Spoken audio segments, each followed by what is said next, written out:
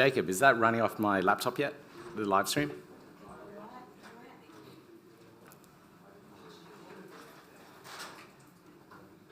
There we go.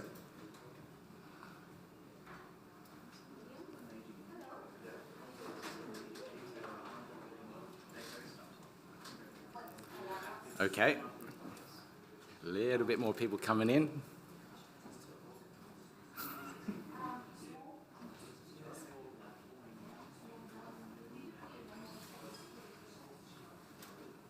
Just give it a minute. It's just a couple more people outside.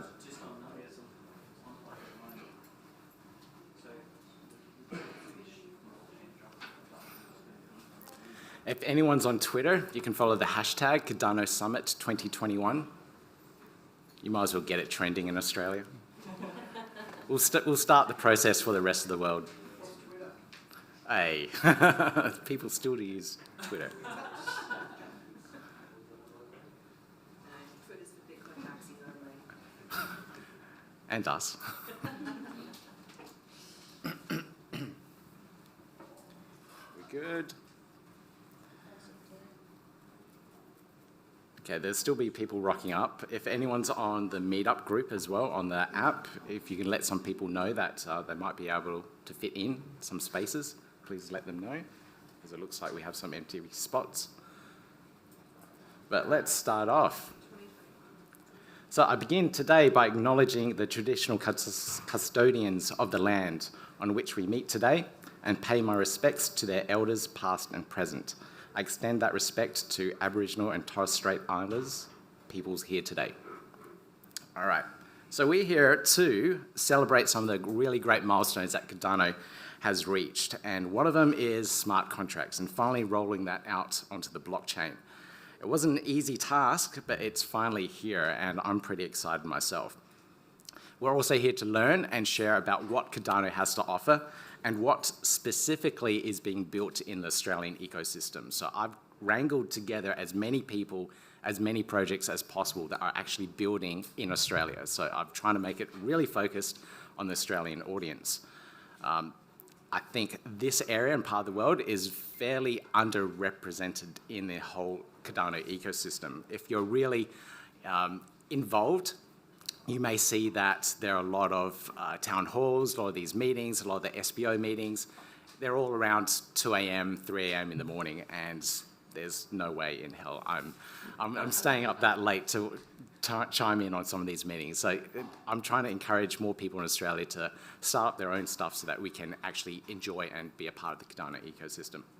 So I'm your host for today, Peter Buey. If you haven't heard of me, I'm a state pool operator and a podcast host of the Learn Cardano podcast. Now, this is just some general housekeeping stuff first, but this one here, this is what I wanted to start with. I'm hoping I can click on this. No, of course I can't.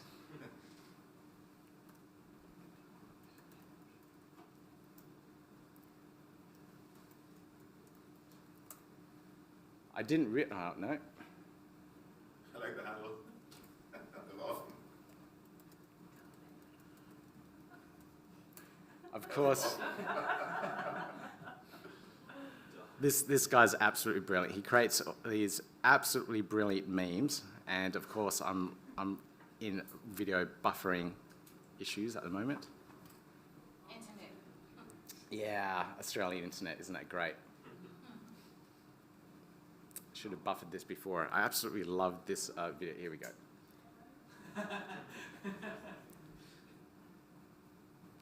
Do we got audio on that?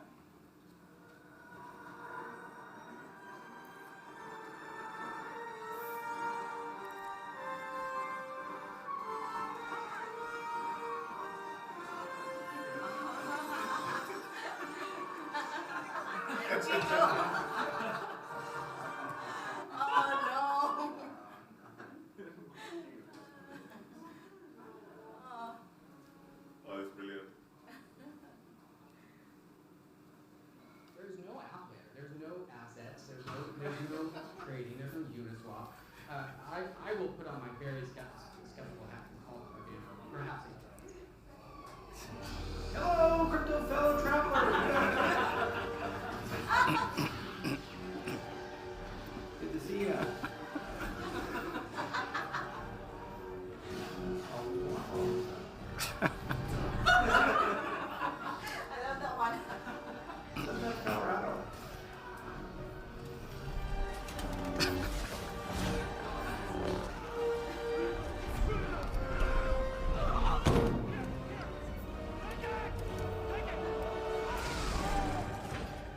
I've watched this so many times now. I still laugh each time.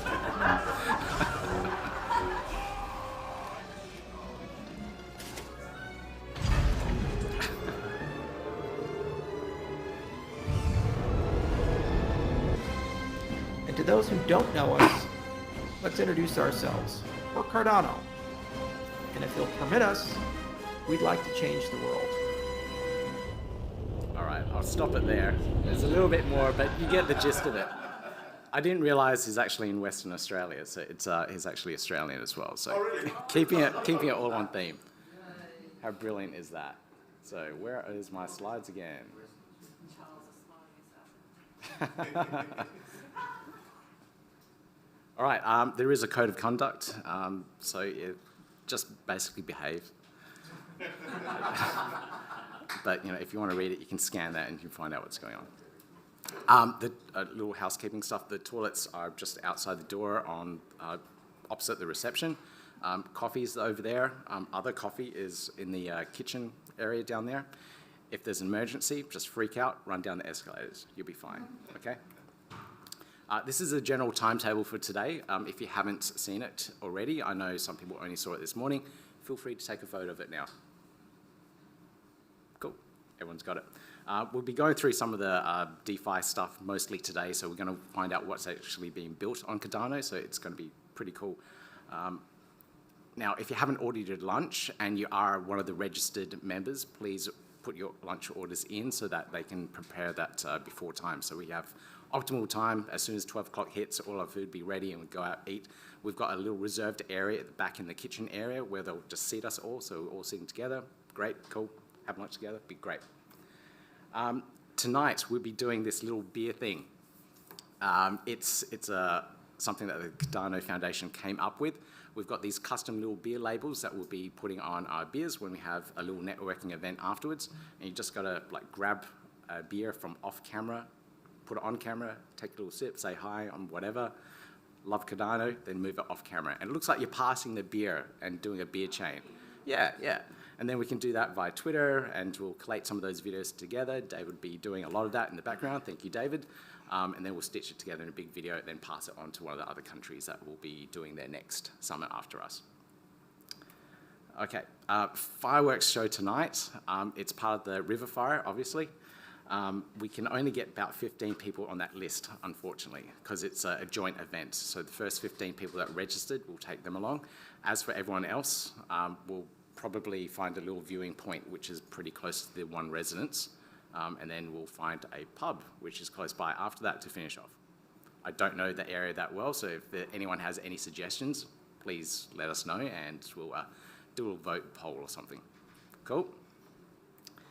The actual real virtual conference, the summit, the big one, starts at roughly 1 a.m. I'll be fast asleep by then. If you feel free and want to join in on the summit, summit.cardano.org, and you can join in the live stream. If you haven't heard, they've actually created this digital virtual world which you can interact in. So this little graphic here is what you'll be interacting with. So you'll be going to the website and you'll be seeing this. You'll be playing a little character. It's not there in the picture, but you'll be going through the little digital world collecting NFTs, apparently, and then looking at all the video streams that are happening. So I think there's 5 or 7 video streams. I can't remember off the top of my head. So that's majorly cool. But I won't be watching it live. Now, they're also doing a big donation global impact challenge. I don't know what time this will be on, but essentially what they're trying to do is collate as much aid as possible globally. A lot of the mission-driven pools do this, and they run charities for cancer research, eco-friendly missions. What they're trying to do here is collate everyone together, donate to this particular project, where every ADA that's donated, they will plant a tree, and you'll get this very tree token in return. So it's quite an interesting project. Check out the little link there. You've got the QR code, I think, to check out the website. I haven't tested it. Now, like I said before, if you're tweeting this or doing anything on social media, it's Cardano Summit 2021. We also have a local Australian Telegram group. So if you want to join the Australian Telegram community, check that one out. It's a little hard to get into because there's a anti-spam feature on there where you actually have to register at forum.cardano.org as well. So you have to use the forum's, forum security measures. And then last but not least, there's a global Discord that is happening. So this is every local meetup summit that is joining in on this local Discord. So you'll be able to chat with other people on that particular Discord channel and talk to other events that are happening in the world at the same time. That's all there. Cool, you got that. All right, now we don't have much time. Whoa, we're right on time. That's brilliant. So we're going to start off with the Cardano Trivia. So this is a light warm-up thing. We're going to get to know each other a little bit better. I know some of you went to the networking session last night and you get to know each other that way.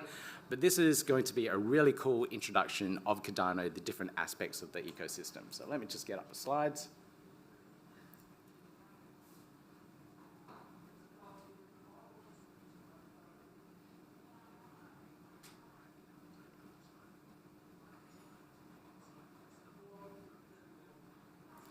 It's going to be interesting how we're going to do this. I haven't used this app before, so this is going to be fun. So I'm going to split the room into 4 little groups. So you're essentially in quarters. Can everyone get into groups, please? Yeah, we're doing this. Yep. That's it. Just turn around. That's it. Little group there, little group here for this group split into 2. Thank you. Mess up the room. I know, it's real pretty, but just mess it up. Yeah, they've got wheels. Swivel. Turn.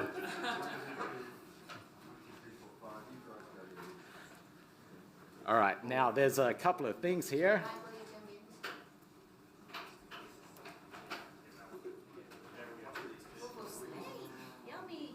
Oh, no, you saw the answer. No.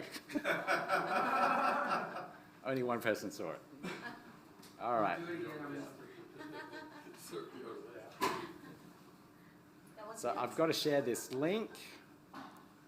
Maybe I should have done this a little bit beforehand.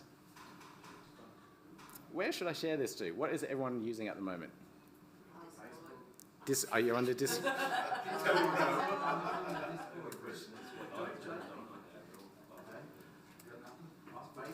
Not everyone needs to, just one person within the group, because you need the buzzer. So you've always been split into 4, just one person needs to log on so they have the buzzer. Peter, you can go to like a QR code generator and then everyone can scan it. Sure, yep, great, thank you.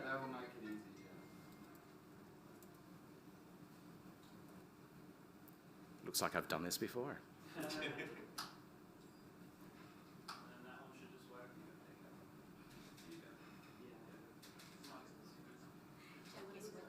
Can you actually see that one? Yeah, I got it from here. Yep, cool.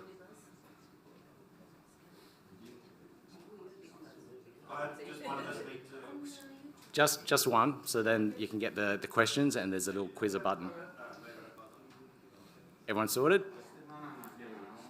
Yeah, if multiple people have the buzzer, you know. In 2017, I saw it pop up on buses. Now, if anyone's watching the live stream, you can play this along at home, answer the questions. If you feel like putting the answers in the YouTube chat, go ahead. I don't think anyone's watching here, right? Yeah.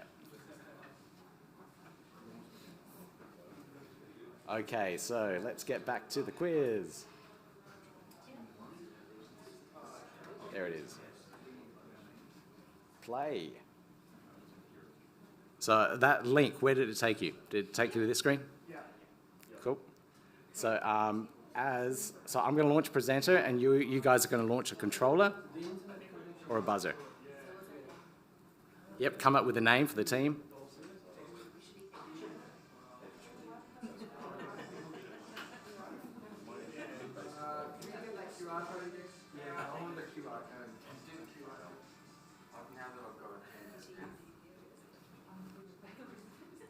I knew this would take a little while, so that's cool.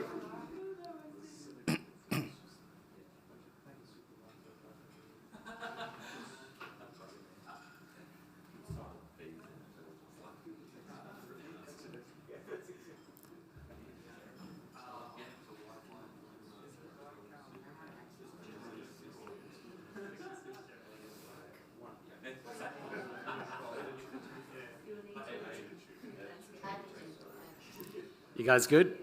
You got in that one? So show the code. That's the code to get in.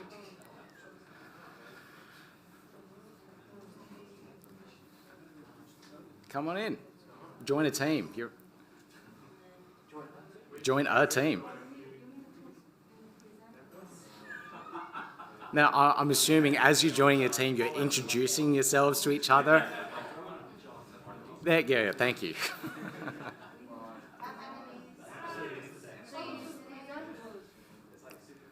You should be using that code to log into the game.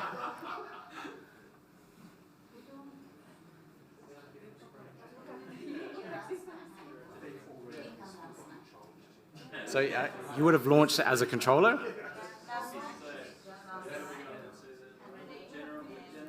No? Okay. All right, let's see where we go to the next screen. Cancel.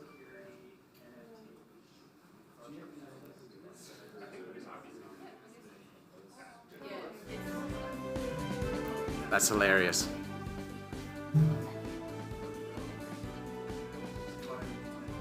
This is actually the first time I've used this system, so. Yeah, that's it. That's it. That's again. You're in. Yep.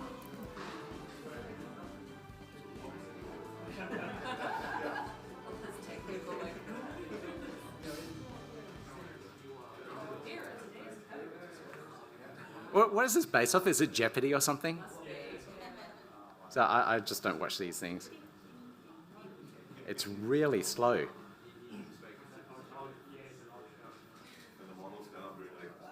Yeah.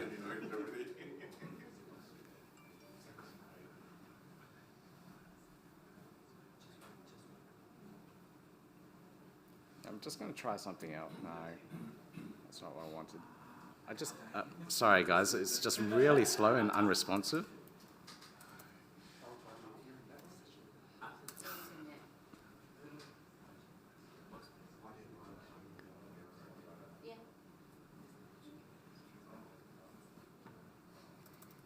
So because it's slow, I'm just going to go a different way and do this manually.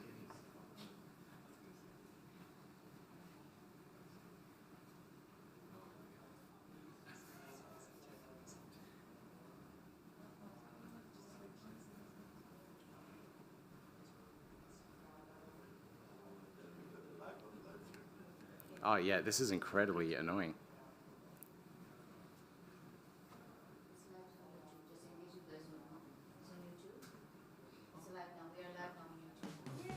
There we go. All right, cool. So I can't get the team things appearing because that buzzer thing on the other screen isn't working. So the buzzers aren't going to work. I'm going to have to get you to scream. Yeah. So maybe I'll run it a little bit differently. So we've got these different categories. We've got the general category, which is just talking about Cardano in general. So it's the really basic questions. Hopefully you can get them. We've got a category about stake pool operators and how stake pools work as well. So hopefully you've got someone in your team that has some sort of knowledge about stake pools. Can you be not? Then we're talking about the smart contracts, and they're fairly basic questions, so hopefully people can get them. Some general security questions as well, so the best practices in how to stay safe and secure online involved in crypto. A couple of questions about NFTs, and last but not least, my favorite, Project Catalyst. So we're talking about a little bit more awareness about Project Catalyst and how that all works as well. So how I'll run this now is we'll just go around the room. Each team will pick a category and a point. I'll take a tally of this as we go along. And if you get the question right, great, you get the points for that one. If you don't, the next team can answer it. Is that how it works in Jeopardy? Yep, cool. We'll go with that. Yep, cool. Thank you, thank you. All right. We'll start with team number 1 here. What did you call yourselves? Team 1, awesome. Pick a category and a point or a row, and let's get started with this. General, all right. 600? Start heavy, all right. What does Yoroi mean?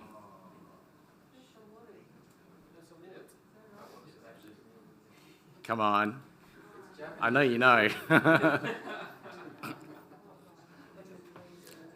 I need a timer. It's the music. Where's the music thing? You gotta say Japanese, yeah. That's a little timer. Japanese for sushi, mate. No, okay. Anyone else that wants that? Armor? Yes, it's Japanese armor. Samurai armor. Japanese were known as samurai, meaning those words who wore armor like this called yoroi. So team 3 gets the points there. So yoroi is actually one of the main popular wallet apps that is used as well, but that's where they got the name from. Jeremy, I was looking at you there. You told me that, so I was expecting you to answer it.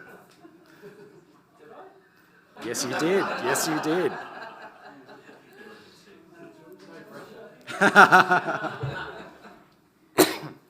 All right, back to the board. That one down. Team 2. Pick a column and a row. What do you want to do? Yeah, let's go NFTs. Yep, 600. 600. All right. Name a marketplace where you can sell Cardano NFTs. All right. I say 2. Oh. 200. Go ahead. CNFT.io and token.io. Beautiful. Fantastic. Team 2. 600 points for you.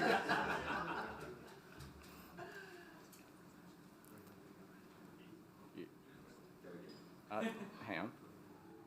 I gotta get. There we go. There you go.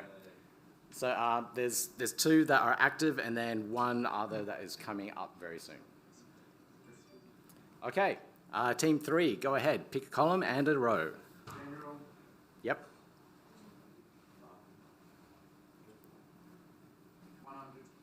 100. Sure. Okay. What method does Cardano use to form consensus on the blockchain? Ouroboros. Proof of stake. There you go. Cool. Another 100 points for Team 3. All right. Do it do security.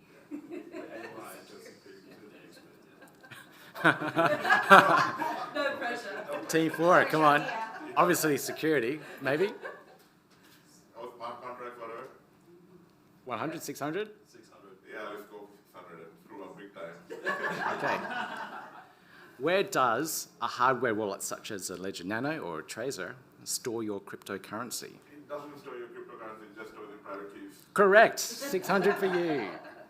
So the Ledger Nano, those hardware devices, people think that the cryptocurrency is actually held on that device. So if you lose that device, you lose all your crypto. No, it's stored on the blockchain, and you just need your seed phrase to get back into it. So if you ever lose your hardware device, you can restore it on a new hardware device with that seed phrase. So if you have 2, it's handy. There we go. So team 4. 600 points. All right, back to the board. Team 1 again. Team 1, all right. What do you want? Pick a column and a row.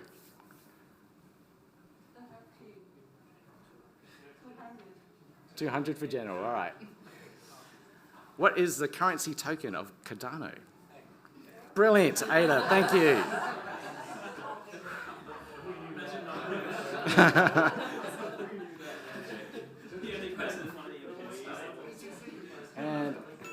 And I think you get, I can do like sound effects. Sound effects aren't working. There you go. All right, next, team 2. We'll keep a trend. We'll do NFT 500. All right. How can you mint an NFT?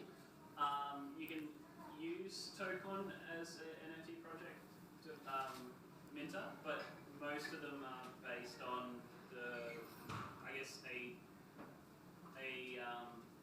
local website that the creator has produced as well. So there's a couple of ways you can produce NFTs. There's not one singular way. Correct, and I'll accept that answer. So there's multiple websites and services that you can use. So I'll just click tick. Yeah. Yep. So So you can use a you creator's landing site, or you can use a centralized exchange. Yeah. Yep. So Token, you did mention that, so I'll give you that one as well. All right. So team 2, you get another 500 points. Okay, Cardano, please. All right. Team 3, pick a column and a row. General. 500 general. Okay, name the 3 official entities that make up Cardano. Correct. There you go. Thank you very much. That's Import Output Global, IOG, Cardano Foundation, and Emergo, the commercial arm of Cardano. And I'll give you a little hand clap there as well. And your points. All right, Team 4, pick a row and a column. 600 smart contracts. All right, here we go, 600 smart contracts. Do you need a smart contract to mint an NFT? No, that is correct. NFTs have existed as native tokens on Cardano since March 1st, I think it was, or March 2nd here for us Australians. You get a little pause there as well. And Team 4, an extra 500 points. Hopefully you're learning here. This is the whole point of this exercise. You're learning new things. Team 1, pick a row and a column. Column and a row. Yep. All right. Everyone's going NFTs. You probably won't know this. What is the highest price for an NFT sold on Cardano so far?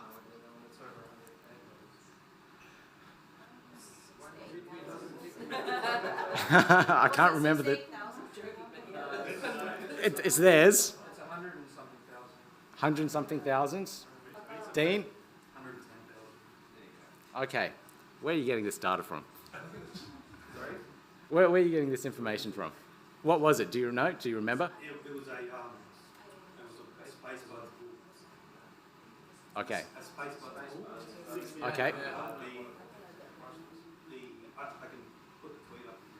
Okay. We will need to verify this, but the last one I saw was for 888. That's where that data is coming up. Okay, cool. The other one was a private. Okay. I'm going to have to give that to Dean, but I will verify it. Yep, cool. So Team 3. Oops, don't want to cancel, don't want to cancel. No, it's not the highest. This is what I got off the data from cnft.io. Yeah. That's the highest sale on their secondary market. Yes, yeah. So I'm going to give myself a sad face because I had that wrong. Okay. So what was that? NFTs, 400. All right. So that was Team 1. Team 2, row and a column. Yeah, okay. Let's go Staples 400. Stake pool's 400. All right.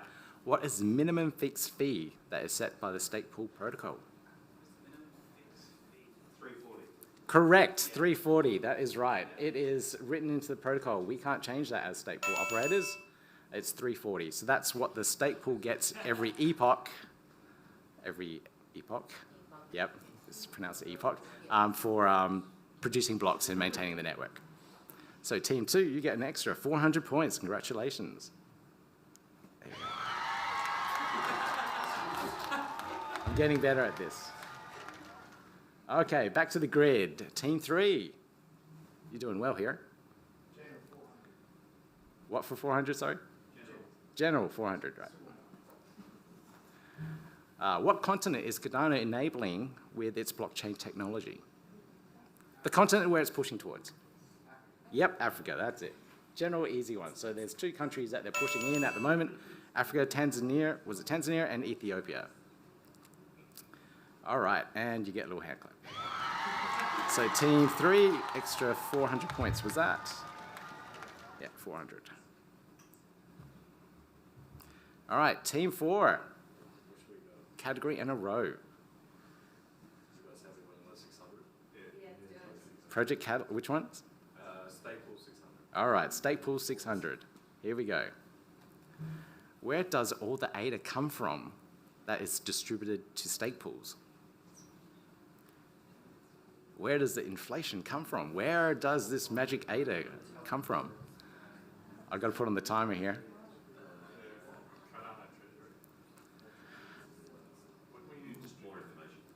Okay, where does it come from? So there's ADA that gets distributed to the pools. Where does that ADA come from? I'm going to have to let Dean answer it. So at the moment, it's a mix of transaction fees and Cardano Treasury. Okay, so I was corrected on this one by someone else. So the treasury is reserved for Project Catalyst, and the reserves, which is not part of the treasury, so anything that's left over, so it's specifically called the reserve, is where it all comes from. So do I give anyone a point for this? All right. There we go. Democracy works, right? Hang on, close. All right. So that was team 4. Back to team 1. Row and a column. Category and a row. Yeah, all right. Security ones are easy, just a heads up. Sorry, this is a hard one. What is a UV key? I'm sorry, I forgot about this one. I'll give them the timer. You want to make something up? The UV key is the key that you sign the transactions. It is actually. It is. It's oh, do I give them this one? No, without the UV key, you can't transact anything. It opens the gates in the ecosystem. It's a two-factor authentication device. Yes, that's right. It's a physical two-factor authentication device that I'll get a little picture later. It's in one of the presentation slides, but you use your thumb to activate it, and it will generate a unique two-factor authentication code. So it's like using Google Authenticator or Authy, where you get that 6-digit code, but instead of using an app, it's a physical device. It's safer so that you don't get email hacked or phone SIM swap. Yep, you can't get SIM swapped. Yeah, it's what majority of anyone that's serious about security would be using.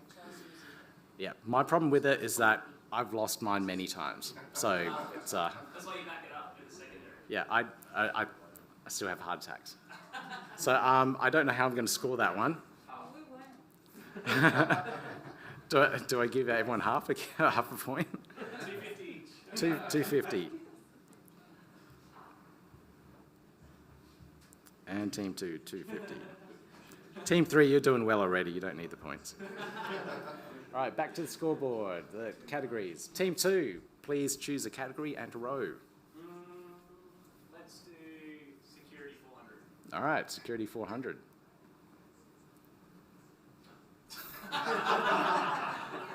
So 2FA is two-step authentication. Yep. It's a security system. Yep, cool. Yep, that's exact. Yeah, sorry, wind moon. That is correct. Back in 2017, when all the hype was going around, I saw that tweet out, and it was like trending, like when 2FA moon. So it just reminded me, like everyone's like looking for the next big token, next big thing to, when Lambo and all that, and then that came out. I thought, yeah, that's actually pretty clever. So it made people aware of what two-factor authentication was, because back then a lot of the exchanges were implementing it, they weren't enforcing it, and people were getting hacked directly on the exchanges. So that was a big thing back in 2017, trying to get people to two-factor authenticate all their accounts, emails, all that jazz. So you get how many points? 400. Team 2, 400. All right, back. Okay, team 3. Security 300. Security for 300. What is a seed phrase? It's like a passcode. Yeah. It's the secret phase that gives you access to your private keys. On Cardano, for example, it's a 24-word random generated code. On other blockchains, it could be 12. In your Voy, it's 15. I'll give you that. But I can see, Joey, you want to do an explanation there? It's a specific representation of your private keys. Yep. I'll give you that one, Dean. There we go. So in the Cardano ecosystem, you normally see on your Yoroi data list 24-word seed phrases. and you can use that to restore your wallet anywhere else. So it's, like Joey said, a representation of your private keys. Team 3, yeah, where is it? Yeah, little applause. And 300 points for you. All right, back to the dashboard. Team 4. No one's choosing anything under Project Catalyst. It doesn't work right now, I'm not too sure. Hey? I'll talk to you about it later. Okay. So, Yeah, it's broken right now. is it? Don't think so. I'm going to double the points for Project Catalyst if anyone wants to take a gamble.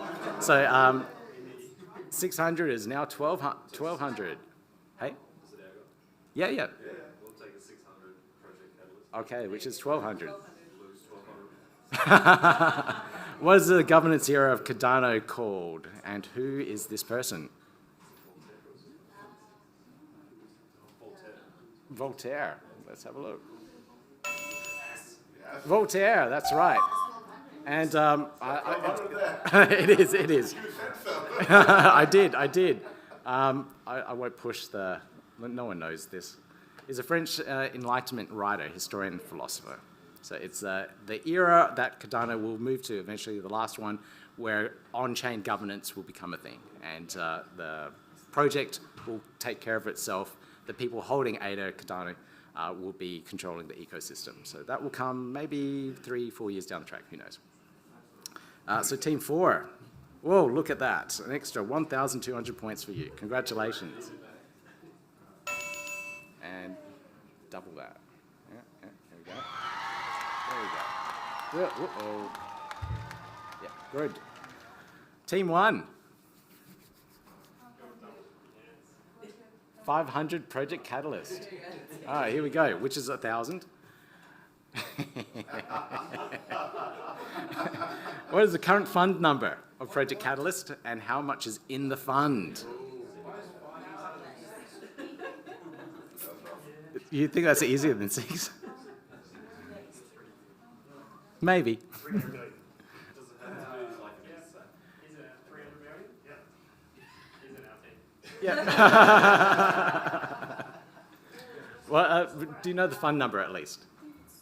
It's up to fund number. 6. Yeah, it's fund 6. So I have to give that to team 2. So it's currently at fund 6, and there is a total. I thought you said 5. You said 6. Oh, okay, cool. Sorry, Jeremy, you got it. There you go. So currently at fund 6, worth 4 million or 5.5 million Australian dollars. So if you're thinking about getting involved in the Cardano ecosystem, you can submit a proposal into Project Catalyst and potentially get funding if you get voted up the ranks. So it's a really cool way to get exposure to the Cardano ecosystem, develop projects on it, join the ecosystem and the community, as well as potentially getting funded. So a lot of the projects are splitting up their development work, so they'll submit a project in Fund 4 to do a part of it, Fund 5 for another part, and Fund 6 for another part as well. So it's progressive over a year. It's only been going for about a year, and they're already up to Fund 6. So you could potentially submit your project through multiple funds to get it funded all along the way. So it's a pretty cool way to get into the ecosystem. So Team 1, you get that and an extra 1,000 points. Congratulations. All right, got to close that. Give you a little applause and back to the start. Team 2. Everyone's doing Catalyst now. 800, yep, 800. How are projects selected? Based on the amount of Cardano voted on the network. Yep. So it goes through a little voting process. So on your wallets, you have a certain amount of ADA that is used as voting power, and the ADA holders need to vote via the Project Catalyst app, and based on how many votes projects get, they get ranked, and it's subtracted from their total of that particular challenge. Just a quick question, is it unstaked ADA or is it only staked ADA? It's whatever balance in your wallet. Okay. So it doesn't necessarily need to be staked. Delegated. Yeah. Okay. Yeah. There we go. So how much you get? 800. Team 2, 800.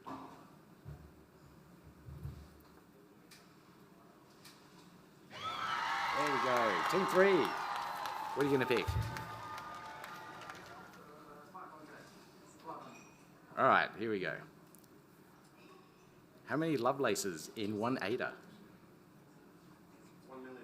Correct, 1 million. There we go. 1 million, so 10 to the power 6.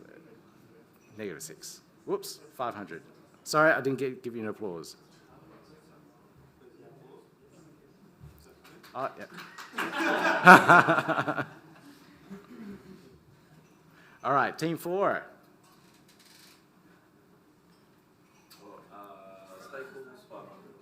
All right. What is a mission-driven pool?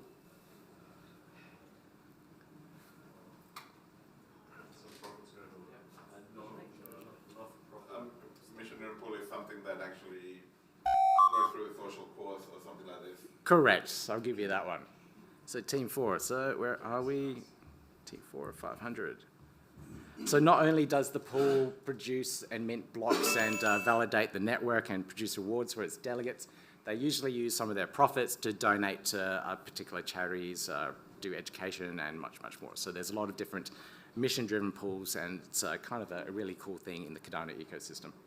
So a little tick there. Team 1, pick a row and a column. What do we got? Almost done.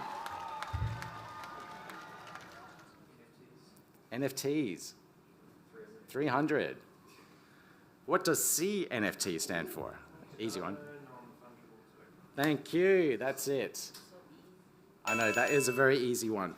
It's interesting that someone on Twitter decided to distinguish between a NFT, regular NFTs that were floating around, and specific Cardano NFTs.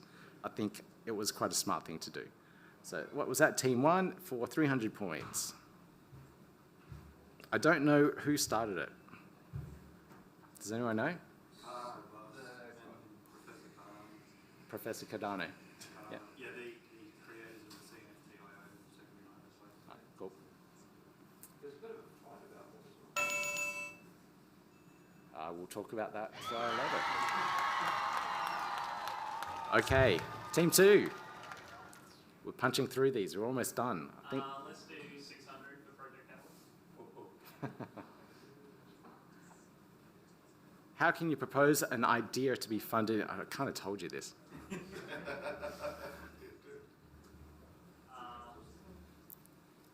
you propose an idea on to be funded? Essentially the process. How do you go about it? Do you propose it on the blockchain? No. Do you know the website where you do it? IOHK? No. Okay. Correct. That's right. You go to Idea Scale. Everything's run off there at the moment. That's good. There we go. Submit a proposal via Idea Scale, where you can compete against other proposals for designated funding. So team 4. What was that? 600 points. Congratulations. That was a good steal. Yeah. Team 3.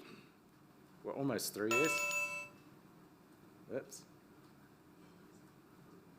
Team 3. All right. What is Ethereum's smart contract language? Solidity, correct. That was an easier one. Team 3, 400. And soon we will see the converter and roll out on Cardano, where we'll see smart contracts on Ethereum being converted over to Cardano and running smart contracts that were built on Solidity on Cardano. I've forgotten what it's called. It was, thank you. All right, team 4. We're almost to the end. We'll go Project Catalyst, 600. 400, sorry. 400, yep.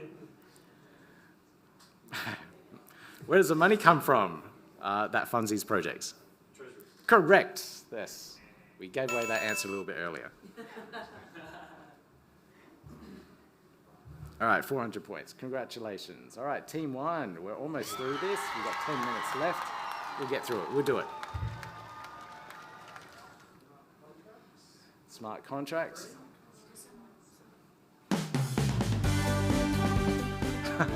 What engineering, okay, this is slightly harder, but if you're on social media, you know it. What engineering issue do projects have to overcome to scale smart contract language? Concurrency issue, that is correct. I'll give you that one. It is concurrency, so team 1. So at the moment, the problem is that only one smart contract can be placed into a block at the moment. But the way that people are getting around it, the way projects are getting around it, they're building second layer solutions in very creative ways so that they can run the smart contract multiple times and then put that balance essentially into the blockchain afterwards. So it's an engineering problem that is being solved, and a lot of projects have solved this or say they have solved this, but we should see in the upcoming month or so to see how this is being done. All right, team 2. Let's do 300 general. What is the maximum supply of ADA tokens? It's like 45 billion. 45? There you go, spot on. That's a lot of zeros. So team 2, where are you? I'll give you those points. I actually had that in my, I've got all these other really pretty slides for all these answers that I completely forgot that I had. Yeah, but doesn't. Yeah, they're all in here, but I don't know where those particular are. It's so hard to switch back and forth. This trivia thing is a lot easier. All right, so give you the points for that. Team 2, 300. Congratulations. All right, we're almost to the end, to the break. All right, here we go. Team 3. All right. If a pool mints blocks in one epoch, which epoch will its delegates receive its rewards?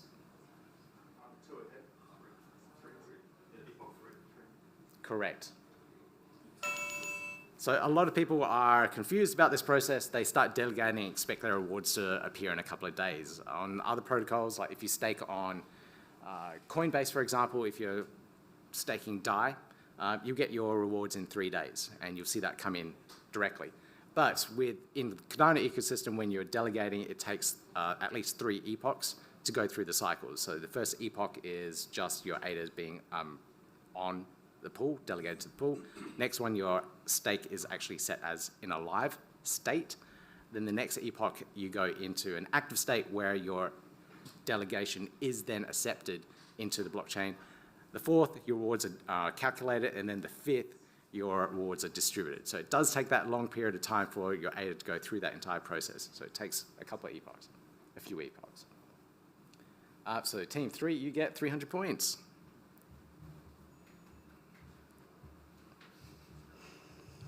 Yeah, sorry, there you go. Team 4, we're almost at the end. Let's power through this, guys. We've got 8 minutes. All right. What is Project Catalyst? It's I don't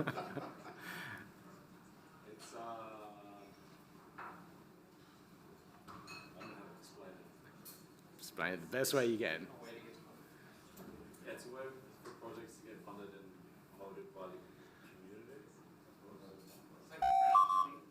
That's not. Kind of. Okay, it's current governance solution. correct. Yep. So it's Cardano's current governance solution to try and let the community, let the people that hold ADA control its future. So it's all about governance. And this is the official definition, which I grabbed off somewhere. I can't remember where. All right, so I'm giving that one to Dean for 200. Team 3, 200. All right. Almost at the end. Team 1. NFTs 200, all right. What wallets can store a Cardano NFT? Legolas, Yoroi, CC Wallet, Nami, and Ada Wallet. That will do. It's any wallet, any native wallet that, any native Cardano wallet. So even if the native wallet doesn't display it, the NFT is still there, and you can use another wallet to load it up and actually see it. You can always use Pool Tool as well, so you can use your address, look it up in Pool Tool, and you'll see your NFTs in there. So team 1, you get 200 points. Oh, you do all get little reward NFT after this. So your positions, you get like a little trophy NFT. I forgot to mention that. Okay, team 2. Oh yes. Let's go security 200. If you see a website that states it will double your ADA if you send them ADA, what do you do? Only if they send it. Ask for triple, yeah. They have started offering 3 times the amount of ADA now. You should just report it. Yeah. No, do not send your ADA. It's all these scams that are existing in the ecosystem at the moment, trying to take your cryptocurrency away from you. They're using. I know. And Charles has complained many times on YouTube about this, and no one will give you ADA for free. If you see these websites, these YouTube videos that appear online, it's a scam. There's no one's going to give you ADA for free. All right. So that was team 2. Extra. What was that? 200 points. Yeah. Smart contracts, 200?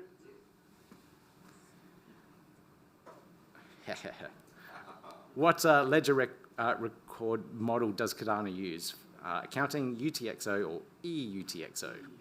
EUTXO, that's right. It's extended unspent transaction output. EUTXO. So it's an improvement on what Bitcoin uses. Improvement, that's an important word there. So team 3, you get the extra 200 points. All right, back over here. Team 4. All right, and we've got 4 minutes. We can do this. How many stake pools are currently needed by the protocol? 500. Oops, sorry, I was supposed to let someone else answer that. At the moment, the protocol is designed to gear its rewards distribution by using 500 pools. So it's it's called the K parameter. It's part of the formula that's used to work out how many pools are needed. Every time that changes, it fluctuates a little bit. So at the moment, it's trying to gear itself towards 500 stake pools. At the moment, there are currently 3,000 stake pools. Obviously, not all of them can make it. So I guess no one gets a point for that because I answered it. You can have it. Yeah, thank you. So who was that for? Was that team 3? Team 4, okay. So back to team 1. So we've got 1 question each. Team 1, what category do you want? NFTs. Pick the easy one. No, this isn't easy. I don't know why I put it as number 1, sorry. Name the first NFT collection to be minted on the Cardano blockchain minutes after the Merry hard fork. Correct, berries. It was Alessandro from Berrypool. He minted the very first collection. These NFTs are selling for well over 80,000 ADA at the moment. 75,000 yesterday. Well, there you go. So it's these ones here are a part of history. They're the very first NFTs to be created on the Cardano blockchain without smart contracts. So these are highly desirable collector items. To get these ones, all you had to do was delegate to a stake pool, and the first 100 got the NFTs. It was quite a collection to get your hands on. That's really good. Yep. I saw it and I considered delegating, but it's just a berry. Big deal. Regrets.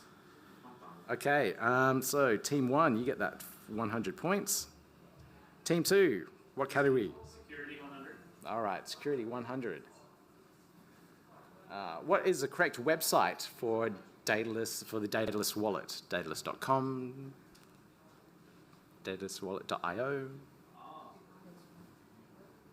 Oh, I've got to put the timer on for this. Okay, it's I really feel like it is a trick question. It's the .com. You're saying it's a .com? No, everything ends in I. It's going to be the IO. I downloaded it from the IOHP website. That's ideal. He said .com, didn't he? Yeah, I know. He said .com. That is incorrect. Yeah. So there. I mind tricked myself. You did. You did. You should just went with what you thought it was. There are many fake websites where you could possibly be directed to download fake versions of data lists. So every time there's a new release that comes out, I see a lot of spam that goes out telling people to download the new Datalist wallet and update. Datalist wallet will update itself. So if you have it already installed, it will prompt you to update within the wallet. So you don't need to go download it again. So these fake ones will get you to download it and then put your seed phrase in. Once the scammers, get that, they will then use that seed phrase, download all your ADA and wipe your wallet. So it's not a hack of the Datalist wallet, they're just making a fake version and getting you to download it. So they're just making fakes.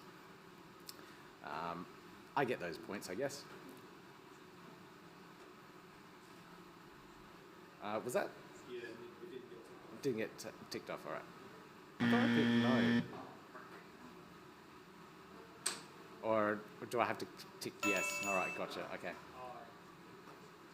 All right, last two. Team 3. Smart contracts or stake pools? Stake pools, all right. How many days in Epoch? 5, brilliant, fantastic.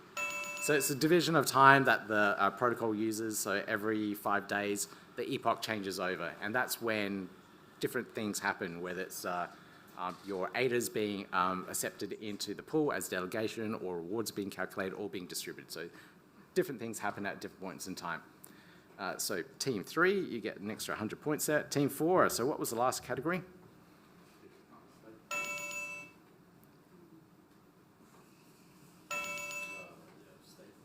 Go away.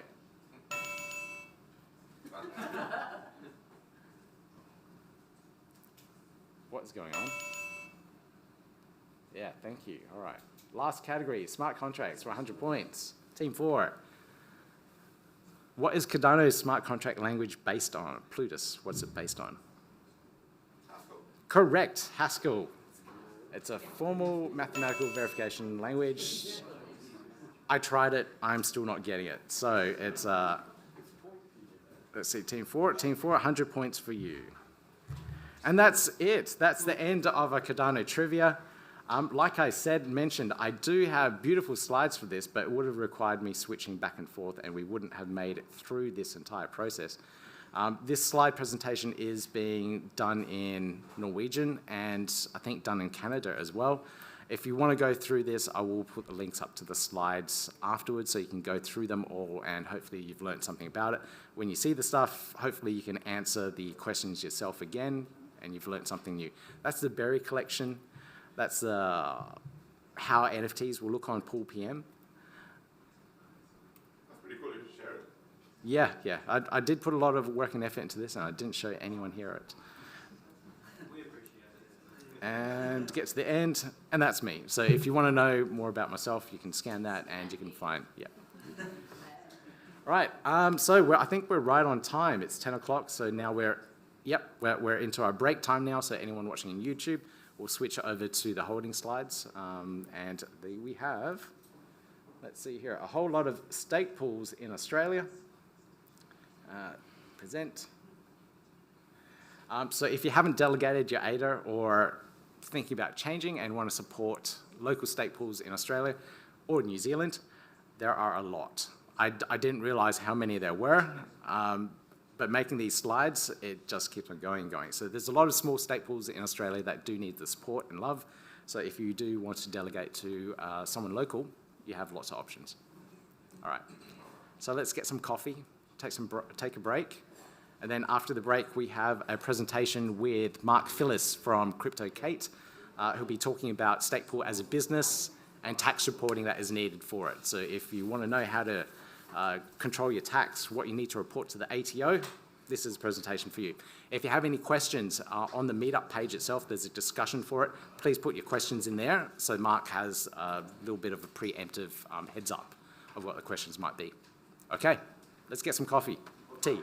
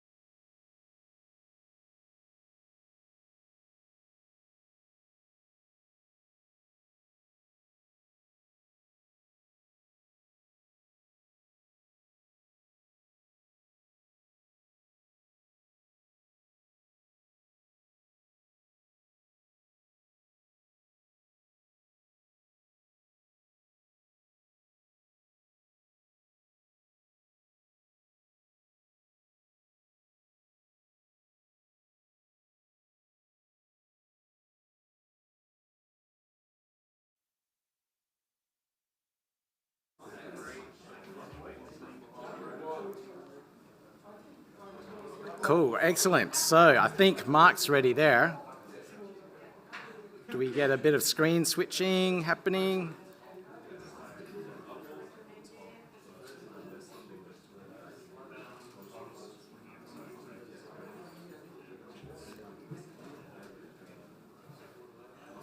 So we have Mark Phillis from CryptoKate presenting up next. So this presentation is about, there we go, the stream's coming through. So Mark's going to talk to us about stake pool as a business. So if you're running a stake pool or if you're just simply delegating to it, he'll be going through a whole bunch of different tips in regards to what you need to do for tax reporting and all that really annoying stuff that we still have to do. So Mark, welcome to the summit. Thank you for joining us. And I'll let you take it away. Fantastic. Thanks very much for having me, everyone. My name is Mark Phillis. I'm the co-founder here at CryptoKate. We're an Australian-based cryptocurrency tax consultancy. We've been in the space for a number of years now, and we do tax reporting as a priority. So we have done this as our focus for the last 2 years now, mainly here in Australia, but we've reported on tax for entities all around the world. So we've got experience in some different countries. And up on the screen here are some of the main entities that we report on. So obviously individuals, whether they're investors or professional traders, some funds like self-managed super funds here in Australia, businesses, whether they're crypto trading businesses or businesses just accepting cryptocurrency as payments. And then, of course, pools, probably the most relevant here today, those operating pools, those delegating to pools, as well as investment syndicates and different group sort of investments that we see. So I guess there's a lot of niche sort of guidelines and things that make up the global treatment, and different jurisdictions have different guidelines. However, from a global perspective, these are the two facts that we basically see similar across countries, places that do tax crypto. We see that all disposals of crypto are a taxable event, and we see that staking rewards are taxable income. So these two facts make up the basis of what I do every day. And basically the thing I love most, though, is being able to immerse myself in a space that is growing at such a rapid rate. And I'm very, very passionate about blockchain as a technology and some of the incoming and already accessible tools that blockchain has allowed to us. So I guess an interesting standpoint from the tax side is, you know, there's all these emerging protocols, liquidity provision, collateralized loans, where we can take crypto we already own and basically generate a loan to ourselves without a third party, like pretty amazing stuff. And some of the NFTs and interactive art and gaming in the space coming through as well. So these are all things we're really excited about at CryptoKate, but I guess we've been faced with the challenge of how do we actually interpret the tax implications on these things that maybe are brand new to us as a worldwide economy and are emerging every day. So that's sort of been our challenge. And I guess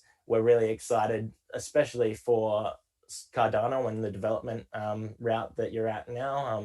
We all know Cardano has released smart contracts very recently, and this means that with all these emerging concepts, everyone here today as a Cardano participant is going to have emerging opportunities coming on the back of this development. So really, really exciting time for Cardano, and we're really proud to be presenting today at such an exciting time. So I would be remiss, however, if I was not to point out smart contracts, maybe not the most popular term, and perhaps we should start pushing programmable validators, as pointed out here by a few of the Cardano devs.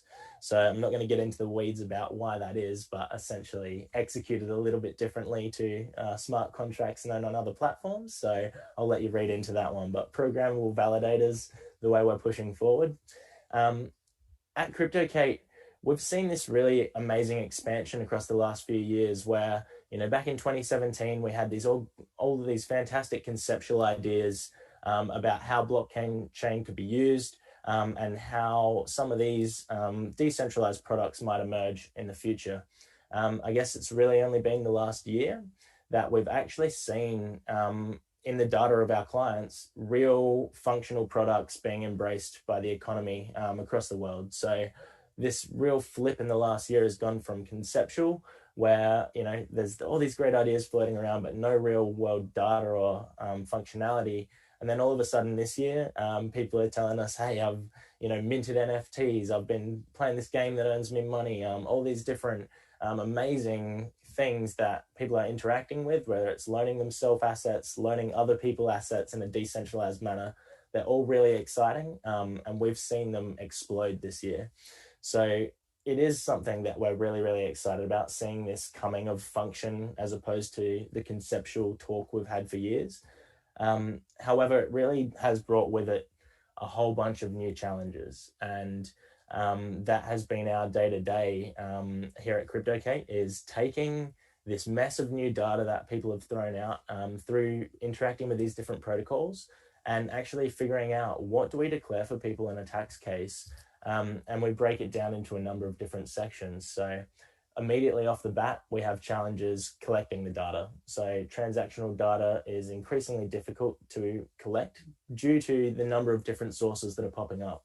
So you can imagine every time there's a new protocol, that's a potential new data set that we need to be aware of. And just scoping and collecting all of that data client by client can be quite difficult. So formatting, once the data is collected, we see that this increasing number of different formats requires consolidation. So everyone out there would have used different crypto exchanges, and I'm sure you would be familiar with the fact that the data is represented in all different ways. So even though you might trade the same asset for the same value on a different exchange, the data is going to be reported in completely different fashions, and this has required quite a bit of our effort. I guess the main thing I want to chat to you all today about is really this challenge here, the interpretation, where I've mentioned DeFi is coming on Cardano. And from our experience, what we've seen is a whole lot of difficulty actually interpreting data that might be somewhere on chain, but we don't actually know what it means. And even the client that has used that or has stored that data, who has interacted with the platform, often they actually struggle to tell us what they did when they were interacting. So this interpretation of brand new and exciting protocols, brand new tools that we can use, all of these require unpacking in a tax interpretation sense. So that's been really a whole bunch of new challenges we've seen at CryptoKate that's come alongside the birth of DeFi. And so given all of these things and the space movement we've seen, I'd like to give you a few of the tips that I have for stake pool delegates and operators that will hopefully point you in the right direction and make sure that you've got your obligations understood come tax time, and this will hopefully make things a little bit easier for you. So off the bat, tip number one is to understand those tax obligations. So far too many of our clients we see go into things not knowing, and basically they cause a whole lot of mess. And at the end of the day, they weren't aware that they needed to pay tax on disposals or that income was taxable, any of these different factors. And if you're not aware, it makes it a whole lot harder, both to comprehend when we tell you, hey, you might owe this much tax, but also B, just to calculate. If you're not knowing the data you might need going in, it's obviously a lot harder to collect it all and us to do our job in retrospect. So number one, understand your tax obligations. Either speak to an expert like myself or CryptoKate, do your research online, and know, I know this is a global audience. We've got people listening here in Brisbane, and my specialty is certainly around Australian tax reporting, but the tax obligations, while similar globally, will change depending on your jurisdiction. So it's important that you do check with your local tax authority and check their particular guidelines going into this.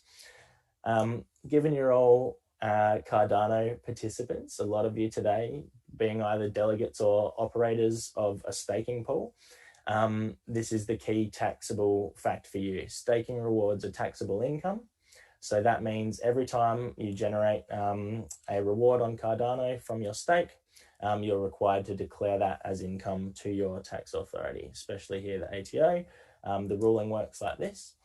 Income is declared upon receiving the asset. So the time that the deposit arrives in an account under your control, that is the time that you need to declare it. And the income is declared at market value. So if you receive some Cardano today, obviously we're going to figure out its market value and declare that as income in your local currency. So here in Australia, we declare an AUD value of income based on the fact that we received some Cardano from staking today. So a big one for people is data is stored on-chain and accessible. We all know this. We're familiar with blockchain. That's the whole point. I guess what I mean by this point is mainly people forget that given it's all stored on-chain, you don't need to be writing down every transaction that you do. You don't need to write down every time you receive income in a notebook. You know what I mean? It is all stored on-chain. So we can have faith knowing that our data is always accessible. That is the point of the blockchain. So you don't need to be, keeping a notebook with every single income transaction. And it's something that obviously if it adds comfort to you, I recommend you do it. But simply the point here is too many people panic about, will my data be accessible? And that is absolutely the point of the blockchain, is that everything's going to be stored there. We just need to know how to access it. While the Cardano scanning tools available are fantastic, there's a few data tools in particular that I recommend above and beyond just the Cardano scanner. One that we've got here is pooltool.io. This is a great tool for accessing ADA data. So like I said, the scanners themselves do have the data, but sometimes it's not as clear as using something like pooltool.io. So what this allows you to do is actually input your stake key and then generate a complete data trail that is very clear.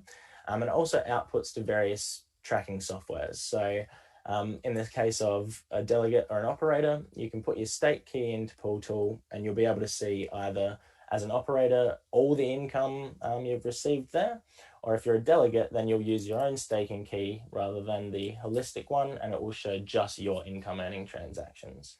So pooltool.io is an amazing tool for your initial interaction with that data. You can go and scope it, you can see the income you've received.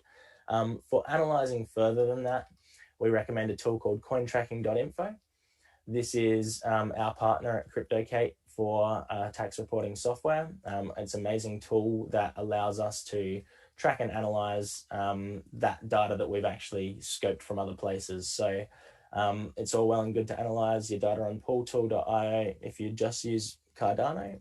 If you've done other assets and it's part of a larger data set, which often it is for investors in the crypto space, coin tracking is a tool that will allow you to consolidate all that different information and start to actually analyze the tax case. So that is the tool that I use every day as a tax reporting authority. And we basically use this to take the data and declare, exactly what income in a nice clean report format. So for anyone out there trying to analyze this stuff themselves, highly recommend checking out Pooltool, recommend checking out coin tracking, and certainly happy to answer questions via email, etc. about those tools. So a handy hint alongside the automated, the tracking software is that to automate that tracking, you need to have this little bit of knowledge here. So using the internal stake key, this is separate to any public keys. This is similar to on Bitcoin. Some people might have heard of the XPub address. Essentially, the generation of public keys means that it becomes quite hard to trace all of your transactions because they're tied to different public keys. Your internal or stake key will actually be the key that connects to all of those addresses. So if you input your internal or stake key to a tool like coin tracking, it will pull all of your transactions that are taxable rather than just having to input every single public key that you've ever used. This is obviously very time consuming. It's not accurate because you might miss an address. Really important that if you are trying to do tracking, if you're trying to access data on Pooltool, for example, if you input a public key, you'll only get a limited data set displayed. whereas you need to actually find and input your internal or state key, which is usually found in a separate area, a little bit more hidden to your public keys, because this is one that you shouldn't be giving out to people. It's not as damaging as your private key, so it can't be used to access your assets, but it does give a complete tax output, which your individual public keys themselves won't give. So be a little bit careful when giving this out. Obviously, the people you should be looking to give it out to are someone like myself only, where they're doing tax reporting or some sort of reporting, because really this internal state key is like a data access key in my eyes. It allows you to view the entire data set that's been connected to that wallet, but it doesn't allow any further access than that. So obviously a little bit of a technical one there. If people have questions around this, how to access the internal state key on different wallets, that's all stuff we can help you with. The main wallets we see people use are the Yoroi wallet and the Adalite wallet. And I know both of these wallets are able to export the internal state key. We also see Daedalus, which also has this functionality. So the reason this is a tip is too many of my clients have missed this. So they come to me saying, I'm having real difficulty tracking ADA. Why can't I do it? And it's simply because this information is not as publicized as the XPub is on Bitcoin. So it was very easy for me to Google and find, this is how you track all your transactions on a Bitcoin address. But with Cardano, I found it, a little bit more difficult to determine this. So this could be a very useful one for people at home trying to track their transactions, that you need to use this internal or state key rather than inputting all your different public keys. Now my summary point really for this morning is pay extra attention to DeFi interactions. So as a pool operator or a delegate, you are going to have your data on chain. So it's going to be easy enough to determine, using one of these tools, how much income you need to declare. That stuff is all bread and butter now. We've got it down here at CryptoKate. In fact, I have confidence a lot of you yourselves would be able to track and report on this pure income stream alone. Where it becomes really tricky and where we've had dozens of challenges with clients is once they've interacted with DeFi, for the life of them, they just simply can't interpret that data anymore. So we've had plenty of cases where clients do loans and all these different things on DeFi, or they mint NFTs, and then they come back to us, and while all the data is accessible on chain, the problem is that we can't just interpret that easily because we've got data now, but it doesn't mean anything. So unless the client can actually unpack that with us and tell us, hey, I collateralized some Ethereum or something to unlock another asset, all these different things, that is where it's important. I say you don't need to write down every income transaction in a notebook.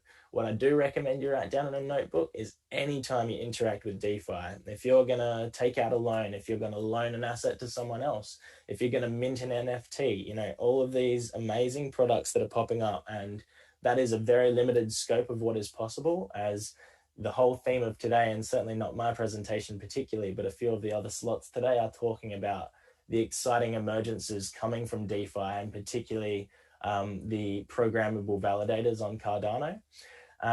So I really see this as an exciting time for all of you here involved in this summit, because we're about to see a real explosion of real usable tools and products on Cardano. And here at CryptoKate, we're ultimately excited about that. We've seen the opportunities emerge in other protocols, and it is really exciting. So I guess my main point here is, have a level head with these things. If you're excited, it's good. It probably means it's also new and emerging, which means we're going to have more difficulty unpacking the tax implications. So while someone like myself has all the expertise, I will be able to tell you what tax is owed based on what you did. But simply, I really need all of you as investors, as traders. You need to pay attention to these things, because more often than not, people think they know what they've done. They come to me at the end of the year to do their tax, especially this year, like I've said, and I ask, I've got this data from your crypto wallet, and they tell me I've got no idea what that is. And, I can see they've spent several $1,000s on something. So it's not just some dusty transaction that doesn't matter. It is purely the case that people are doing so many things and there's so many moving parts these days that it is easy to lose track of what actually has occurred. So at the end of the day, while all of these things are stored on chain, accessible, there's great tools out there. The focal point from the tax perspective for me is 100%. If you're interacting with these up and coming products, do not trust that the tax will just make sense. Write down exactly what happened, write down what you think the tax implication should be, so that when you discuss it with someone like myself, we don't have to spend hours and hours unpacking what happened. We can just say, hey, what's the tax result of that? So, finally, talk to a professional. I've given you a bit of limited scope today. I hope that you've all taken away at least your bare bones obligations around if you're delegating to a pool, you're going to have to declare the income you receive. If you're operating a pool, even more important that given the volume of income you're receiving there, that you declare that. So really, the node as a pool operator or a delegate, you're not going to have too many issues tracking and monitoring, declaring income. Where you're going to interact, where you're going to find difficulties is with DeFi. So talk to a professional about it. Know your obligations first going in. And if you do have any uncertainties, maybe you are a little bit more hesitant around initially interacting with DeFi. I'm not saying not to. It's a great emerging space and I'm very excited about it. But do know your obligations before entering into those contracts. Too often people get in mess because they don't know going in what to expect. As long as you do know going in, you can at least be taking the right steps to have the data, have the interpretation ready. And so at the end of financial year, you can make it as easy as possible for either yourself or someone like us to declare that tax to the relevant tax authority. So that is my tips from my experience reporting on especially DeFi, this emergence we've seen of new protocols. What I'd like to do now is throw that out to the floor because I know often people have a lot of questions around tax. So if people do have some of those, I'd love to address them. Cool. Do we have a microphone for the audience? Yep, cool. So yep, thank you. I'll start off with my first question. I'm assuming you can hear me, Mark. I can. Yeah, cool. So my first question is, how do I track the tax for an NFT that I sell? So I buy an NFT for 50 ADA a couple of months ago, and now it's worth 40,000 ADA. It's not. How do I track that? Nice. So again, these different pool tools, there's various. So pool tool, I haven't vouched for NFTs particularly, but the scanners all are gathering this data. So it's all on chain, like I said. An NFT is no different to capital gains on another asset. So you've invested at, for example, 4 ADA, it goes to 40,000 ADA, fantastic. When you sell it, it's a disposal of a crypto, and therefore you're going to pay the difference as capital gain. So really interesting one, and it's something we've seen this year pop up where, we're not just reporting on actual crypto assets. There's NFTs of art, of things used in games, and people are owing big amounts of tax on these things. So, it's a mind-blowing flip on, I guess, a worldly perspective where, we've gone from tax reporting on something that seems so, standard, I guess, and now this year's just like, whoa. So right. It's been really exciting, man. And the NFT stuff is probably the big one we're seeing people, it's a little bit in the dark over, but it is entirely just treated the same as any other asset. You buy it, you sell it, therefore you're either going to have a gain or a loss to declare. So capital gains, great. Okay, questions from the audience. We have a microphone that we can run around. One back. Hey there. Are you able to hear? This is a new microphone. I can. Excellent. So as a long-term investor of Cardano, having entered the NFT space, at the price that I purchased several years ago, it does have a reduced capital gains tax, I guess, on it, due to the time frame that it was purchased. When you flip an NFT, so to speak. So if you bought an NFT, you'd then pay the capital gains on that sale pre-purchase and then after purchase. But the Cardano that you would have received after selling it again, does the clock restart on the capital gains?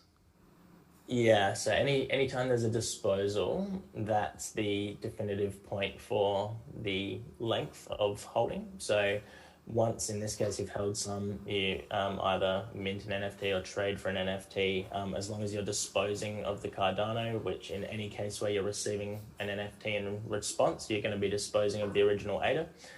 So that certainly will be disposing and resetting the clock, so to speak. When you resell that NFT, you're receiving new Cardano, and therefore anytime you're receiving a new asset, the clock resets. And a secondary question is, how would you distinguish between the reset Cardano versus ultimately the rest of the Cardano in your wallet? Is it on a UTXO basis? Yeah, so basically there's a number of different accounting methodologies we can apply here. The different tracking softwares, like I've got on here, cointracking.info, have different accounting methodologies built into them. So essentially, in the case that you've got Cardano and you sell some, you've got some that you purchased at a lower price, you've got some that you now received at a higher price. Depending on the accounting methodology you use, it will sell off a different parcel of Cardano. So we always use for clients, unless they request something else, highest in, first out, which will minimize the gain. So in the case here that you have acquired two different bundles of Cardano, one was years ago at a lower price, one was more recently at a higher price. If you sell some Cardano tomorrow, it's going to take the highest cost first and therefore declare the lowest gain for the client at the end of the day. So there's a number of different accounting methodologies that apply, but it depends which one you choose, which piece of Cardano gets sold first. Thanks for your answer. That's really great. Thank you. Cool. No worries. One at the front here. Hello. If we start a node, if we start operating a node, how does the rewards get taxed if we never cash it out? So if you've purchased an asset, never cashed out? So as a stake pool operator, you get your rewards at every epoch, and if you never cash that out, do you?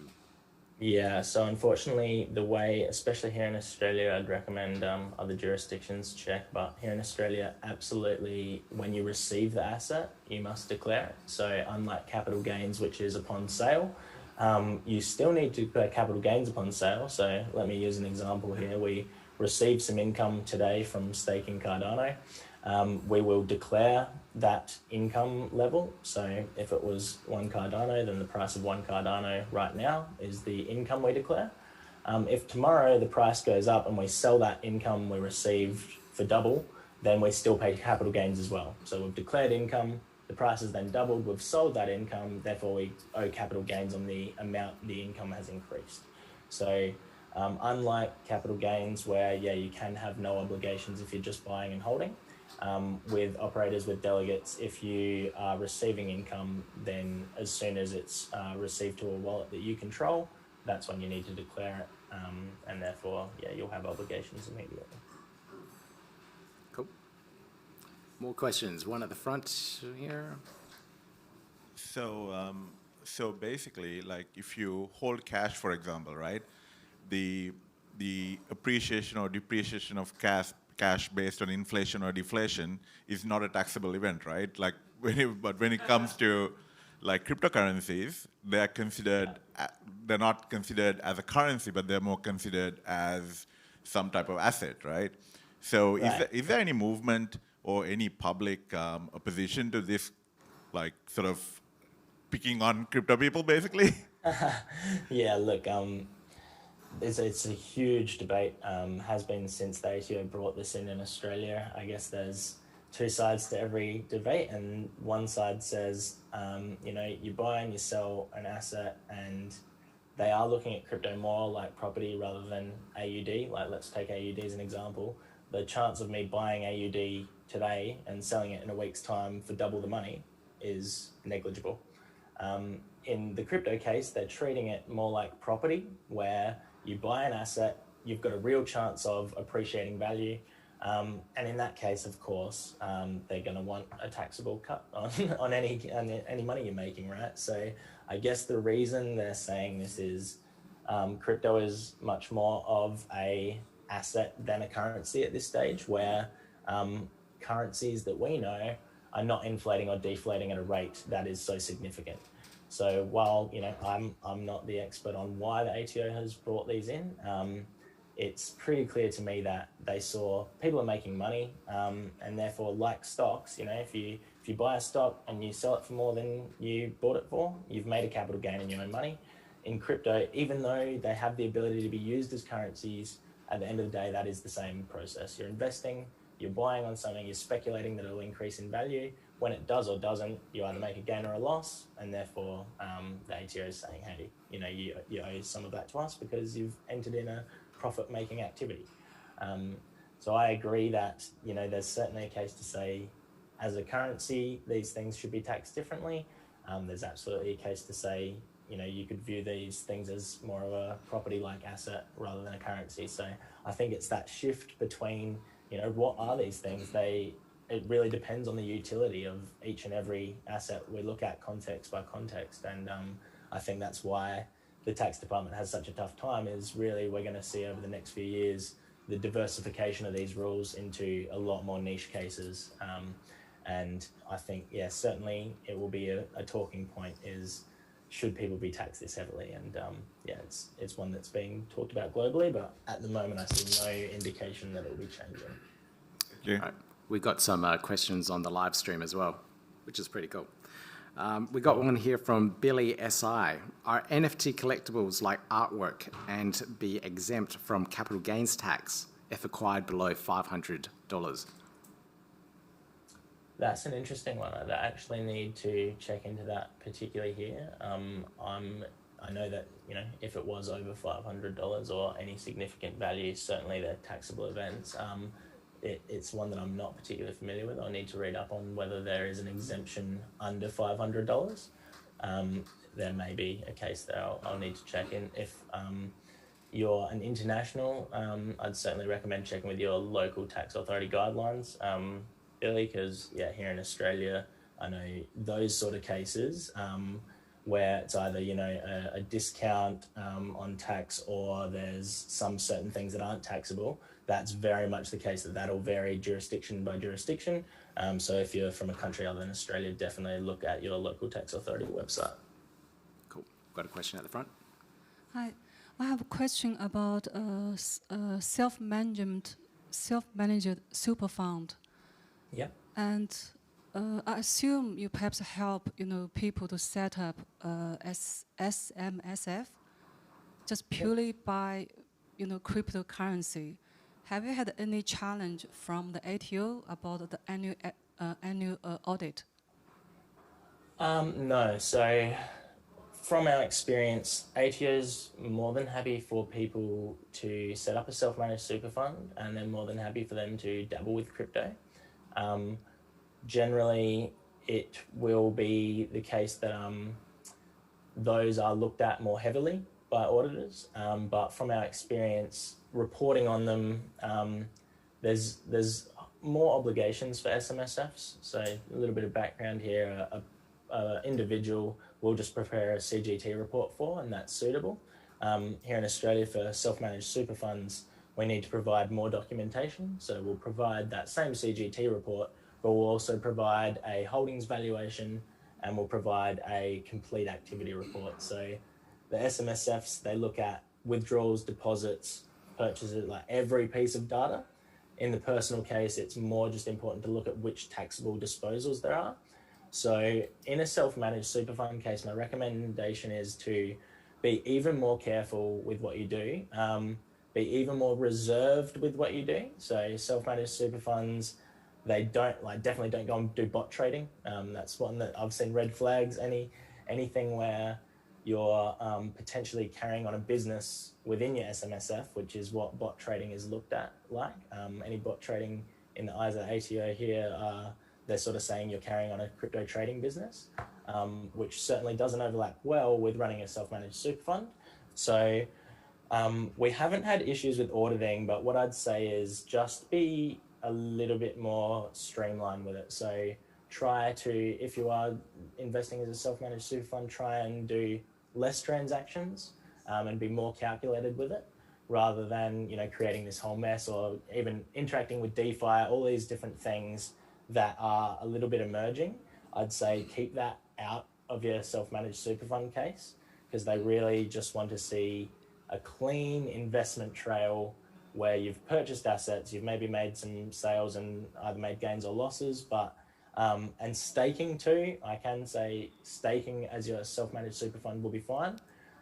It's in fact, you know, obviously passive income is something, if you're setting up a self-managed super fund, it's quite appealing. So that is something I can tell you is greenlit by the ATO. If you want to stake as part of your self-managed super fund, you could have some assets and delegate them to a pool and therefore be receiving income to your self-managed super fund, and that would be absolutely fine. Again, it's purely about if you've got the right data, if you report on it correctly, they'll be fine with you. It's only the cases where people are either hiding things intentionally or not. Sometimes people don't mean to not declare things. But as long as you're declaring everything and trying to do so accurately, the ATO will be really happy with you. And there's certainly no problem with self-managed super funds as a whole. It's just about not doing anything particularly crazy with them. Thank you. Another one at the front. I'm seeing in the States that a lot of people are talking about NFTs are being treated as art because the IRS treats art as a non-taxable asset. I'm just curious from the ATO's perspective, what's their thoughts on art? Yeah, I think that's sort of that same one that I'm talking about, where I haven't seen a direct release on how it will be treated different, whether we'll get that, you know, maybe an exemption under a certain amount. It'll really be unfolding, but I haven't seen any specific release from the ATO, but I imagine they'll be addressing this stuff very shortly, because like we've seen this year, DeFi's become functional. The ATO is well and truly aware of it, not to the point where they could answer any of our questions about how they'd like us to report on things, but certainly to the point of they'll realise art is one of these talking points globally, and I imagine we'll hear some either guidelines or exemptions around that, but currently I've not got that direct information, no, not for Australia anyway. We've got another question at the back.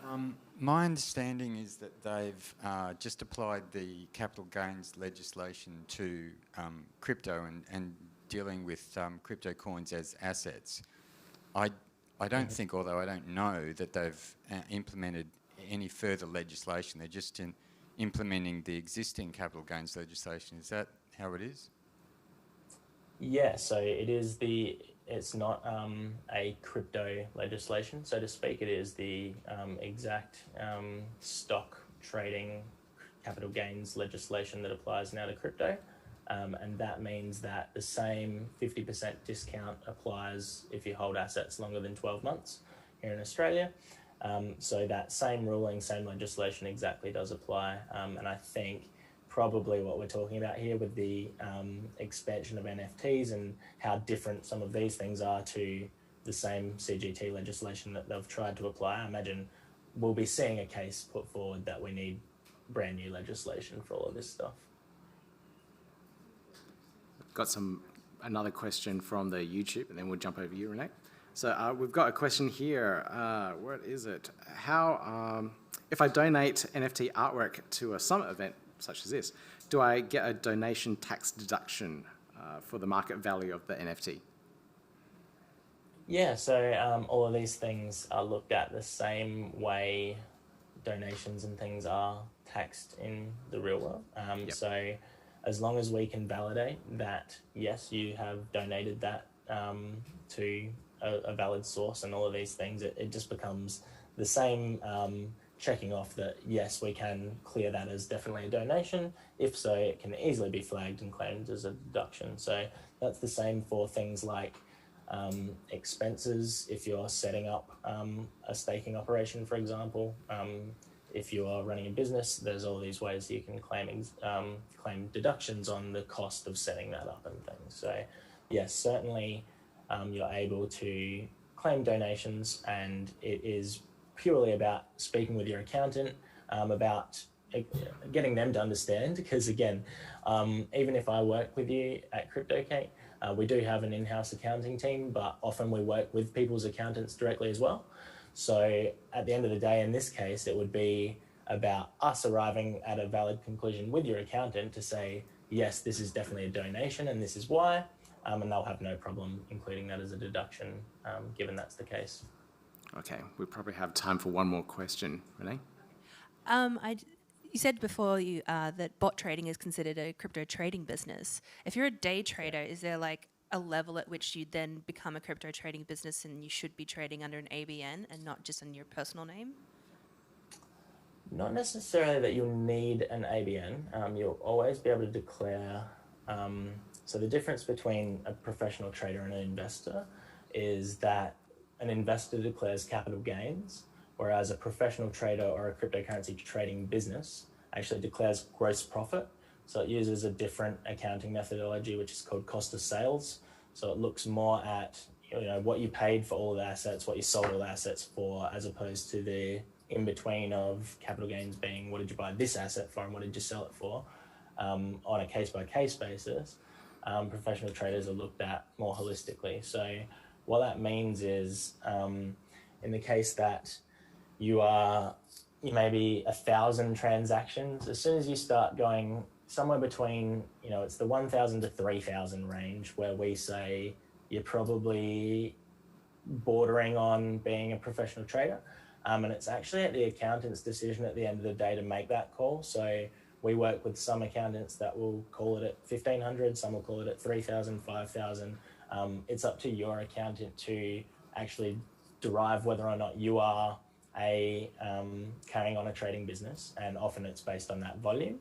Unfortunately, it is variable depending on the accountant. So I'd pretty comfortably say if you've done 3,000 transactions in a financial year, you're probably going to be bordering on running that business. If you are running that business, you don't necessarily have to set up an ABN. It may be beneficial to. This is where I'd refer you to our in-house accounting team to chat about whether or not the benefits are there for you particularly. But you can still carry on a business without setting up an ABN. It would just mean that you declare gross profit as an individual rather than declaring capital gains.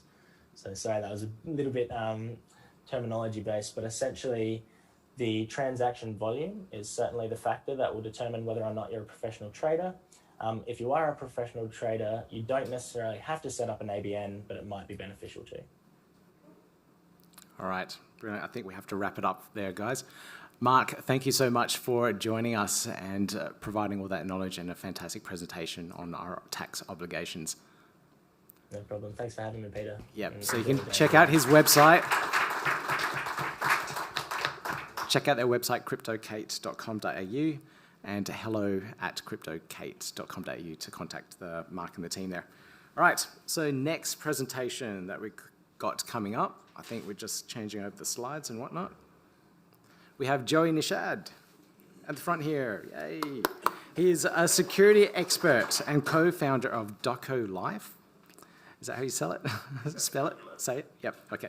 He's a philosopher, a venture technologist, strategist, researcher, security advisor, and educator. And he's going to talk to us about DeFi hacks, some of these crazy hacks that have happened in the DeFi space over the last year. I think you're just covering this year, right?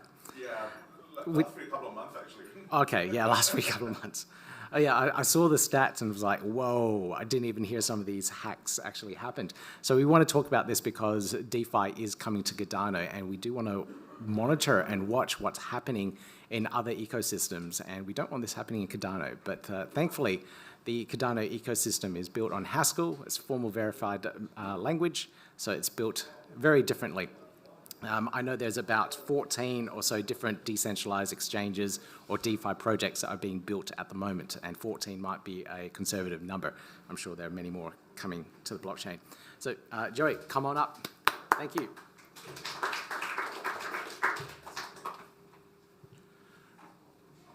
Cool, Pete. Thanks for the intro. That saves me trouble, right? So, basically a quick overview of what we're going to do, right? So this presentation is like kind of geared more towards looking at the security in the blockchain ecosystem rather than how you could be safe online type of perspective. So there is an element where there you can look at a project and go like, like evaluate the security implications or the security posture of that project before you invest in it or before you participate in it, but it's not really about how to be safe online. This is more about raising the bar for the security environment within our blockchain ecosystems, right? So having said that, let us start. Apparently I can't make this work. I pressed the wrong button. I think I pressed back. The green button. It's not doing anything. Oh, that one, the big one. Okay. I thought it was some logo. Cool. So that is how competent I am. So there we go. You guys still want me to do the talk? Right. So I'm going to have to move this a little bit because, okay, I can see that. So, okay, so just to get an idea of what we're going to do here, right? We will talk a bit about DeFi and blockchain security at a high level, right? And we will basically try to get to know each other, where we are coming from, like what our background is, what our involvement in blockchain is.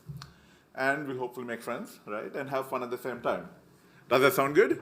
Yeah. Great. Okay, so to get a feel for where you guys are coming from, right? So there are different levels of involvement we have in this ecosystem, right? So, for example, if you're an investor or a trader, right, you just expect things to work, right? You just want things to work so you can go on about your business of investing or trading, right? So how many of us are in that category here? Cool. And then from there on, if you go one layer deeper, right, there's basically people who are involved with how these things actually work, right? So more from a developer perspective. So how many developers are in here? Fair enough. So basically, the how do things work and making things work is kind of like developers wanting to be developers, looking towards understanding more that type of category, right? And then we have researchers, right, who basically always look at new opportunities and see, like, how can we do things better or what more can we do with this, right? So is there anyone who would look at themselves in that view as a researcher? Yeah, cool. Very diverse audience, awesome. And then there's the people like me, right, who look at things, something that works perfectly and go like, hey, how can I break this, right? Any of us around? Oh, that's lonely. Fair enough. Okay, so that's basically like, the broad categorization of the kind of interactions where people come from into this space, right? So now that we have a rough idea where we're at, let's have a look at what we're going to talk about. So we're quickly going to go over like what really security is. I mean, we intuitively all know what security is, right? Just to get a common shared understanding of this, right? Like what security is and why do we really need it, right? And we're going to talk about how to do blockchain security at a higher level. And we look at some nasty hacks that Pete was referring to.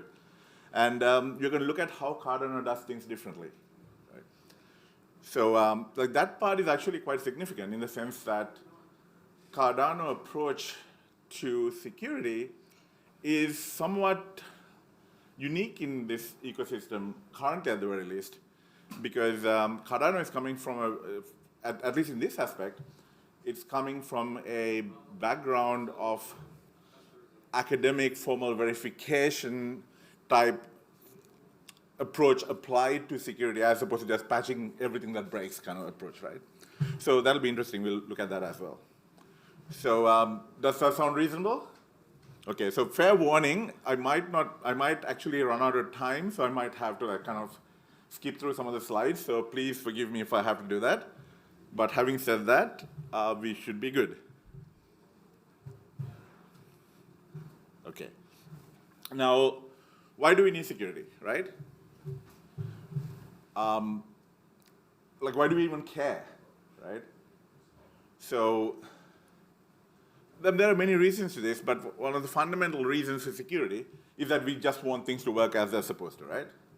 We don't want things to not work because someone did something they shouldn't have done, right? So I would say access to function is sort of like the most important aspect of security because we want things to work the way it is supposed to work without someone being able to change it and screw it up for everyone else, right? So, and the second thing is identity, right? Like whenever we interact with any ecosystem, right, we have a certain identity. And like, for example, like your assets, right? They're your assets, right? They're tied to your identity, right? So you don't want someone else to be able to take your identity and take your assets, right? So security is important for this identity aspect, for you to like maintain your identity within all your interactions, right? And then related to that to some degree is your privacy, right? Now, privacy is an interesting one, especially in this space, because like, for example, right, you don't go around with your bank statement printed on a t-shirt, right? But hey, we have public ledgers, right? So in blockchains, like the privacy is actually a significant concern, and it's a significant security impact as well, because your financial information can be leveraged by various parties to put you in a disadvantaged position, to say the least, right? So the privacy aspect is a big one. And so what all this boils down to is freedom, right? It's an expression of yourself. How do you interact in this world, right? How do you achieve a level of prosperity that you can be happy with, right? So in a fundamental sense, security is very important to freedom, right? I mean, just like property rights, right? If you didn't have property rights, imagine the world, right? So this is kind of why we need security, and this is why it's important. Like all the things we take for granted for the most part is actually being underpinned by security. So this is why we should care. Yes? No? Good. So, is there absolute security, like ever? Absolutely not, right? I mean, absolute security is an ideal, right? So when it comes to security, what we do is we basically draw the line in the sand somewhere, and we say this is acceptable, and anything beyond that is not acceptable, right? So this is what security truly is. There is no such thing that is truly secure. There's no system or process that is 100% secure, because given enough time and effort, you can always find a way around it. So it always boils down to time and effort. So the question is, where are we going to set the bar? At which point are we going to say there is a system of negative repercussions and a system of disincentivization to make sure that this bar is not breached often for it to be a problem, right? So basically, security is always a work in progress. As ecosystems change, security criteria change, the bar changes based on expectations. It's always a fluid process. There's no such thing as absolute security. We can't wipe our hands and say we're done, right? Now, what are the main important things about security? Like, when in technology space, when we say security, most of the time people tend to think in technological terms, right? People tend to think that it is this particular piece of technology that is making things secure. Like, technology is a part of it, but it is more of a facilitator, right? Ultimately, security is about people, in terms of people who are developing solutions, in terms of people who are using solutions. And depending on how these people do what they do, it impacts security in a big way. Like, for example, like one of the problems that you find in, like, say, corporate IT security is that some security solutions tend to be creating so many constraints to the point where your user base becomes people most incentivized to actually bypass the security to get what they want to get done, right? So that is not a successful model. And it is basically a disconnect between technology and the people, and to a degree processes as well, right? So this is something that I want to point out, that security is the amalgamation of people, processes, and technology. It's not just one aspect, right?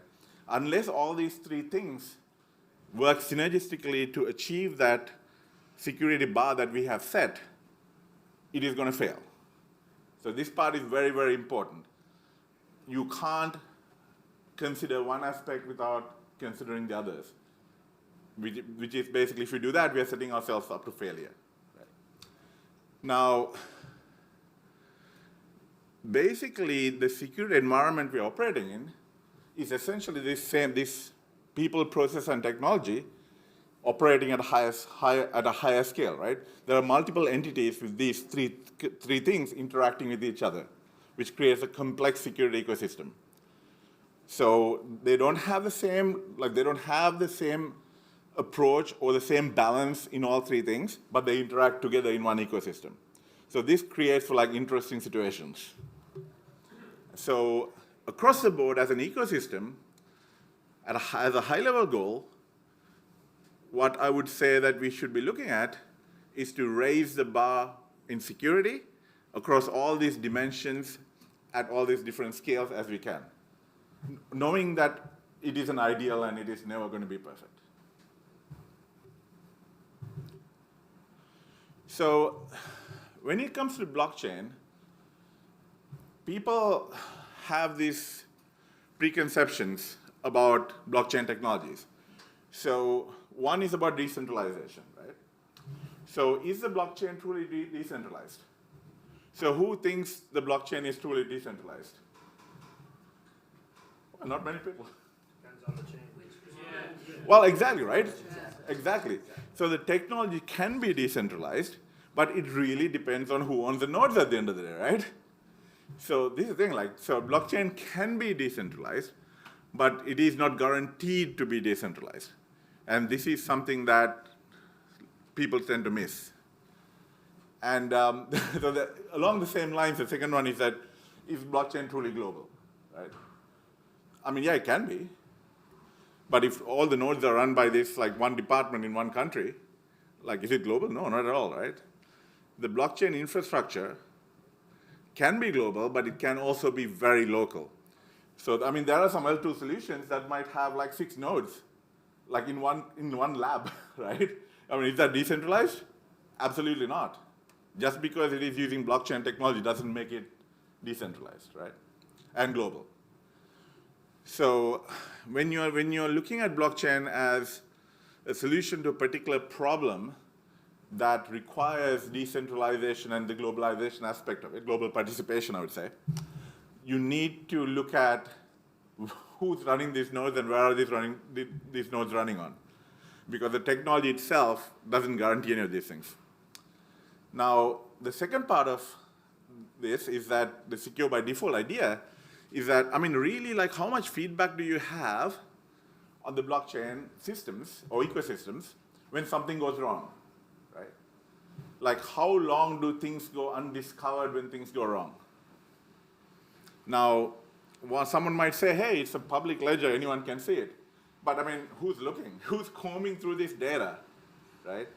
I mean, yes, there are companies that comb blockchain data like Chainalysis and all these guys, right? That run very high-level analytics on tons of different blockchains, right? But they do it for different purposes. They're not looking for security problems. They're basically helping their clients gather intelligence on what happens in these blockchain environments, whether it's intelligence agencies or tax departments or corporations or whatever, right? So right now, the feedback and discoverability on the blockchain in terms of security anomalies and security events are somewhat in its infancy, in the sense that we don't really have the same level of technology that we have elsewhere, for example, in network monitoring, for example, right? Or host activity monitoring. We don't have that level of technological maturation in the blockchain ecosystem that we do in other places. So this is somewhere that we can do better. Right? And then the whole accountability, liability, and recourse system, right? It is decentralized, so who's accountable? Is there a guy who runs the nodes? Is it someone who made a fraudulent transaction?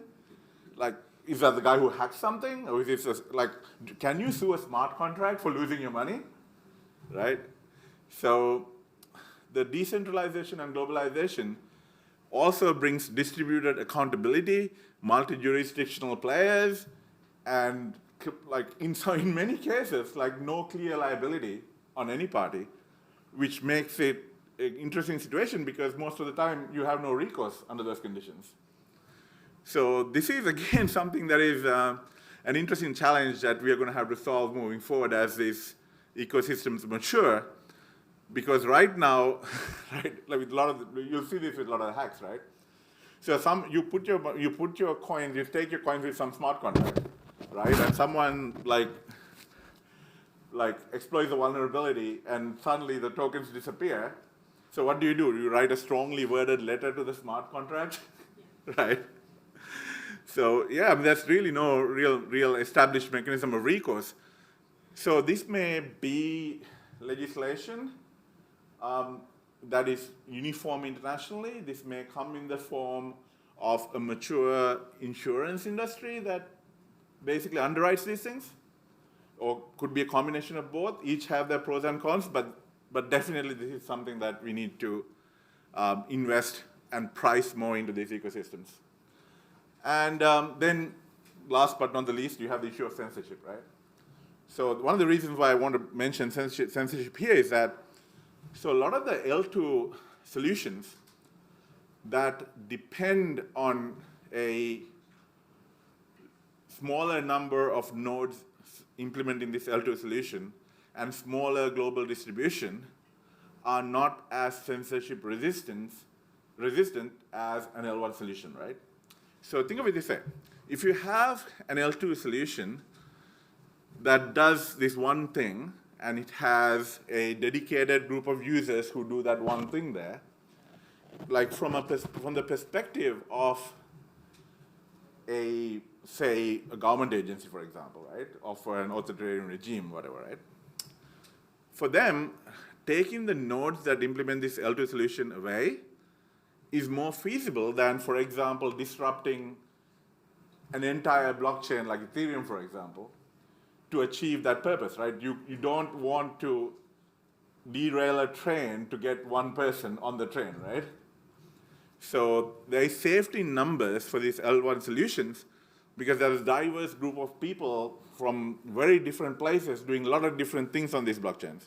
So to deny the experience of one product that is operating on it, taking out the entire network for that purpose is not really feasible.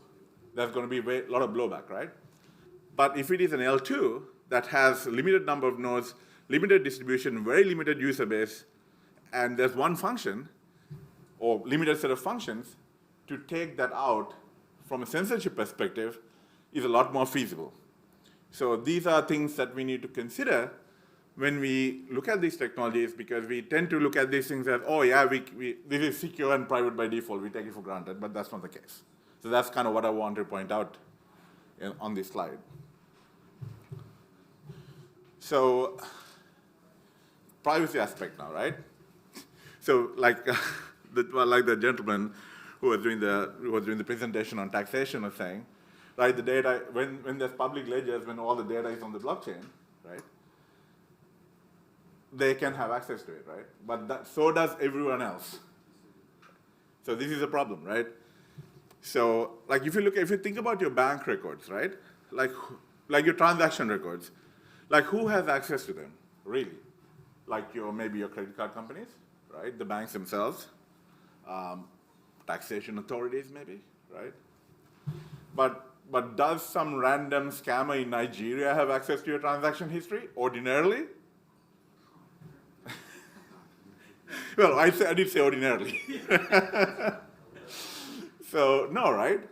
But when it comes to public ledgers, anyone anywhere in the world has access to it, and they can identify you as long as they have your public key, like your addresses, which are basically your public keys, right? So essentially, if I go to a coffee shop, right, and pay in crypto, the barista or the cashier in the coffee shop, right, can look at my entire financial history, more or less, right? For the past and the future, if I keep using the same wallet address, right? And they will know what assets I'm holding in the past and in the future, again, right? So I have absolutely no privacy. It's like, sort of like giving read-only access to my bank account every time I buy a coffee, right? Like, I mean, does that sound like a desirable situation? I mean, you know, I probably wouldn't want, like, my barista to know my OnlyFans activity, right? I mean, like, you know, some things need to be private, right? It's funny because when I was giving that talk at another event, someone said that, you know, privacy actually protects marriages, right? Which is a fair observation, I'd say. So that is the problem. Like, that is the problem with the public ledgers and privacy expectations, right? Like, I mean, there's this sort of misconception that crypto is private. It's not. It's a public ledger. It's actually less private than other things by default, right? So we need to have mechanisms built in that preserves privacy while maintaining compliance. Like in the previous taxation agent case is a perfect one, right? You need to be able to preserve privacy, but you need to be able to also give access to a taxation agent to all your records without having to record every single transaction yourself, right? So there has to be a mechanism that allows you, gives you the choice to do it, but not some guy in Ghana just basically who's woke up in the morning and thought, hey, I'm going to scam someone, right? So this brings to a bigger picture of what large-scale analytics can do on the blockchain, right? It's essentially large-scale analysis like companies like Chainalysis are doing and intelligence agencies are doing, right? So what happens here is that they run large-scale analytics, or they can run large-scale analytics, because I don't want to speculate, right? And you can basically look at broad-scale patterns. You can look at like what kind of purchases you're doing, what kind of vulnerabilities you might have depending on your purchase patterns. Right? All this data is on chain for everyone to see, right? So there's a huge privacy implication there as well. I mean, I can imagine there'll be multiple regimes in the world who would love to have this level of analytics on their citizenry. So again, a problem we need to solve in terms of security in the blockchain space.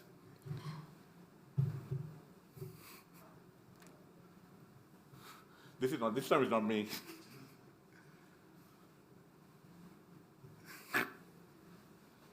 Oh, it's going to work now, isn't it? Oops. All right. Yep. So, I mean, this is one of the aspects I want to mention, like it's about people too, right?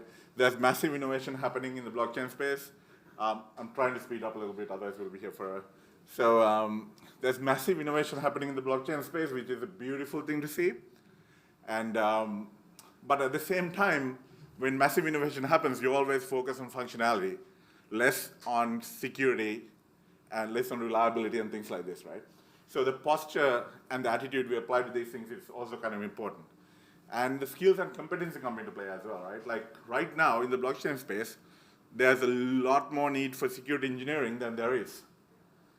Again, that boils down to the level of innovation happening, amount of available skilled resources, and all these things. So this is somewhere we need to ramp up as well. And the security investments need to be made, right? These things don't happen by themselves. And we need to price security into the activities that we do, because there's a cost, right? And what are the repercussions, right?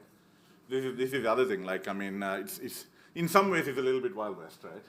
We don't really have established means of negatively reinforcing or disincentivizing people who basically go out there and try to exploit and violate other people's rights, right? So this is another area that we kind of need to look at, and this is not about technology, this is more about people.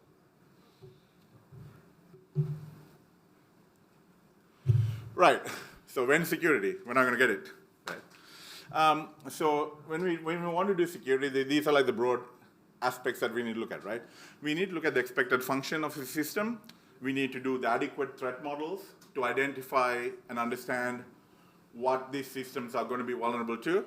And then we come up with a good security design. And then we obviously implement it. but no implementation is ever going to be perfect, so we have auditing.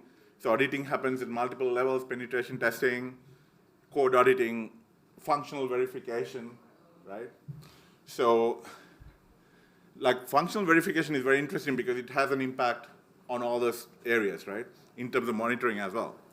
So these are the pieces that we need to actually have a solution that is secure from a technological perspective. Now, let's look at when things don't work, right? So let's assume for a moment we don't have the data right yet, maybe. Some of you might, right? That DeFi hacking happens. And so what do DeFi hackers do, right? They steal money, right? Tokens, money. And they steal private data, right? Your transaction histories, your transaction records. Like, if you're a trader and if you have a successful trading scheme, it'll be beneficial for someone to have it, right? And then what that creates is that if someone else uses your trading strategy, the total accessible amount of wealth that is accessible or profits accessible through that trading strategy will diminish when more players enter it, right? So your private data is important even from trading perspective. There's always denial of service. People can make things not work.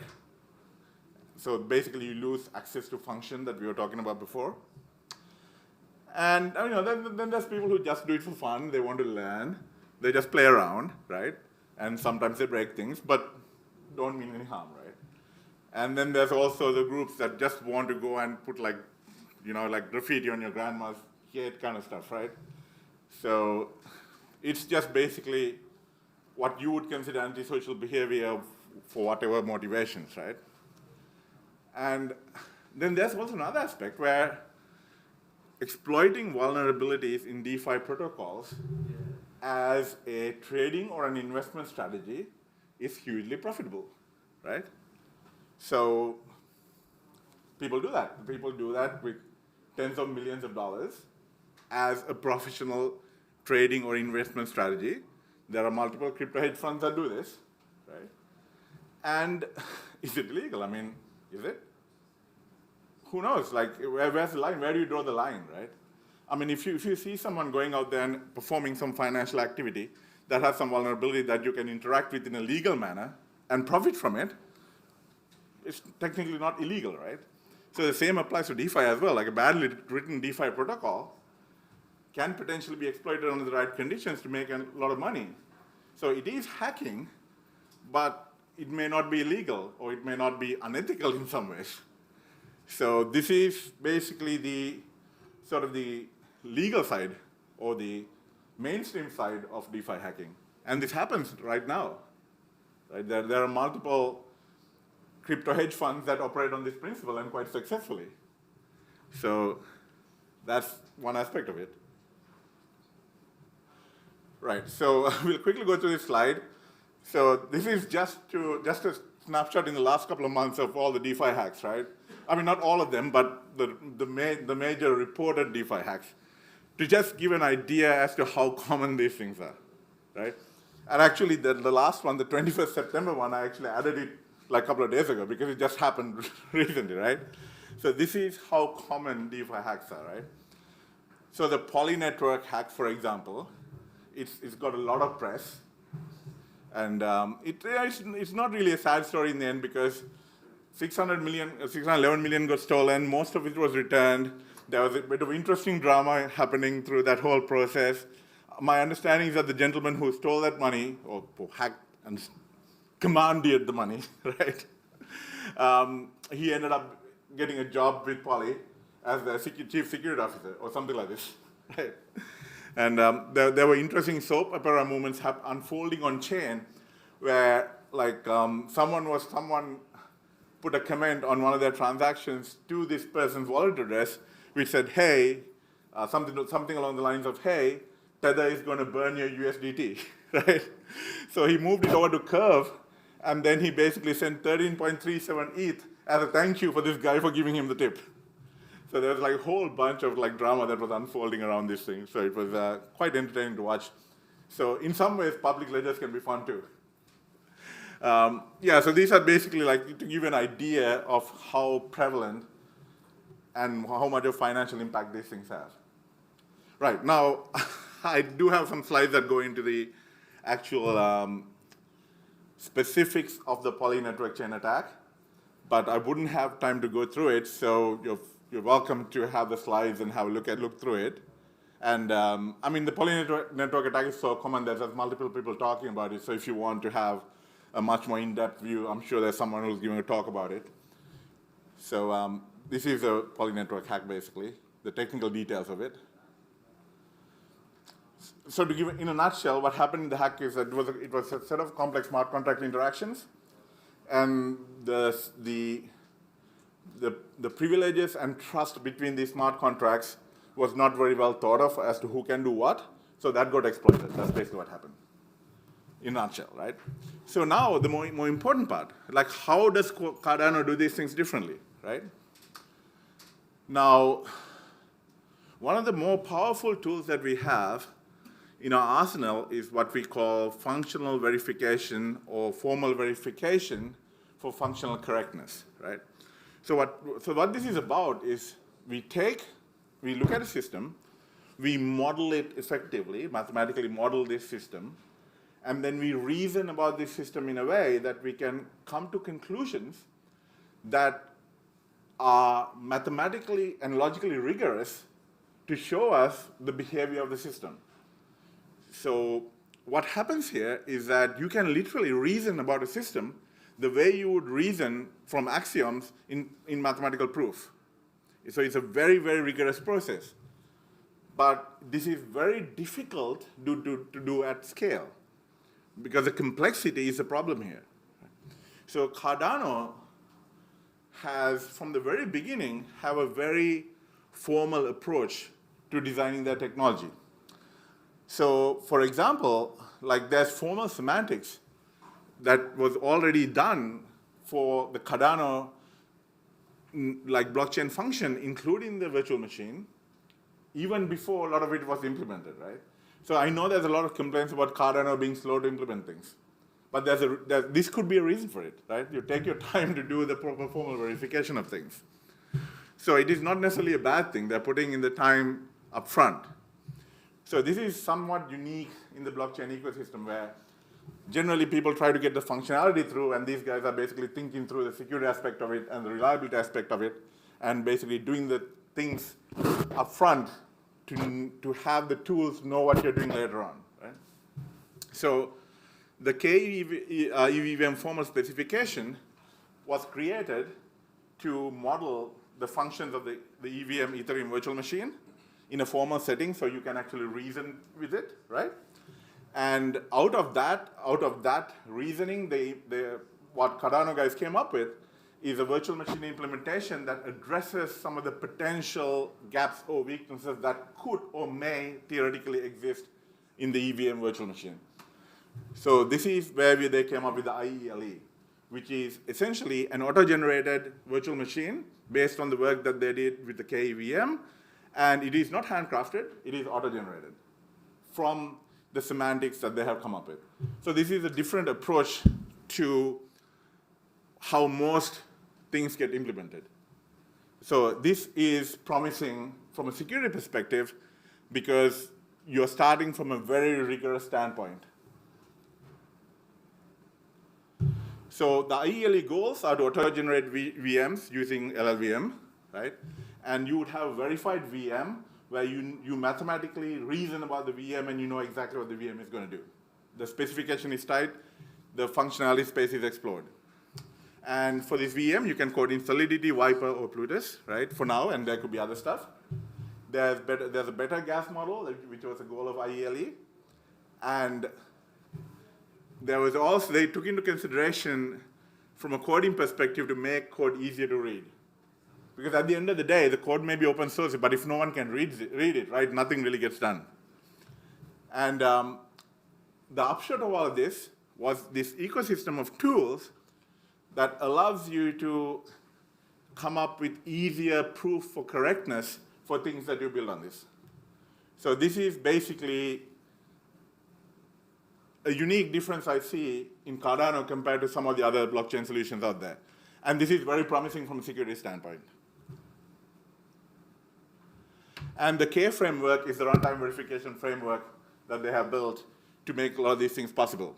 I don't think we'll have time to go too deep into this, but basically, Grigor Rosu, who is the guy who's the brain behind a lot of these things, he's an academic, and he's basically involved in a company called Runtime Verification, which does formal verification for mission-critical systems with NASA, Toyota, Boeing, and a lot of other military projects as well. So they put their expertise into building this K framework that is basically used in Cardano. That is something that they've built over like 15 or 20 years of basically doing the formal verification for mission-critical systems. So that's pretty much it. Sorry about rushing through a lot of slides and missing a few. So what did we learn from this? Anything at all? Oh no, I learned that I don't know very much. It's really the answer. Trust me, this is something I feel every morning when I wake up. Especially when I talk to my kids, that's how I feel. So I'm with you.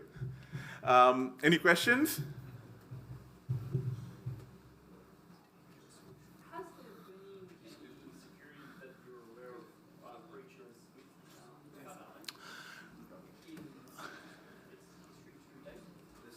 So the situation is twofold, right? So the first one is that the DeFi ecosystem for Cardano is now just coming online, right? And we have like a good solid base for doing security on Cardano, but it still needs to be used by people. It's not automatic in many ways. Some of it is automatic in terms of the formal verification that is applied to the IELE virtual machine implementation and the blockchain implementation. But when it comes to coding the smart contract, if someone doesn't use the formal verification features available through Plutus, for example, you're still going to make bad apps, right? You can't stop people from making bad apps. And because the DeFi ecosystem is not very mature, we don't really have too many examples, right? So we are essentially starting from ground up, and we have the right tools to do it the right way. I mean, that's basically the key takeaway from this. When you look at other blockchains, we know how badly they've screwed up. And here we are starting from this really good base. Let's not make the same mistakes. Right? Yep. So you're probably familiar with Tornado Cash, which is a Yep. solution to obfuscate your Ethereum address. Yep. Is there a project on Cardano that's doing that, trying to do that? I'm not aware of anything like that at the moment. But then again, I'm not an expert. Pete would be the one to ask. It's, but on Ethereum, there's multiple solutions. There's Tornado Cash, which is transaction-based. There's basically ZK Money, which is based on the Aztec network, which is basically L2, right? And you have Railgun, which is L1, which lets you have like private balances as well as DeFi interactions. And then there's Offshift, where we haven't really seen anything much on it, but there's a lot of interesting chatter about it, right? So on Ethereum, there's multiple solutions, right? But on Cardano, I haven't heard of any such solution yet, but it is something that someone should implement. Yeah, there'll be one, yeah. Exactly.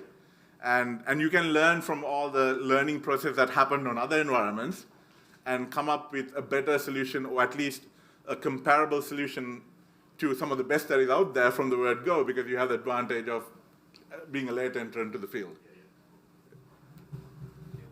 Any more questions?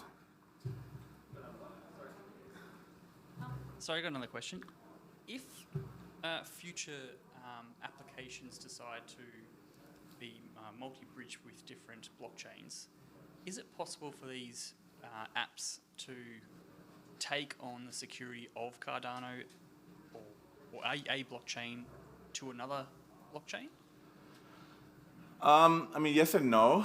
It depends on the scope. Like generally what happens with like this type of solutions is like, it's like a chain, right? Like it's always the weakest link, right? So like this is where the problem is.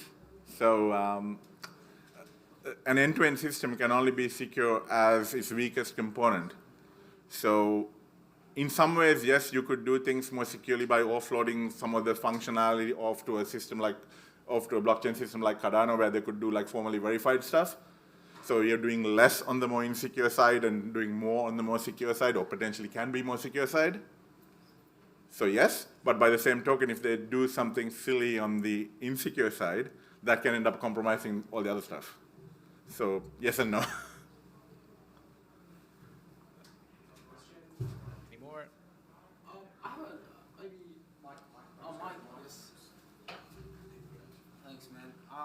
this is Nice and sort close. of maybe a random-ish question. Mhm. But like in regards to the wallet addresses that we have. Obviously, if we lose it, we can't access our wallets again, and that's in relation to like obviously absolute security. How does that properly tie in then? Is there like a proper solution in relation to that? Okay, so a couple of things, right? So what your wallet address is, in general speaking, right? What your wallet address is a hash of your public keys, right? So it's just basically an identifier to tie you back to your private key in a way, right? So there are ways to transact in a way that your public address or your identifier, so to speak, is kept private. And so for example, zero knowledge proof is a technology that can be leveraged for this purpose, right? And so a lot of the privacy solutions on Ethereum, for example, is relying on zero knowledge proof. So yes, it can be done, and to what degree will depend on whatever the solutions that we'll see. But yeah, you can do it. Oh, okay. Thank you. Right, we've got a question from the chat as well, online chat. Yeah. How does smart contract audit tokens work within Cardano? So how's Sorry, could you say that again? How's auditing done with smart contracts on Cardano? So basically, on Cardano, the language, like the Plutus, for example, and the K framework provides some ability to do formal verification-based auditing on smart contracts as a part of the platform features. So this is something unique to Cardano at this point as far as blockchains are concerned, right? And a lot of auditing companies have their own tools and their own people and all their own methodology. So there is no such thing as like a one process that everyone uses. But generally speaking, from a mathematical standpoint, it is very straightforward in terms of how one would go about doing a proof of correctness in function. But in reality, how you actually start implementing that process or achieving the same outcomes doing different things really depends. Like you would basically either have experienced auditors look at the code and try to identify vulnerabilities. You might do fuzz testing. You might do some type of automated fuzz testing or stress testing of certain components. There will be you can do functional verification or formal verification from the design phase onwards. So there's multiple things that one can do. There's no such thing as a one single process that gets applied across the board. But Cardano does provide more infrastructure for someone to do formal verification and proving functional correctness than some of the other solutions that are out there. Okay, maybe time for one more, but it's just about our lunchtime now. So I think we might wrap it up if we don't have another question. Great, thank you very much, Joey. Lunch. Cheers.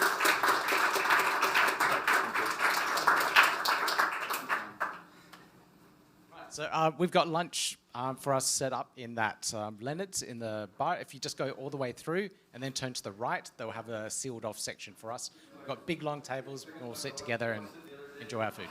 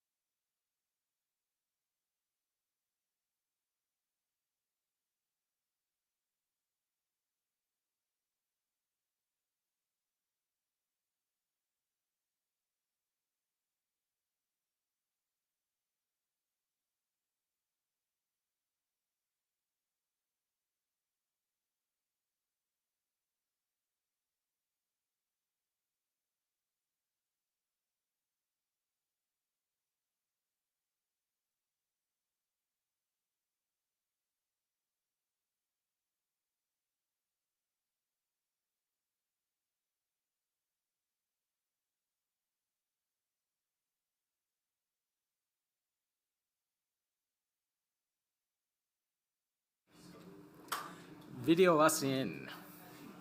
Thank you. All right.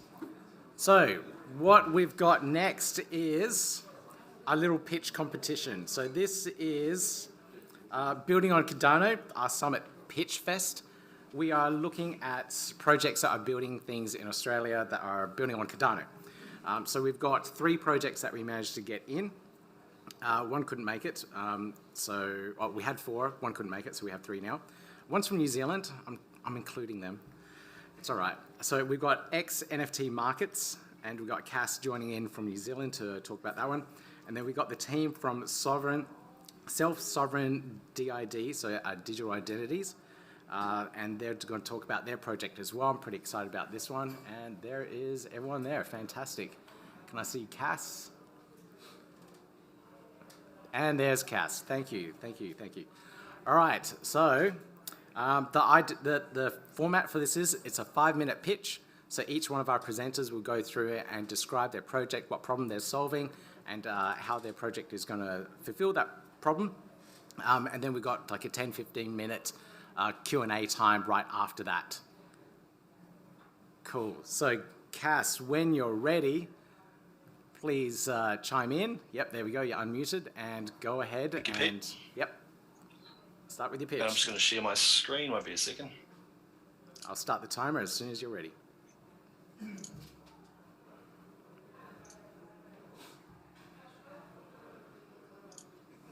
Just confirming you can see my slide on the screen now. You are good. Perfect.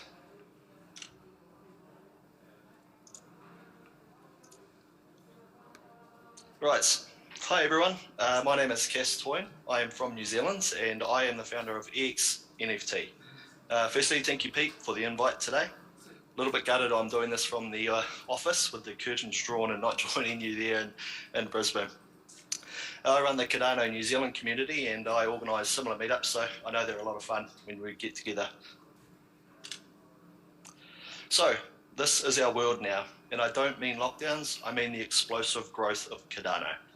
As we all know, the Cardano community, functionality and utility has grown exponentially as we step through the eras, and we're only just getting started.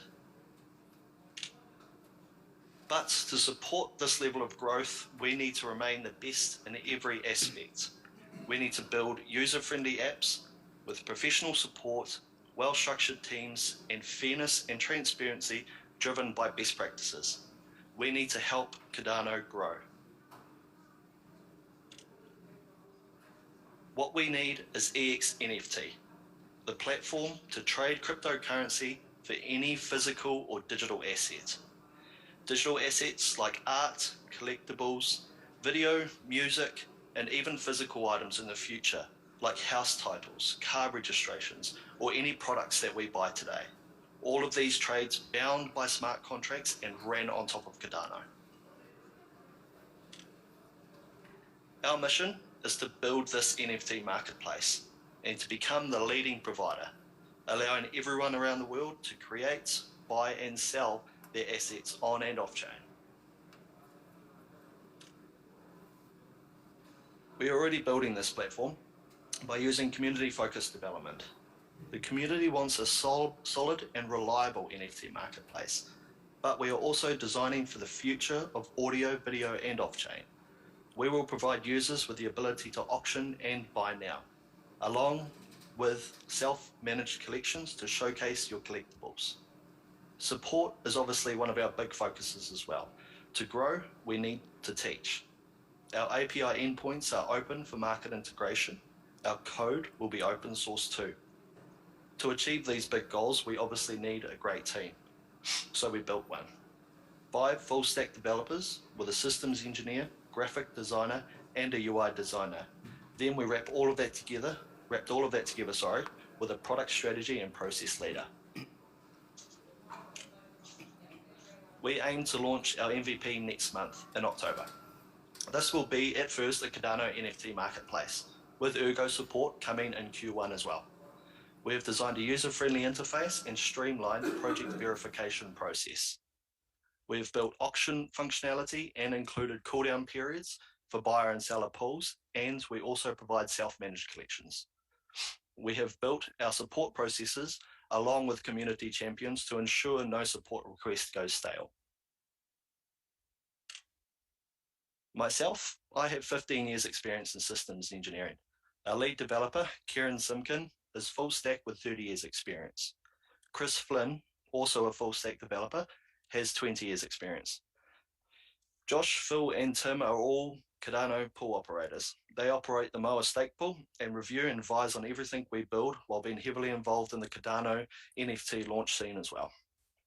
Daniel Lewis joins the team with 11 years experience in product strategy and process management. Ian Taylor supports our systems architecture, and Mike Jeffcoat does all our amazing graphic design work and community NFTs as well. I wanted to touch on our roadmap briefly. It might be a little bit hard to see on the screen, so I'll brush over it and I'll follow up with some resources on the next slide so you can view it later. Q3 this year is heavily focused on that startup phase. This preps us for Q4, starting October, where we launch our MVP. Once we settle the dust, refine some of our core features, we step straight into Cardano smart contracts and Ergo support. Next year, in Q1 and 2, we start to push our goals, allowing users to mint on the platform. We introduce artist curation, and we begin to work on our royalty system as well. And I'll just pause on this page quickly if anyone wishes to take a photo or a screenshot for the links for reading later. And lastly, please jump on Twitter and join us on this journey. Thanks everyone. I'd now like to welcome any questions about the platform. Thank you, Cass. Now we've got the microphone. Thank you. So please make sure you hold the microphone nice and close for questions.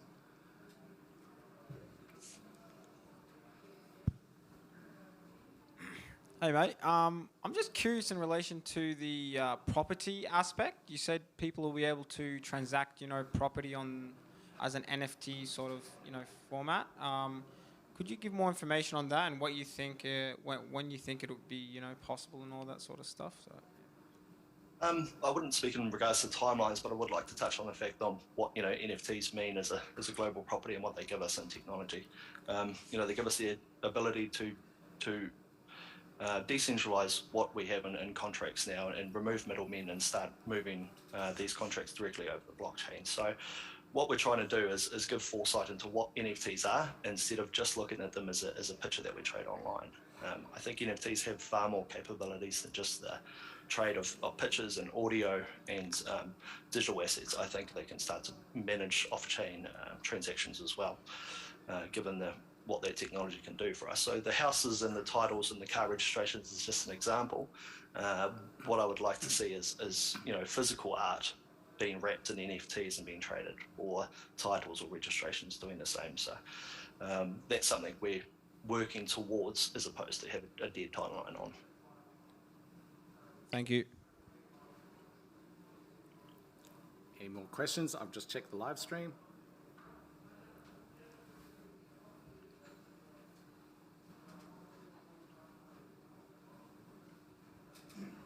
Hey, Cass, how you going? Good, thank you. So, hey, just a question with smart contract functionality and the differences with the current secondary marketplaces we're seeing with NFTs. How is that going to work in terms of custody? Is it a matter of the NFT being locked to a smart contract, the ADA being locked to the same smart contract and living on your platform?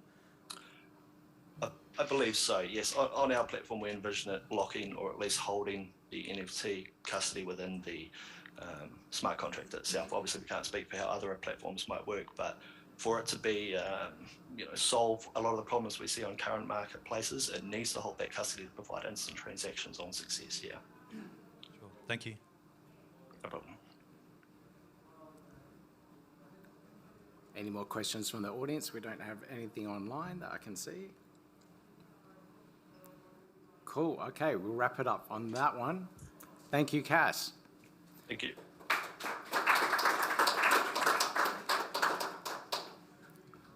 All right, so next we have Hans and his team up for the self-sovereign digital identities.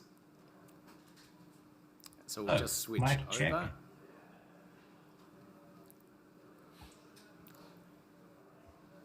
Okay, so for this one here, we're switching between presenters, correct? Yeah, so we have 4 of us, and I'm gonna go first, and Leo, followed by Austin, and then Bernardo, back to me. All right, so we just need to switch over at those points. So just give us a second here to switch over, but you're ready to go. Okay, hi. Hi everyone, my name is Hans Cham, the team leader. We are Team Platypus. 3 of us are in Melbourne, Austin is in Sydney, and we come from 5 different continents in terms of living and studying, so we really understand the problem of paper certificates or paper credentials. And Leo is going to tell us about his personal story and how this whole project got started. So Leo, over to you. Yep, thank you, Hans. Can everybody hear me? Yep. Okay, so to give a little bit of background about myself, I actually have a quite strong personal connection with this issue because when I was 12 years old, I was living in Japan, and like I'm sure many other 12-year-olds, I was very frustrated and bored at school. The content was just really slow-paced, and the subjects that I wanted to learn were not available at my school. So I decided to drop out of middle school. I was able to homeschool myself using online courses and accepted into university overseas at 15 years old. But this obviously was quite lucky. There were no options for me in Japan to do this, so I had to move to New Zealand by myself. And I was still forced to take standardized tests, which have a lot of limitations, because that was the only accredited option available to me at the time. And I'm sure it's not difficult to imagine how other curious kids around the world from slightly more disadvantaged backgrounds in less wealthy countries would still be in a system that discourages their curiosity. So the question is, how do we change that? On to you, Austin. Thank you, Leo. Hi all, my name's Austin. I'm a DevOps engineer and I manage the infrastructure to support our proposal.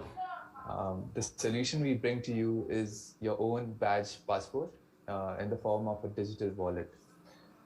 Verifiable credentials is one of the 3 pillars of self-sovereign identity, or SSI technology, together with decentralized identifiers and distributed ledger technology, in this case the Cardano blockchain. So this badge passport will enable you to carry your achievements with you wherever you go, where you can share it privately and securely. Verifiable credentials are private, tamper-proof, verifiable anywhere at any time, and hence portable. Over to you, Bernardo. Thanks, Austin. Our team has been embedded in the problem space for years. We operate a makerspace in Footscray, Victoria, and we've been operating that for the last 3 years, running non-accredited courses. And we also work closely with teachers associations and STEM program facilitators. Our roadmap will take us through the first proof of concept the next 3 months, and we're gonna run that with a STEM program facilitator. Based on their feedback, we want to iterate as much as we can, so we're building a really tight feedback loop. And with that iteration, we want to launch our MVP with a local STEM program center in the next 6 months. And after that, we don't expect the project to stop here. After we run this pilot with a tech school, which is a non-accredited center here in Victoria, we want to expand across the network of tech schools, which are 10 in total here in Victoria, serving 60,000 students. And after that, we would love to extend around Australia and across the globe. Back to you, Hans. So our vision is really the internet of education at global scale.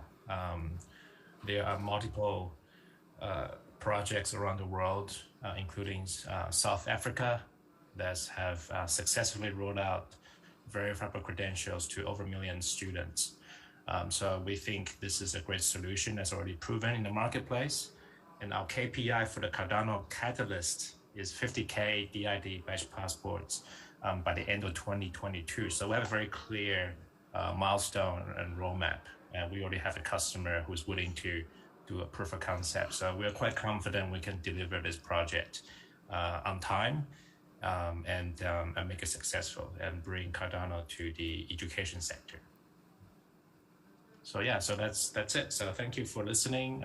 Welcome any questions.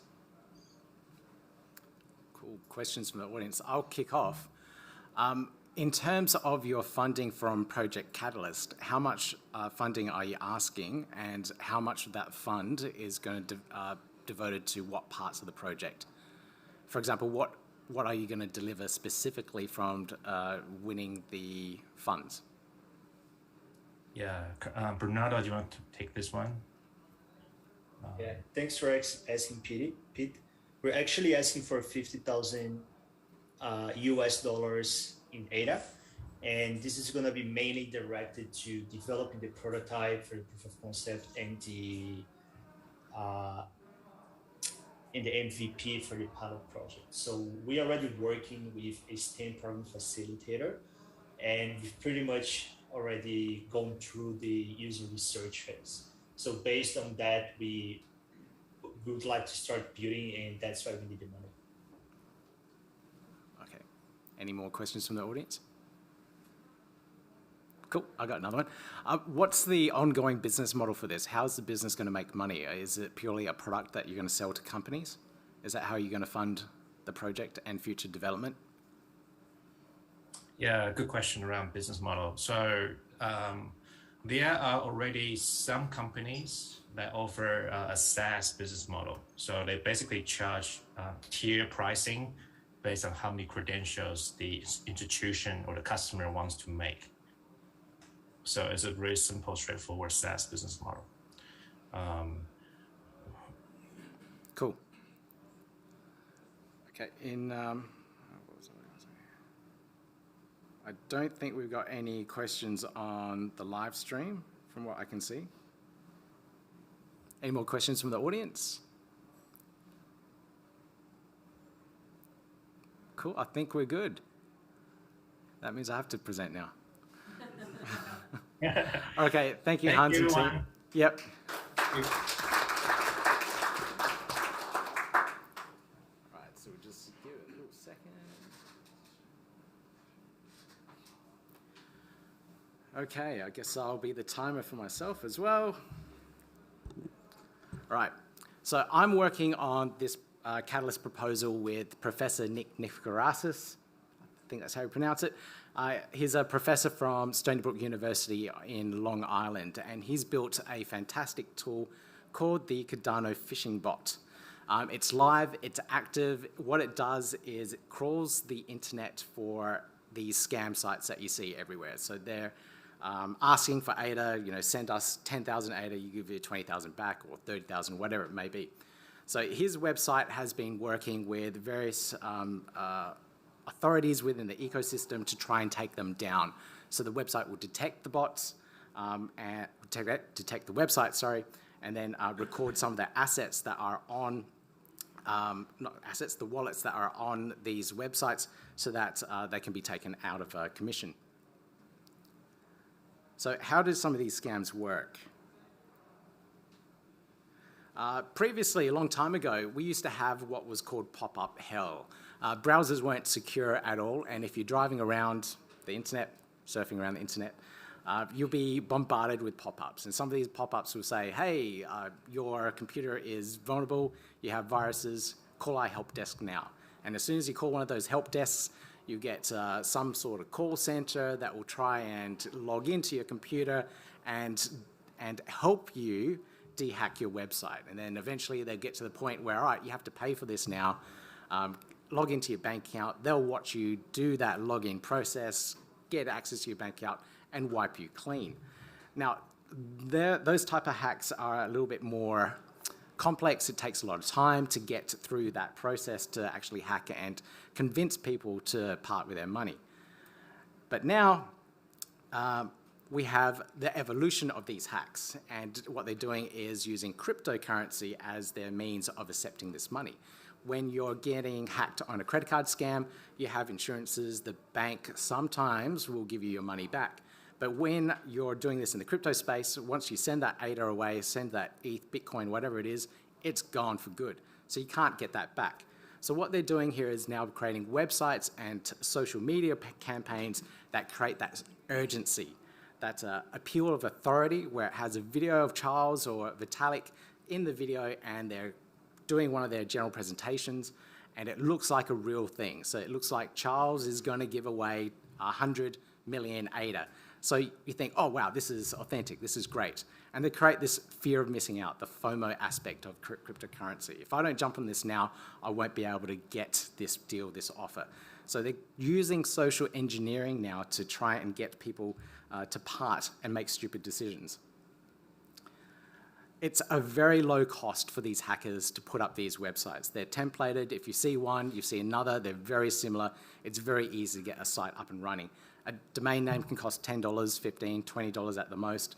You can get free hosting with your first purchase of a domain name, you know, on GoDaddy. And like I said, the graphics are very cheap. You just replicate the sites over and over again. So now we have this recipe for the scams. We have the scams all set up. You create that offer, and you drive traffic to it via YouTube or social media. And you see this a lot on YouTube now. And we know how much it costs to actually set these scams up. Almost nothing. It's a very low barrier to entry. So this is what you'll see on YouTube. And we're glitching out. There we go. So that's what we see on YouTube. If you type in Cardano giveaway or just Cardano news price updates, we'll see these offers come up, these live streams. You click on one of those and you'll see something like this. Cardano event, and you see the, Charles talking with his lobster. You see the tweets come in, and it's all just pre-made scam thing. There's an example of what it is, and there are many of them. So this one's going to spacexevent.com. This one's going to ceoada.io, and this one's at giveadabitcoin.com. So Bitcoin or ADA, that's an evolved scam there. But they all lead to very similar websites where they try and create that sense of urgency. They have the QR code, so you can just scan it quickly, bang, there goes your ADA. So what we're trying to do here, we want to stop them. We want to stop these scams by educating people on what they are. So in order to do this, we have to continuously educate, continuously do public service announcements so people are aware of these scams, educate new people that are coming into the ecosystem, and remind people that are already in the ecosystem to keep on reminding others. We can also do this with technology, and this is what we're trying to do. We want to identify all the domains, identify all the hosting companies that are hosting these scams, and initiate the takedowns. We also want to grab all the wallet addresses that are in there and create a blacklist of wallet addresses. So we can do this by grabbing wallet addresses, the state key from the wallet addresses, and then putting it into a database so that third-party developers can access this information.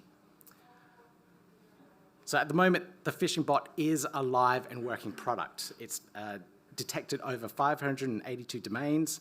It's growing organically, and with the help of Namecheap and Hostinger, it's taken down over 20 domains. But we need to take this further and integrate it in with more systems. So we need to integrate it in with Google Safe Browsing, other authorities that can take these down. So Professor Nick, the professor, he's working on the sources of these suspicious domains. So he's working on YouTube scrapers, looking at different ways to identify these domains. And then he's looking at collating that data and putting them into the main database. Because if we're giving away identifiers of where we're coming from, the hackers will realize this and be able to identify our scam tools. So we need to get around that. Then Professor Nick's going to do all the machine learning and positively identify and make sure all of these scam addresses that we're getting in are verified. And then on my side, we'll be creating the APIs to allow developers to get into the ecosystem. And that's my time. So if you want to support the project, you can do so by voting for it on Project Catalyst. That's the proposal there, where it's asking for 10K under the Cardano Emerging Threats and Alarms. Cool, thank you. Questions?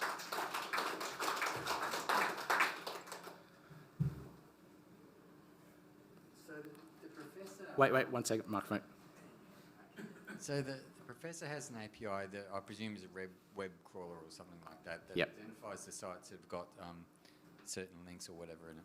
And then your API is going to put it into the eco space, did you say? Yeah, essentially into the ecosystem. So the professor's got his set of tools that is going out crawling websites and trying to... Once he's identified them, he could just tell Google... Yep. And other places. Yep. So we want to work with... What does your API do then? So we, for example, DApp developers and wallet developers will be able to access the API so they can know before these websites are taken down. So if Google Safe Browsing hasn't taken it down yet, they have a lag of a week, at least we've got that data in the database available via the API. So if people are interacting with the website thinking that's a real giveaway, we can stop it at that point of the wallet address. So people will try and submit ADA to that wallet. They'll see an alert come up because it's a verified address that's a scam, and hopefully they'll stop at that point. Yeah, so like we don't want to stop them because, you know, it's a permissionless system. If they want to send ADA to a scam, go ahead. Yeah, but we've at least alerted them and told them that it's potentially a scam. Yeah. Any more questions? I'll just check the live stream.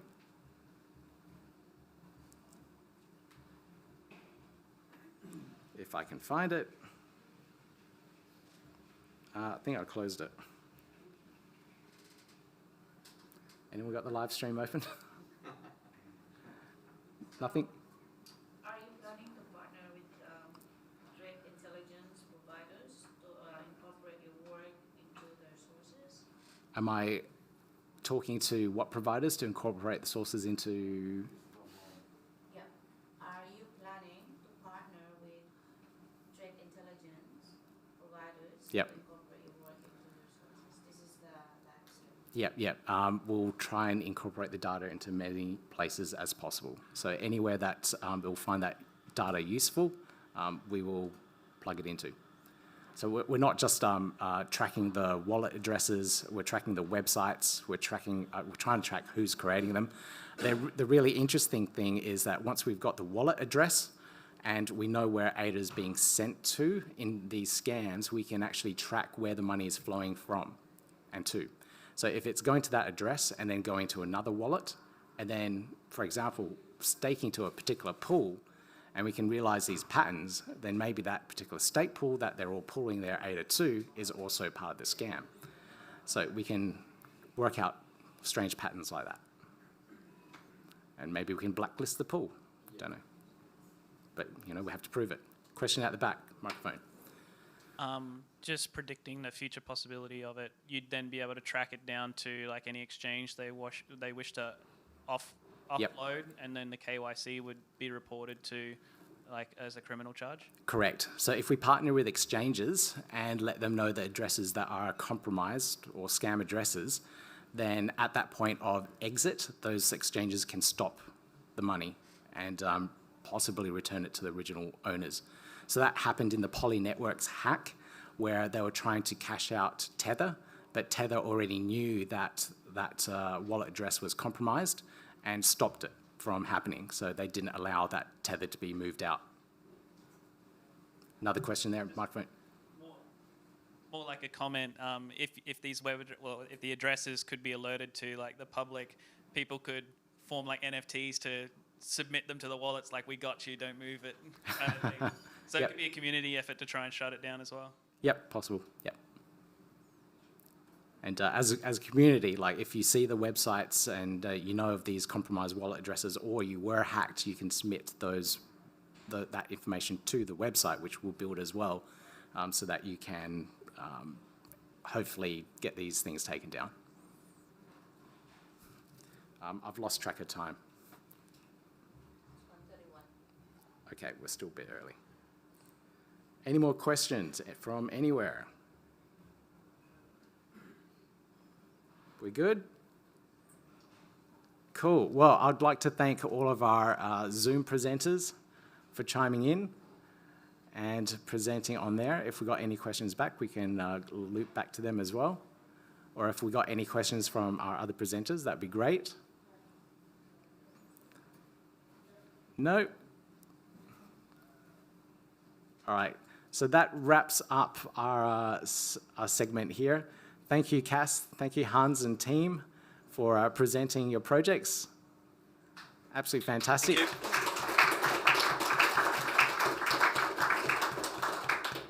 And we're finishing a little bit early on this segment here. So thank you guys, and we'll move on to the next one. See ya.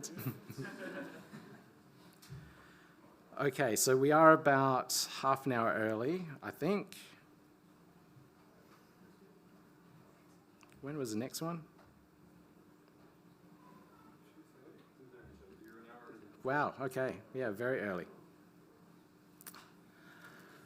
Linda, how do you feel about going a little bit early? I'm good. Can I just go in quickly? Yeah, yep, sure, yep. Well, pass me your presentation. We'll get that set up and ready. Now you can have more of a relaxed presentation. You can go as long as you like. It's going to be very relaxed. All right. It should be in the summit folder, which is the video and just the PDF presentation.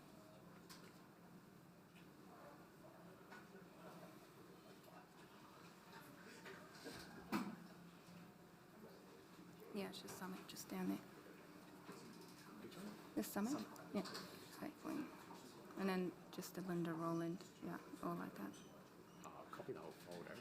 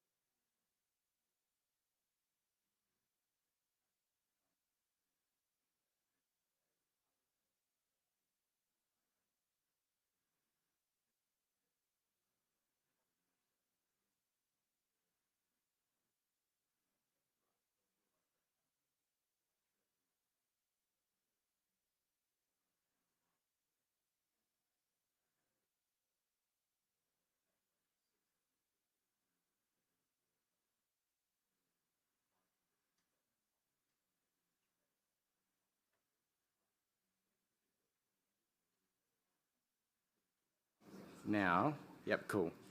I just realised we're supposed to vote on that. I completely forgot. That's the whole point of a pitch competition, right? You vote on which competition, which pitch won, and the guys have already left, haven't they? Whoops. Yeah, I know. So I'll put out a tweet, and we can vote on a poll. So it's a little, I guess, a public poll, and just vote on that. So I'll put that up in a few moments, and over the next presentation, you can vote on that particular pitch competition. I'll announce it after Linda's presentation. Cool. The live stream videos, is that going to be available as pre-recorded at some point? Yep. Cool, because then I can catch up on it. Yeah, no, it's we're getting it all segmented into parts, and then David's going to edit some, maybe. little bit? Yep, cool. Because you have spare time, right? But yeah, I'll be putting them all into segments and slicing it into episodes so you can digest it later. Yeah. So if there's a juicy bit of information or you want to catch up on something, it's all there. Awesome, man. Hey, David, I expect a fully awesome intro. Like Star Wars intro, yeah? So while we're waiting for this all to happen, does anyone have some weird random questions about anything in particular? All right, are there any stake pool operators in here? Wannabe? Okay, cool. Any other stake pool operators? Yep. Yeah. Oh, what was your pool? Brisbane. Oh, you made it. Oh, great, fantastic. Yeah, I know Jeremy there as well. So, because you put your hands up, you're both going to be on the panel later. Yeah. Thank you for identifying yourself. You'll be on the panel later, yes. Not a problem. I'll be joining the panel as well, so does anyone want to MC it? I have a list of questions. Or I can MC it myself.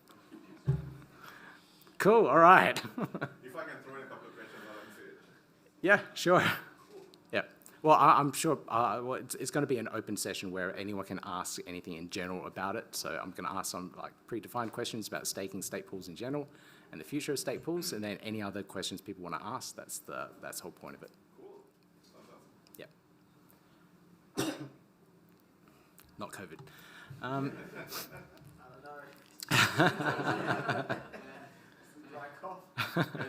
like you were tasting your food probably back then either. What else was thinking? So later today, we also have the discussion. Well, I've only left 15 minutes for that, so we can just talk a little bit about it now. But in terms of the future of Cardano meetups in Australia and how they're going to run, I'm completely open to suggestions. I know there's a lot of interest all around Australia to do these things, like in different parts. I know people are excited to have more here in Brisbane as well. So I'm more than happy to drive up more meetups here in Brisbane. I also do them on a regular basis in Gold Coast as well. I had to think about that. So are you actually based in the Gold Coast? Yeah, I'm based in the Gold Coast. Yeah. So I'm more than happy to start up more. I know Danica down the back there wants to do that as well, right? Yeah, good. I think it's great because, I mean, until I bumped into you, and I haven't really seen any, sort of community presence for, Cardano meetups type thing happening in Brisbane at all, right? Yep. So I think it's great if it could happen because there's actually a lot of, sort of DeFi interest from a development perspective happening in Brisbane. So there's a lot of people who actually want to get into DeFi development as well. Yep. So it'll be really good to engage them.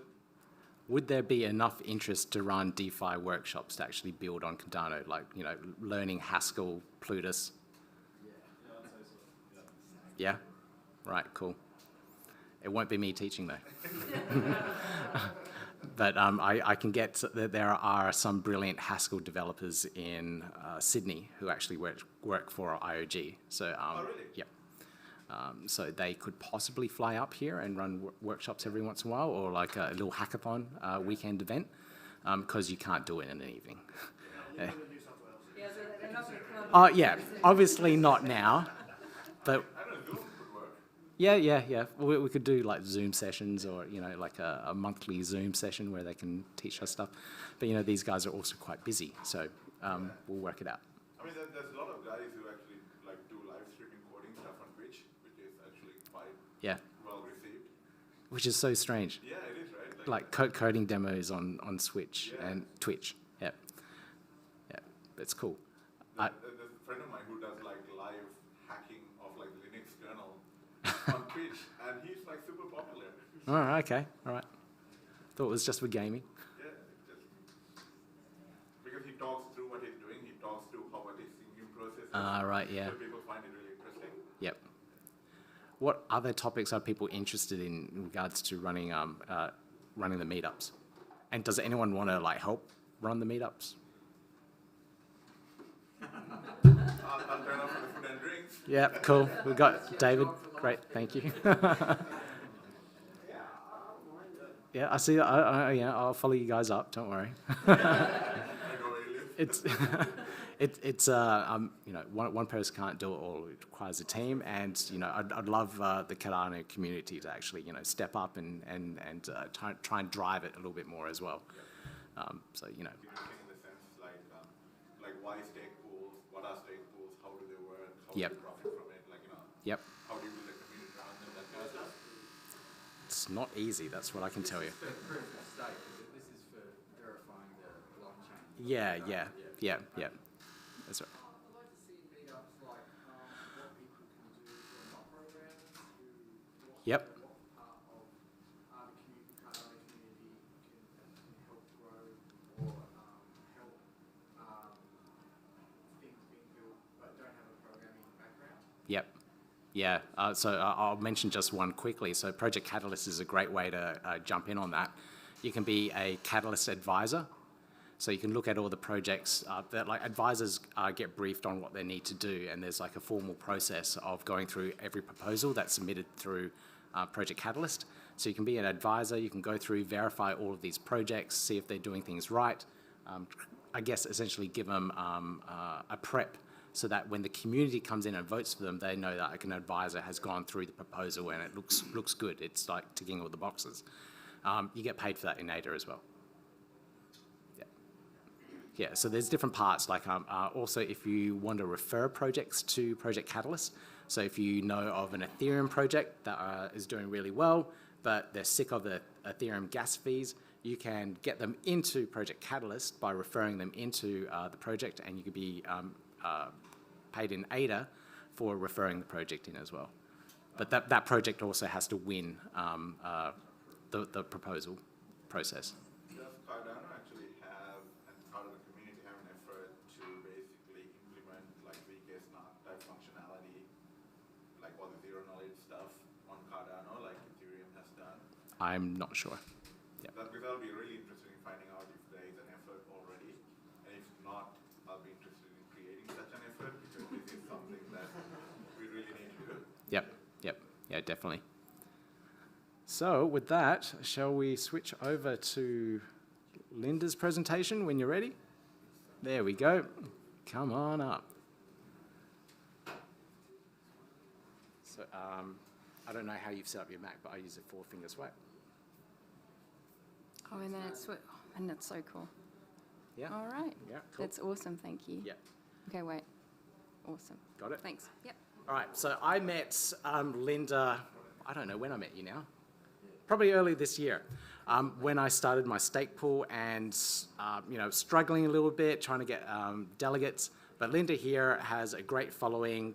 She's an NFT artist doing some really cool things. She helped me along and helped promote the pool, got it to a nice state where it started minting blocks. So thank you so much for that. You're welcome.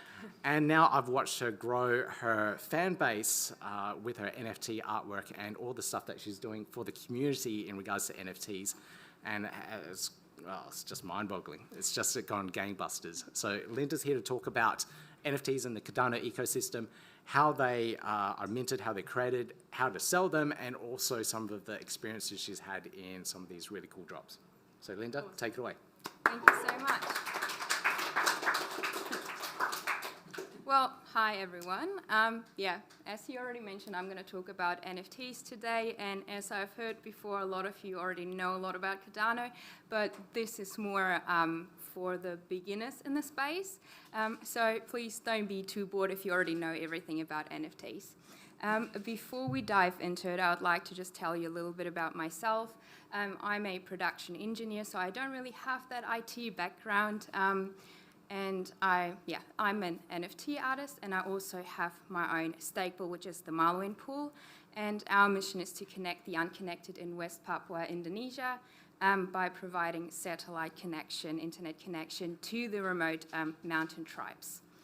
Now, how did I get into all of this crypto? I actually got into it at the start of this year, and I actually started out by selling my art on Ethereum, which I didn't really like a lot, so I pretty quickly hopped onto Cardano. And yeah, that's about me, so let's get into it. So as for the agenda for this presentation, it's going to be roughly 30 minutes with another 15 minutes of Q&A where you can ask me questions. And the first part of this presentation is just where I'm going to tell you exactly what NFTs are, what are FTs, what can we use them for, why do we have them, and why are they around. And then I'll tell you how to become an NFT artist and how to be successful as an NFT artist. And at the end, I just want to show you a real-life example of an NFT project that I am working on at the moment, which is Entheos AI. Now, what are NFTs? NFT stands for non-fungible token. And when I was new in the space, I thought, what the heck does that even mean? Fungible. So an easy way is basically fungible means it's replaceable or exchangeable. And I really do like real-life examples. So let's take the Mona Lisa, which is an entirely unique painting, which means we can't exchange it, we can't replace it, and so are NFTs. They're completely unique. On the other hand, we have FTs, which are fungible token, and they are replaceable or exchangeable.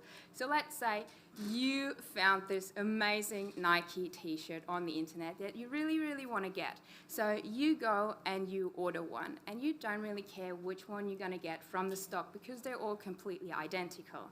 And this is the same for FTs. They are completely identical.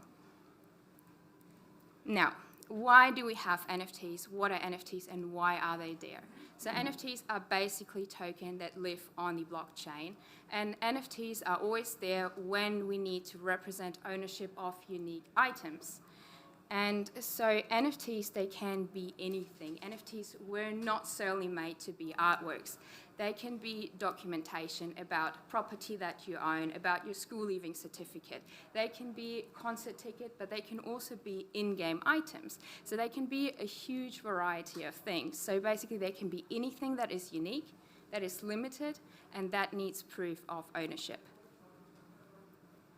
Now, how are we even able to mint NFTs on Cardano? And thankfully, with the Merry hard fork in March, they launched the native tokens on Cardano. And as the name already says, those native tokens are native to the Cardano blockchain, which means they are standardized. And I would just like to make the comparison to Ethereum here, which helps it a little bit to understand. On Ethereum, they do not have native token on Ethereum, which means if you want to mint an artwork on Ethereum, you actually always have to write a smart contract. And with the smart contract, there comes the high gas fees on Ethereum that nobody likes. Cardano was a little bit smarter with this. Cardano actually launched the native tokens, which means we do not need smart contracts on Cardano to mint NFTs, and therefore we don't have any of the high gas fees on Cardano. And another advantage that we have is that the tokens on Cardano, they actually have the full benefits of the Cardano blockchain, which means they come with everything that the blockchain comes as well, which means the security, the safety, and everything else. Now, before I get into the whole NFT story, I would just like to put a disclaimer here to not use any of the exchange wallets like the Binance or the Coinbase ones because they do not support the native tokens on Cardano, which means if you're sending NFTs or receiving NFTs, they're just going to be lost forever. So what I can recommend is these wallets that I put down here, they're pretty good. There's the Daedalus wallet, which was created by Cardano itself. There's the Yoroi wallet, which was created by Emergo. But there's also other wallets like the Ada Lite, the Nami, and the CC wallet, which is created by the Cardano community. I personally use the Daedalus wallet. It's a bit slow, but I'm a person of habit, so I started out with that wallet and I still use it. Now, how do you become an NFT artist and how are you going to be successful as an NFT artist? It's really just a three-step process, right? So first of all, you have to mint your artwork, and then you have to market your artwork, and then you have to sell your artwork. So that's really all it is about. And so this is a little slide that I really want to talk about, and this is something that I always tell people. When people ask me, well, Linda, what do you actually do for a living? I always say, my main stream of income is I sell my art as NFTs, right? And then people ask me, oh, what are NFTs? What is this whole thing about? And then I usually tell them about cryptocurrencies and what NFTs are. And then I usually tell them, hey, if you're interested in this, you can be an NFT artist as well.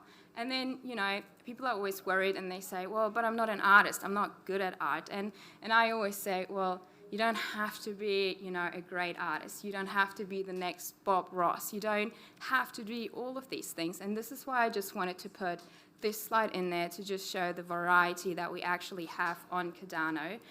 We have, for example, the Claymates in the top left, which actually started just as a stop motion video NFT. And then we have 8-bit art, but we also have just photography on Cardano, so anybody can be an NFT artist. And if you really can't create art, I'm pretty sure you know somebody that knows somebody who is an artist who can help you out with this. And I know so many people who are working together with artists to sell NFTs. Now, the minting process. It's a 4-step process, which is not too hard actually on Cardano. If you are a traditional artist like I am, you first of all have to digitize your artwork. And my advice is, please do not save any money on this project because you want to have your artwork in the best possible quality that you can have. And then the second step is pin your artwork on IPFS, and I'll get into that shortly. And then the third step is to actually mint your art. You can do that yourself. And if you are like me and you don't have an IT background, there's so many websites that actually do the job for you. And the last step is to get the policy verification to prevent fakes of your art. Now, why do we actually have to mint our art on IPFS? IPFS is a decentralized file storage, and we do have to pin our art on it because our art is usually not on the blockchain because it is simply too big to be stored on the blockchain. So for people to be able to view the art that you're selling and to just generally view NFTs, you have to store them on IPFS. And how do you store that on IPFS? I like to use Pinata, which is just a website. You go on there and it's pretty easy. It's no rocket science. You just basically follow the instructions on how to pin your art, and that's what you do, and that's the whole process. Now, minting platforms. How do we mint our artworks? As I said, if you're like me and you don't know how to do it, there's so many great websites that do help you and that do the job for you. So for example, there's nftmaker.io, there's also metromermaids.com, there's token.io, and if you don't like any of these, you can always work together with somebody who knows how to do it. And this is also what I did. I worked together with Vlad from Earnest Pool, who actually minted all of my artworks, and he's absolutely great, and he's also minted all the Claymate NFTs. Now, I just put the website in here, which is from Mermaida, which is Metro Mermaids. And if you go onto the website and you actually scroll all the way down, there is a YouTube video pinned to the website. And just watch it. Everything is completely explained there onto how to mint the NFTs, what information to put in there, and it also tells you how to pin your NFTs onto IPFS using Pinata. Now, policy ID and verification. So the policy ID for your NFTs, they are unique, and they are used to prevent fakes. Now, how do we actually do the verification? You can verify your NFTs on cnft.io's GitHub page, and it's a bit of a longer process, which is a bit too much to explain right now, but if you go onto their website and then you just click on the policy ID in the top on their website, and then you just scroll all the way down, everything is explained there on how you actually verify your policy IDs, which is, again, everything is explained, there's instructions for it, so it's not super, super hard to do that. As for selling your NFTs, there's quite a few CNFT marketplaces. There's cnft.io, which is the biggest one, but there's also XNFT that we've just heard about before, which is going to be absolutely amazing, and I 100% support these guys, which they already said is going to support Cardano, but it's also supporting Ergo, and so don't forget about them and please keep them on your radar. And if you for whatever reason, don't like any of those websites, you can always join Discord servers that do sell NFTs, or you can simply just create your own Discord server, and this is basically what I did. Now, as for the NFT marketplaces, I've just put a screenshot in here of cnft.ao just for you guys to see how your artwork is listed there. And again, to list your artwork there is not super hard. Just, again, follow the instructions and you get there. Now, how do you market your NFTs, which is the biggest part of all of it? If you are new to the space and you don't already have a big following on Twitter, for example, it's always a good idea to start out by doing giveaways. Just do giveaways, get people to notice your project, and another thing that this gives you, which is not necessarily important, but it does give you more followers. So if people they pay attention to your project and they see, oh, this person has a big following, that project already has a big following, so it must be something good. Again, this is not completely necessary, because I remember back when the Claymates, they only had roughly 500 followers and they still sold out. So this is not necessary, but it does help a lot, and it's a little bit of a booster. Now, the other thing is that you need to create interesting content. It is so important to just, create content that people are interested in. Really invest into it and really put your time into this. And the biggest part about marketing is engage with the community. And this is going to take hours and hours and hours and hours of work, but it is worth it eventually. And the last bit of advice that I can give you is, if you are new, go onto all the Twitter spaces and talk about your project. Talk about it as much as you can. So for example, Cardano Over Coffee is a very good Twitter space that you can join where you can talk about your projects. Now, as for NFT, so there's basically just two types of drops that you can have. You can have the big drops and you can have the small drops. And I would just like to talk a little bit about those. So, big drops are basically, as the name already says, they're high in volume, which means you have to have over 1,000 NFTs for big drops. Otherwise, it's just not worth it, and people are just not going to be as interested in the NFTs as they should be. So definitely keep in mind that you do over 1,000 NFTs. And the second part is, before you actually launch your NFT, make sure you have a rarity chart ready, because that's the first thing that everybody's going to scream for. Everybody's screaming for, hey, what is the rarest piece? I want the rarest piece. What is the rarest piece? Now, and the last bit is, and this is quite important and probably the most important out of all of it, is the distribution. Just do it right. You can either do it yourself, or you do it with services like nftmaker.io. And because the distribution itself is probably the most vital part about all of this, I would just like to get a little bit more into it and just tell you what you have to focus on and what is important. So first of all, make sure that your website can handle high volumes of traffic, because you've done the marketing, everybody is super hyped about your project, and everybody is going to come to your website. So just make sure your website can handle it. The second bit is make sure that you have protection against bots on your website. And the last thing is, really a recommendation is, do not go cheap on this part. Really invest your money and time into getting your website ready for really big drops and high volumes of people getting on it. Now, small drops, they are, compared to big drops, very, very easy.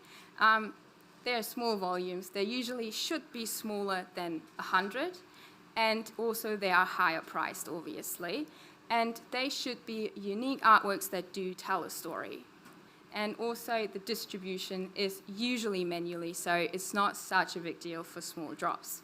And I would just like to put both of them next to each other just to have a bit of a better comparison. For big drops, to actually sell out, you need to build a lot of hype, and you have to do a lot of marketing, and you have to put a lot of time into it. Whereas for smaller drops, it's more about personal networking. It's more about telling your personal story, who you are, where you're from, why is your artwork so special, why should people pay so much money for it. And now the next thing is, for big drops, it's very technical, it's very risky. You have to invest so much time and so much money building a website and getting them out there and getting them ready and minting them. Whereas for smaller drops, you don't really have that risk. You might have 10 amazing artworks that you would like to sell, and you either sell out or you don't, but you don't really lose money by doing it. And yeah, as I said, big drops, you can earn a lot of money with big drops, but they also come at a risk. Just be aware of that. Now, after the fact, which is so important as well, because there has been NFT projects and they have sold out and then they've completely shut down and they didn't want to know anything about anything anymore. And just what I think you should definitely just stick around. Keep engaging with the community, keep engaging with the people who have bought your artworks, and support the secondary market, because if you stick around, that market is going to be there and your NFTs will keep their value, because most people in the space, they actually buy NFTs to trade them and to sell them again. So this is so important that you actually do stick around and that you actually do support and keep supporting your project.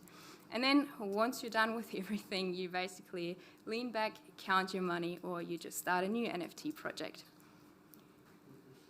Now that we've talked about all of this and how to do it, as I said, I really like real-life examples. I would like to talk about a big NFT project that I have been working on, which is Antheos AI. You might have heard about it. So that's basically, we have created 30,000 unique AI-generated NFTs, and we are a team of 4. So we have one who just specifically works on the website. We have another one who just works on the distribution of the NFTs, which is such a big thing. And then the main guy who's the brain behind all of this, who creates these amazing images. And then there's me, who's doing the marketing and the engaging with the community. And the whole preparation for this project actually took 4 months until we were at the point of actually selling them. So it was quite a long time. And with how we did it and with how much time we put into it and the distribution and everything, it was a success. We didn't have any problems with the distribution, just minor little things, but it went absolutely smoothly. Now, I would just like to show you a video which is also about the marketing side of things, and just as an example that you see what it is about and how to do marketing and how to make those videos, and just about the project in general. So this is going to be, I think, a 3-minute video. So enjoy.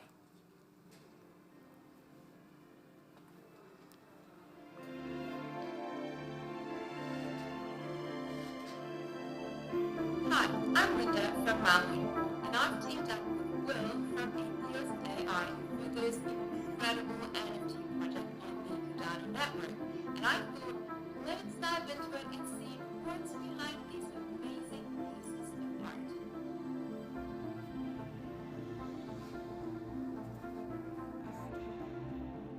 The architecture of this algorithm is built with 2 separate AI networks that work together to generate this incredible psychedelic art.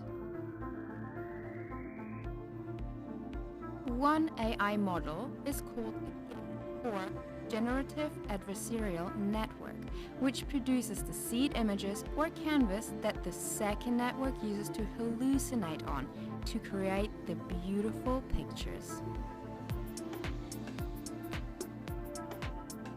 The second network is basically an image classification model that has been altered to instead make classifications perform a sort of iterative algorithmic pareidolia. Pareidolia is a form of epiphania, similar to what the human mind does when our brains fill in missing information to create images and forms nebulous stimuli that aren't really there. The network is essentially asked to do the same thing humans do when we look for structures in clouds. Except the network is looking at the canvas image instead of a cloud, and whatever it sees, we ask it to enhance those features just a tiny amount each time over a series of images. We can control the acid trip that we send the computer on by activating certain feature detectors. This, in turn, will bring out the aspects that we have found to make an interesting and awe-inspiring image. Through this, we have created the categories that you have already seen with our previous drops, and the new categories that you will see in the future. So, what does all of this mean in a non-tech way? We created a model capable of making amazing images. We then sent it on an acid trip and got it to draw what it sees. From the resulting images, we get the viewer to look at it in the same way they would while cloud watching. Essentially, modern cloud watching. Thank you for listening. We have an incredible, vibrant community that has fallen in love with the art these machines produce. The passion within this group inspires us to continue to make an exciting, conversation-inspiring, thought-provoking, and interactive experience for all. We hope that you love these images as much as we do.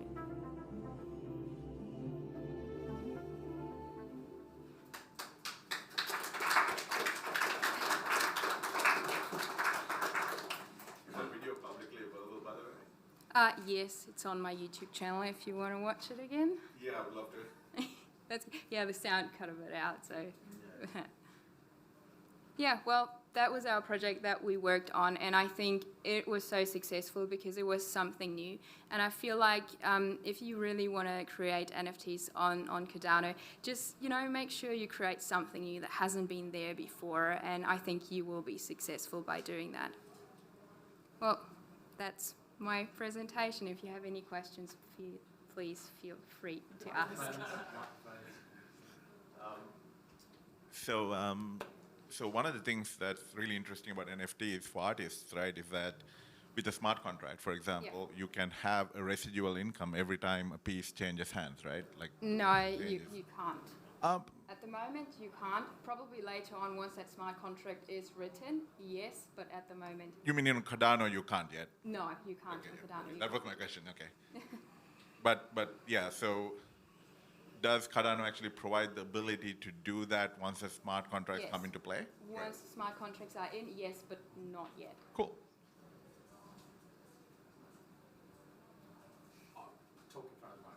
Oh, sorry. Sorry.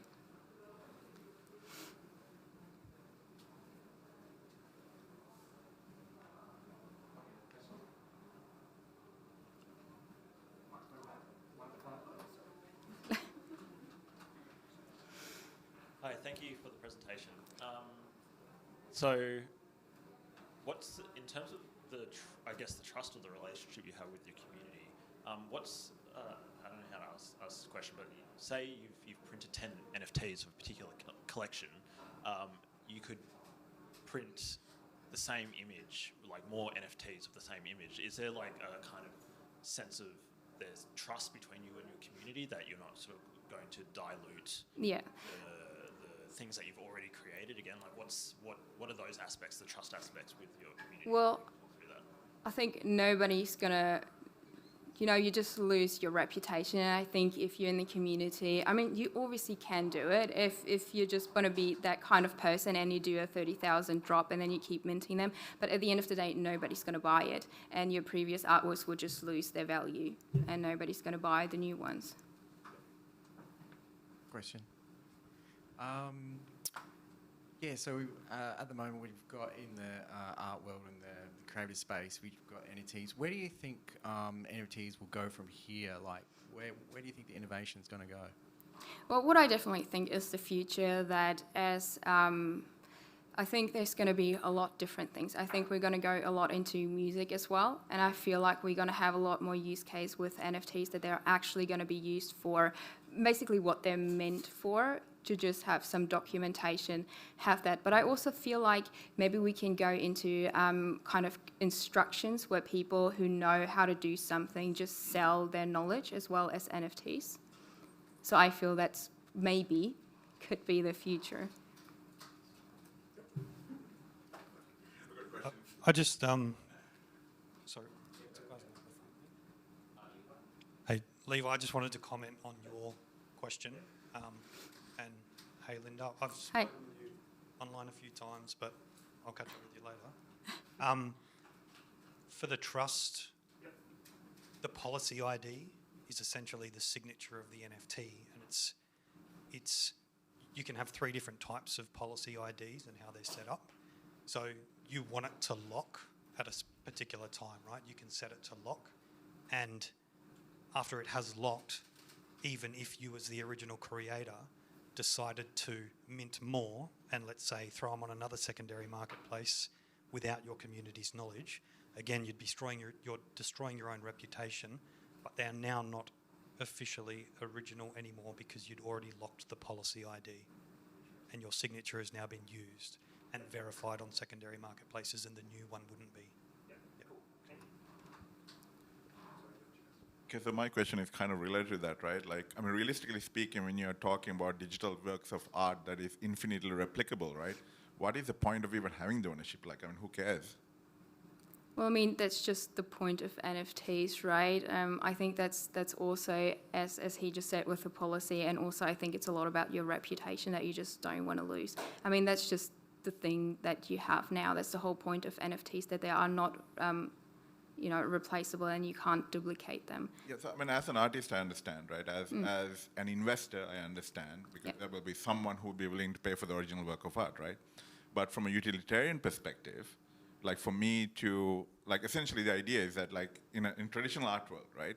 Yeah. You can buy a piece of art, put it in your private viewing room, and you will be able to enjoy it ever, right? Yeah. So in a replicatable digital world, right? Let's say, so anyone can infinitely copy something, modify it in slightly different ways, change hashes, whatever, right? So my point is that are we creating a unique ecosystem where you can own something, but the whole world can also enjoy it? Like, is that really the ethos behind it? Yes. Great. Sounds awesome. I've got some questions from YouTube as well, not to leave these guys out. Interesting one. How many artworks have you sold, and what is your net yearly profit? Probably a little bit personal. Oh, jeez. Oh. Yeah. That was a comment. I don't even know. Sorry, I wasn't prepared for that question at all. It's a little personal. You don't have to answer it. No. Yeah, I don't know. I'm so sorry. All right, skipping that. Moving on. Another one from YouTube. How do you handle the file storage requirements for large volumes of high-res artworks? Sorry, can you just repeat that? Okay, how do you handle the file storage requirements for large volumes of high-resolution artworks? You mean like on my computer or? Well, probably both. Well, everything's stored in IPFS. Well, I mean, as for my artworks that I did for myself specifically, they're not that big, and I really didn't sell a lot of them. I have a few art pieces that are originals, and so I don't have any problem with that. And as for IPFS, well, I'm not really it's a decentralized place, so basically there's a lot of nodes that hold the artwork. So for those that don't know, IPFS is like a distributed storage network. Yeah. So all the art pieces, like these ones here, are stored on there, so no one's actually storing it locally on any servers or cloud servers. It's distributed across the network. It's a decentralized network. And you get paid for storing stuff. So yeah. One more question. Yes. Microphone. So this is more of a selfish question and kind of like a personal question to you directly, right? So my daughter is like heavily into art, and a lot of her friends are. Yeah. Are you interested in doing something for the youth to get them exposed to this way of basically sharing their art with the world? Yeah, definitely. I support a lot of projects and a lot of artworks and a lot of people, and if I do believe that, there is some talent there, I definitely do it, yes. Cool. No question. I have a question. With the product of Entheos and the images that they create, that the fact that you've used artificial intelligence to produce these images, have you considered potentially using artificial intelligence to interpret it in more like an audio manner, like a musical manner? Is there a potential to bridge it out to a different sensory environment? Well, maybe there is. As I said, I'm a production engineer. I don't have that IT background. I don't exactly know what is possible and what is not possible, so I'm the wrong person to ask about that. Probably yes.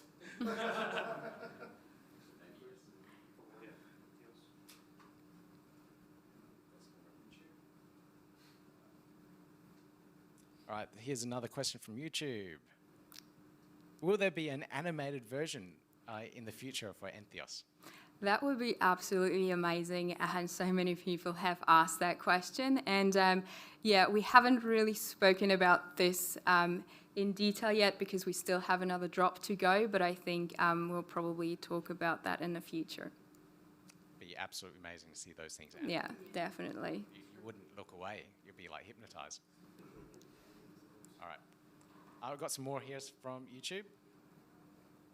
What would you say was the hardest part of starting off with the Entheos AI project? Well, it actually wasn't really hard, to be honest with you, because the first time that I saw this project, which was roughly 4 months ago, I completely fell in love with it. And back then, those images didn't look like they do now. But they were already really, really amazing. And I feel like this is an amazing NFT, and it's an amazing project, especially just the AI side of things. And I feel like it wasn't really hard to market it because people just saw it, and like me, they fell in love with it. What was the costing like? Microphone. What was the cost involved in developing the ML side of things, like in terms of training data sets and the compute you had to put into it? Yeah, so just one drop, which was 10,000 NFTs, was a couple of $1,000s to create those images, just to run the computers and everything. Any more questions? We had that same question on YouTube as well. So where are we? Okay. So, yep, one here, sorry. Cass here from XNFT. We are talking about the ability to wrap NFTs, so only the owner can view it. Yes, that is definitely possible. That's an interesting one. So only the viewer can see it, no one else can. Well, it's like an OnlyFans, isn't it? I wouldn't know. Well, maybe that's the future of NFTs. I don't know. You said that you initially started on the Ethereum network. Yep. And I guess I just wanted to know what the key considerations were when you transferred over to Cardano, besides gas fees and Yep. the native tokens. Yeah. Considering that, like, you're sacrificing the smart contract capability, was it a low competition? Was it like a marketing positioning type of arrangement? Is that Yeah. kind of I feel like when I got into it, the market at Ethereum was pretty saturated already, and it was really, really hard to get out there and get your artwork seen because there was already so much out there. And I got into Cardano right at the start when they launched a native token, so there weren't many people there, and it was pretty successful right from the start. So I was like, forget about Ethereum, Cardano is the thing. I've got a question. When smart contracts do roll out and allow for royalties on drops and pieces being sold on secondary markets, do you see it costing? Would you still charge for the initial drop, or would you drop it, the initial drop price, to like 0 and rely on royalties? So I'm looking at the business model here for NFT drops in the future. Have you explored it? Have you thought about it? I have honestly never thought about it. I mean, that is an option, but I think everybody can decide for themselves, really. Project by project.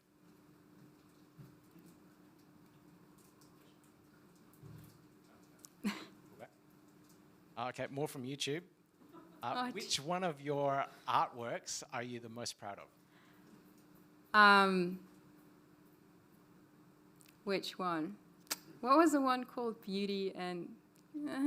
what was the one called? They're your artworks. Yeah, exactly, that one. that one is the one that I'm most proud of, because it was really like kind of the first portrait that I ever drew that was kind of a bit more professional. So I'm really proud of that one. Which one? And obviously the Charles drawing. I already forgot about that one. Definitely the Charles drawing as well. I'm proud of that one. Yeah, if you haven't seen it, she drew a picture of Charles looking quite dashing. Yeah. Where can we see this? Where is it? Is it on there? Is it like pinned on there? You can actually go on YouTube and then you just go Charles Hoskinson fan mail and then crypto fly, and then you can watch the whole video of him shouting it out. More from YouTube, you ready? No, yeah. How long does it take the network to create one image? So technical one, you go mint an image, how long does it take? 6.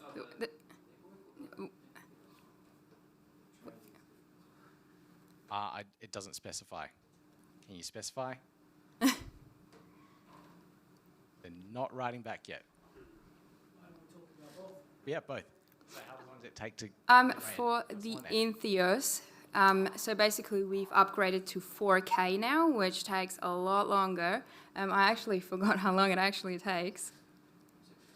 6 minutes, exactly. 6 minutes with the 4K images.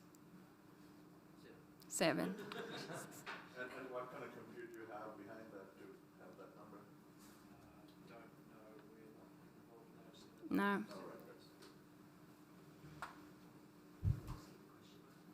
Yes.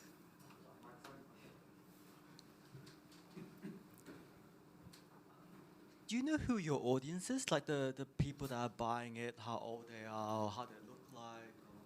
Definitely. Yeah. Yeah. Normally with traditional art, you see the buyer coming in, and how do you? Yeah, no, especially for my traditional art, which is very small drops, I definitely do know the buyers who are buying my NFTs.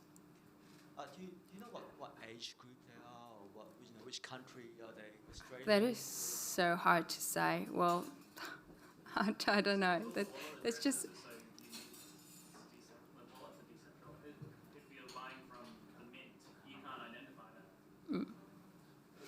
been interesting looking at some of the buyers. They've been of all ages. Yeah. Yeah, a lot of her buyers have been from all around the world.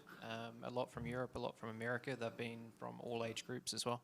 And I think that's one great thing with cryptocurrency is that it's been introducing a lot of young people to art because they've made a lot of money through crypto by buying it when it was 2 cents. So for them to be able to buy art now, it's very, very easy. So it's been interesting. Sure, just one other question. You mentioned how a lot of people buy it to trade. Can you see like how much your art has been traded or? You can't specifically see it or follow it. I mean, you can see it if it's being traded on cnft.io. Yes, you can, but I mean, you kind of know about it. You can see, this was sold on Discord or this was sold there. You kind of, but it's not like you get a notification somewhere that it's being resold. You don't get that.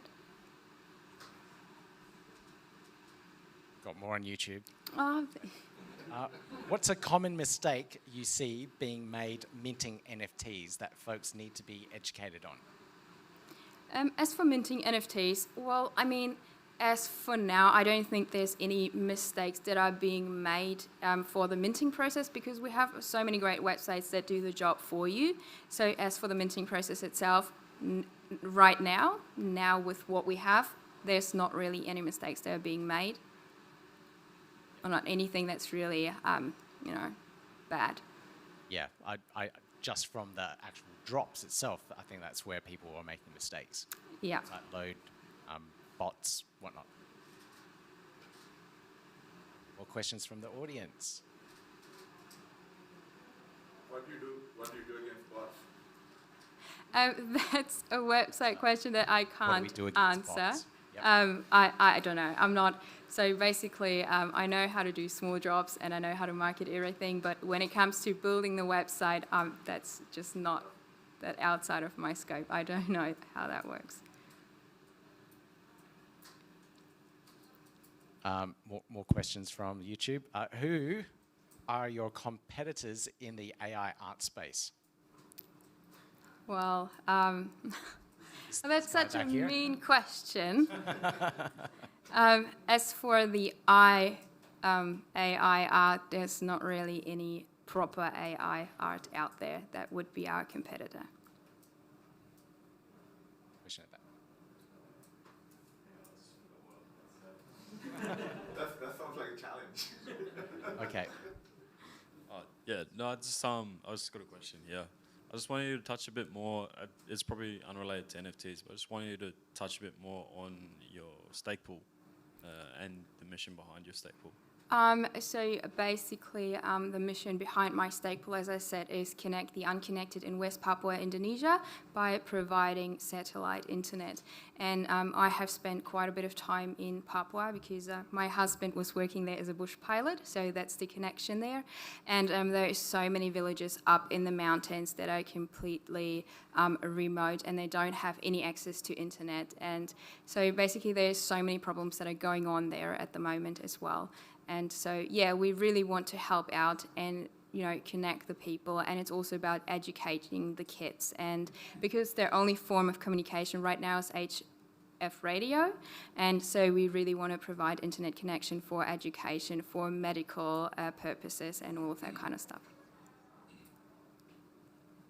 Follow-up question, does anyone know if Cardano ecosystem has a low resource consumption wallet, like basically Bitcoin Cash has, which is popular, and like people use it on like inexpensive phones in West Africa and things like that? Because essentially, like in communities like what she's talking about, like access to the financial system is something that people are lacking in a big way. So the question was a low resource wallet that works. Low resource wallet, yeah, that people can run on cheap phones, basically. Yep.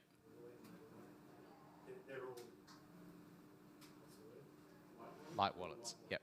So, yeah, Ada Lite and Yoroi are your options. Yep. Still need a smartphone. Yep. Something that can run the Apple App Store or the Google Play Store to download it. So it's you need a phone at that level at least. Right.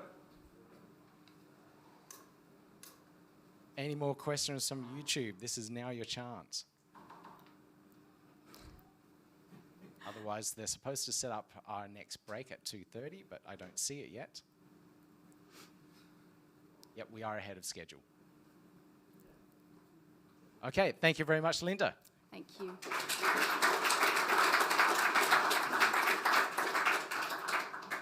Right, so we will take the break early. It will be a little bit longer. I'll get Steve from VyFi coming in at 3:45. Maybe we'll do it a little bit earlier, see what his schedule is like, and then we'll move on to the panel discussion and then the future of Cardano after that.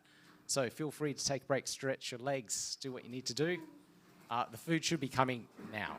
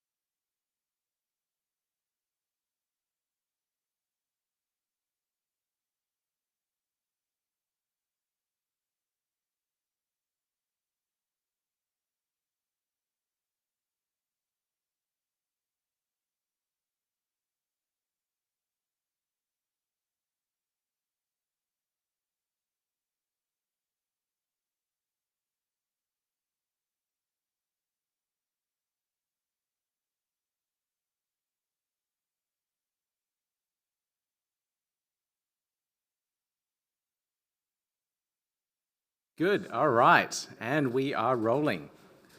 So if someone's on the YouTube stream, just let them know we're starting again. Anyone? Cool. All right. Hopefully someone did. So we have Stephen Ward from the VyFi project joining on this one. I'm going to do a live interview on this. There we go. Steve, welcome back. we got to stop meeting like this. We got to meet in person sometime. Okay, we just got some audio issues. 1 second. Okay, try again. Now? Yep, How about perfect. now? Yeah. Yeah, if Melbourne ever manages to escape from where we're at, we'll find out. Yeah, so Stephen runs a project. It's basically a DeFi project with AI, auto harvesters, liquidity pools, and a hedge fund, all rolled into one. It's quite a project. I've watched it grow from its starting point all the way to where it is now. It's gone through ICO phase, fundraising, all sorts of different partnerships have formed now as well, and you guys are doing quite an amazing job. But Steve, let's start off with an overview of what VyFi is, so everyone has a good understanding. Yeah, absolutely. Can I actually share my screen for one moment? I think the best way to do it is with a picture. Yep, so we got the screen sharing happening. Host disabled participants. Oh, I'm sorry. There you go, try it now. Legend, thank you so much. So we are an upcoming DeFi project on the Cardano blockchain. This is from our white paper, but this little excerpt here is a nice simple picture that kind of describes what everything is in one broad overview. We've essentially got a top layer, which is an auto harvester, and this allows people to essentially deposit Cardano or stable coin, and then we manage yield farm on their behalf, and then so essentially we aggregate that yield farm. Oh, can you not hear me? And then we send it back to them. In the second layer, we've got a DEX, and this functions like a classic DEX, and that allows the user to manage their liquidity on their own rather than having us do it on their behalf.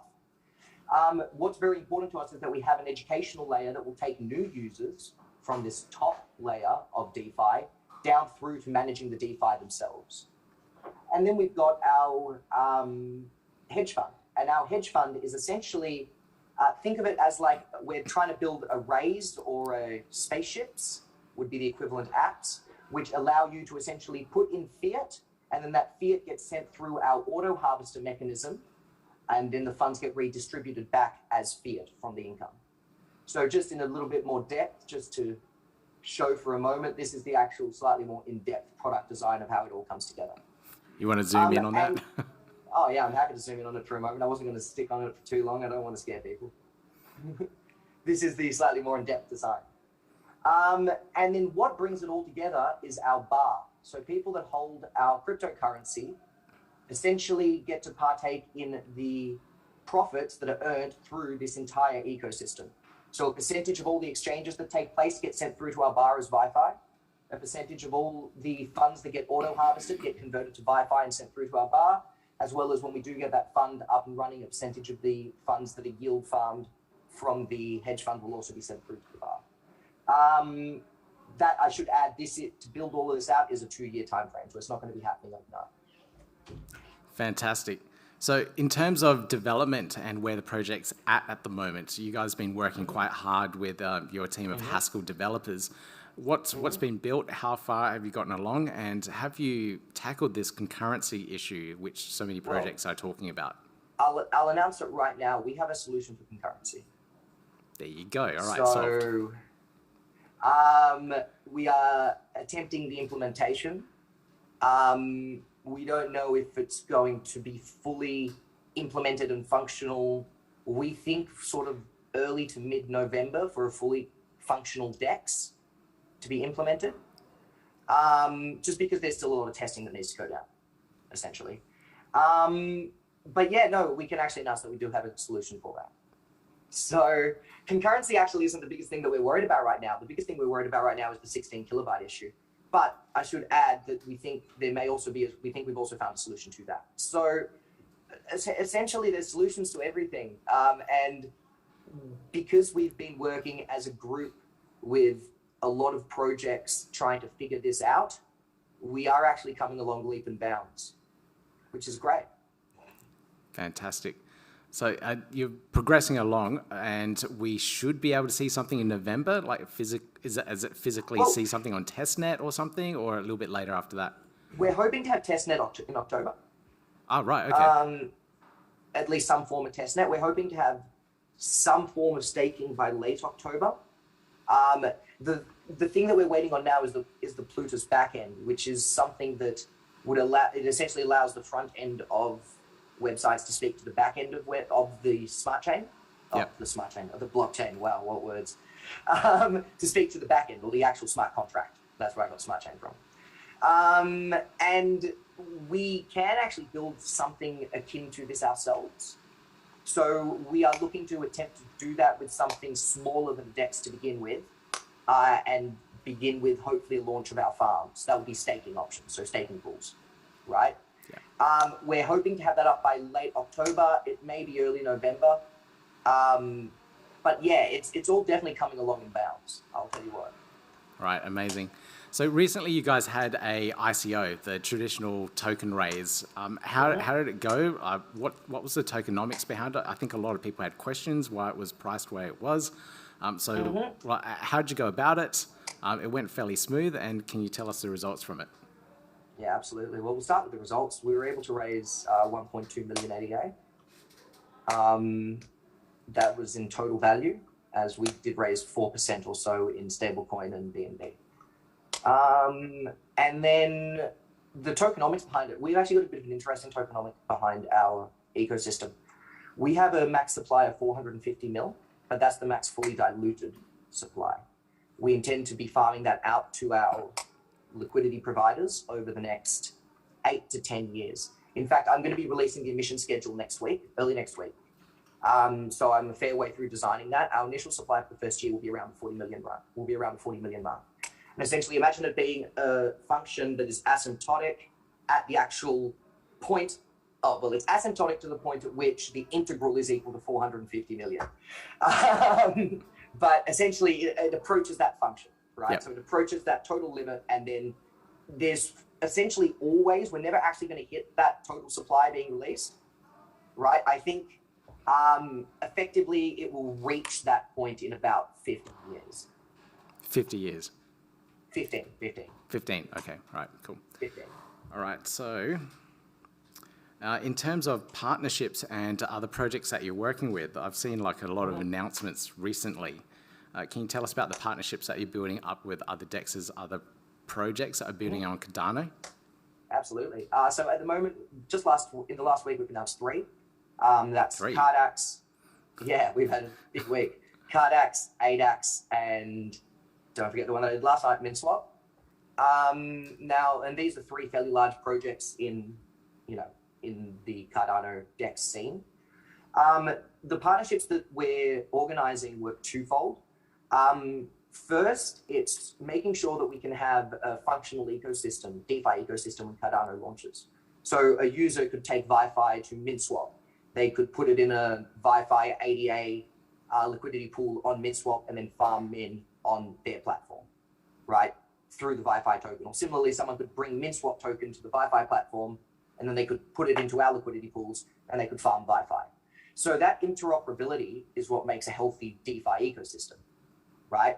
And furthermore, we're working with each other to be able to assist in the construction and the difficulties that arise from being projects in this space. Such as the concurrency issues that... yeah, absolutely. Well, it's actually interesting. No one really helped anybody with concurrency. Everyone was pretty quiet about that. Yeah, interesting. Everyone's kind of come to a solution now, so we're all feeling pretty confident about that. And now that everyone's feeling more confident about that, it feels like people are just starting to talk more. I don't know. I feel like everyone felt like they were in a race to try to beat the last person, to try to beat out the other project. But now that they've realized that we've all got to wait on the back end and everyone's solving it anyway, we've all kind of just gone, oh, well, I mean, we're all kind of just waiting. Guess it wasn't that hard. Yeah. Or maybe for the smart engineers that were working on it. It was hard, but it was basically just doable. It was more doable than I was expecting. Okay. So when can we start staking Wi-Fi? And actually, look, as I said, I'm sort of hoping late October, early November. Let's say, depending on a few things from IOHK, which we're still getting more information out over this weekend. Let's say at worst, we're hoping by December. Okay, great, amazing. So the very worst case. So I'll open up the floor for questions right now. So if anyone's got a question, want to understand this a little bit more, we'll just run the microphones around. Or even just anything about Cardano development in general. What was that? I can take questions. Even just questions about Cardano development in general, if anyone has anything to say, ask. Yep. Having only just found out about your project, is your token already circulating on the market? No, we're not launched on an exchange, but we have launched our ICO. So we do have approximately 2,300 holders. And how do you get a position in the ICO? The ICO is closed, unfortunately. We're launching on a centralized exchange, hopefully in October. We are in talks with a few places. I can't really say, unfortunately, we are under NDA. But we're looking to be launched on a SEX in October. That's so unfortunate that. That's fine, I understand. we're looking to be launched on one in October. So that would be when everyone else can come in and participate. At the front. So what is the particular strategy you're using with your DEX to basically stay away from the regulatory requirements around brokerage licenses and market makers? Absolutely. So at the moment, we've had a massive geo-lock on all the countries that have been allowed to participate. We're also acting as an Australian company, and Australia doesn't have regulations surrounding that as of yet. The real strategy, the ones that we're really worried about are two regulatory agencies, in particular the SEC and FISM. Yep.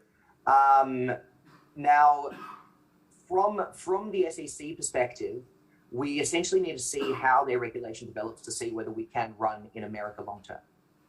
Essentially, if America says we don't allow decentralized systems, we would then have to consider implementing a KYC mechanism, which we did do for our ICO, I should add. But we're not sure if we would be willing to do that for our platform writ large. And FISM, the one that worries us about then is, of course, if they determine that DeFi in general is money laundering. Because if as a whole FISM determined that DeFi is money laundering, then very quickly countries can put DeFi in the same category as sending money to North Korea or Iran. Unfortunately, the best thing that we can do right now is organize our system with lawyers, ensuring that we meet European and Australian regulatory requirements. And then essentially we need to wait and watch to see what the larger regulatory bodies who also influence those ones do. Great, thank you.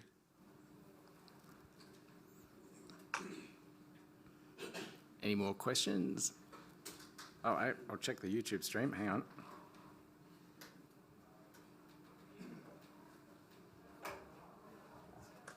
That was lovely. The one thing I would also just like to talk about, because this is the part that we're most passionate about in this project, is that actual educational layer that we are building. So the principal reason why us as a team went onto Cardano was because we really wanted to take the opportunity, as Cardano is looking at implementing themselves into new markets, to be able to bring these users that have never been banked and never actually had the opportunity to interact with the financial system before, and introduce to them this new way of banking.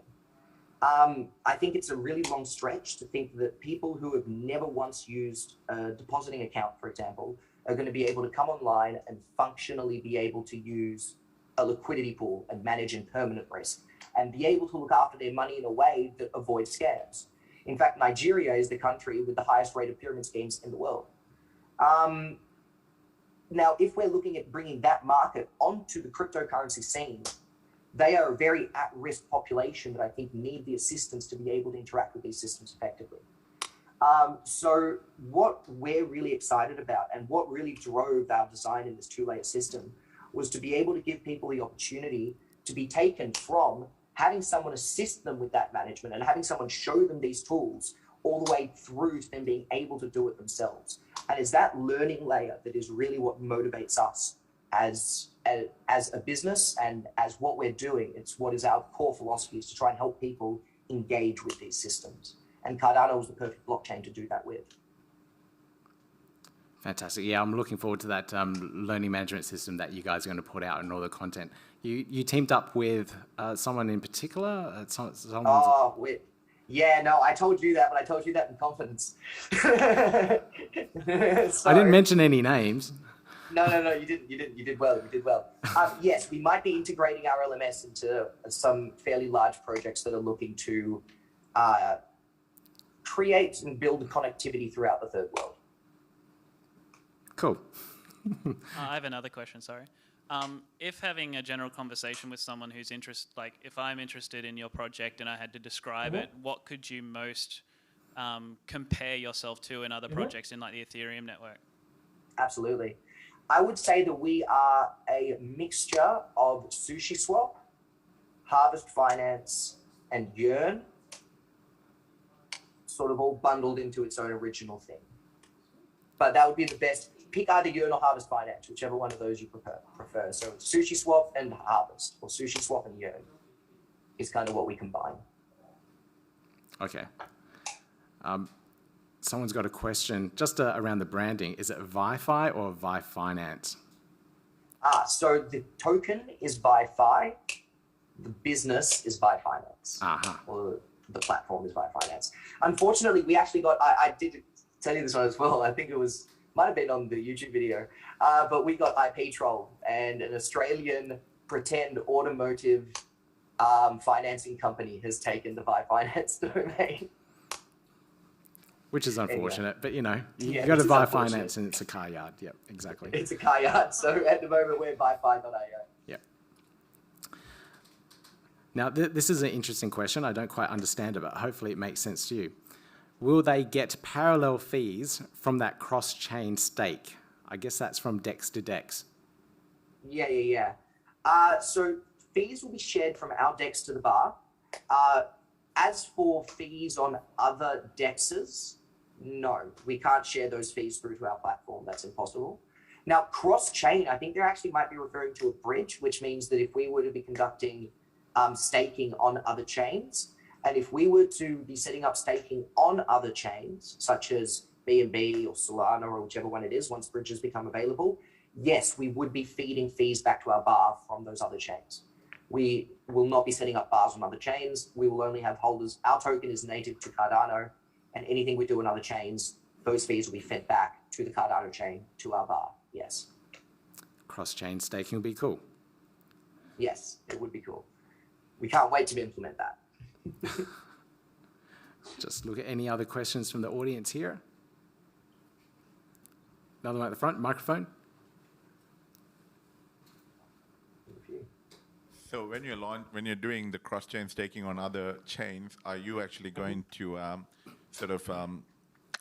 like essentially split your Wi-Fi supply onto native tokens on other chains? So how do you plan on doing that? Yeah, absolutely. So that does depend on the bridging mechanism. At the moment, they haven't actually developed the ERM for Cardano, so you can't bridge Ethereum just yet. Have you ever heard, I'm asking a question back at you. There is a company called, or a DeFi platform called VyFinance.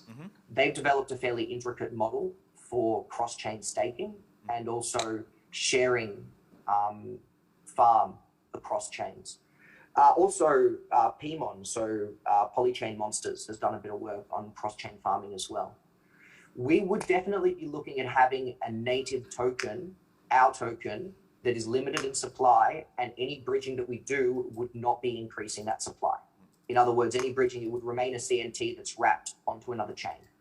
But I don't close the concept of us using another token that we may produce, such as a BVyFi, that would be the wrap token. I don't know, such as a VyFi 2 that we would need to use as a utility token if we were to produce a DEX on another chain, for example. But it really depends on what that utility looks like and how we're developing ourselves moving forwards. Whether we're developing just staking or if we're actually looking at developing new DEXs across other chains. For example, there's 2 new chains that have come up that are already talking to us about opening up the first DEX on their chains. We haven't come to any determination as to whether we'll do that or not. But it's those kind of things that we kind of have to look at as we move forwards And as to whether they'll even be under the VyFi name, they may be something else. You know, there's so many open questions there. I'm afraid, Matt. I'm sorry I couldn't give you a clearer answer. Perfect answer. Cool. Thank you, and best of luck with all the cool things you guys are doing. No, thank you so much. Right, we've got another question here from YouTube. Do you have any visual layouts yet of the dashboard or anything? Yes, we have some visual layouts of the swaps. Next week or within 2 weeks, we're gonna have. I've got a meeting with my UI designer actually right now after this, or in a few hours, I should say, not after this. And we're going to be going through the first actual live example of everything running. So the actual full UI should be up within the next 2 weeks, I'd say, for people to sort of grind into or look into. We're going to make it a bit of fun. We should be able to actually have you go to our website, log in with a NAMI wallet, and then you can actually play around with it having logged in with the NAMI wallet, so you can really get a feel for how that works. So you did decide on NAMI wallet as your Web3 wallet? Well, that's not decided. That's the only one that we can do it with effectively at the moment. Yep. And even that isn't the most effective in the world. There's only limited information you can send between the NAMI wallet and the blockchain. But it does allow that user experience of logging in, having that Web3 connect, you know, and actually feels like you're logging into a dApp. Great. Which is what we're excited for. Okay, we've got a question at the back. As for staking rewards, what can a VyFi holder expect from initial staking when it first starts, as to what you'd find as a median average? So I think the best way to describe this is, because that's really difficult to answer as we don't know what our TVL, total value locked, will be, right?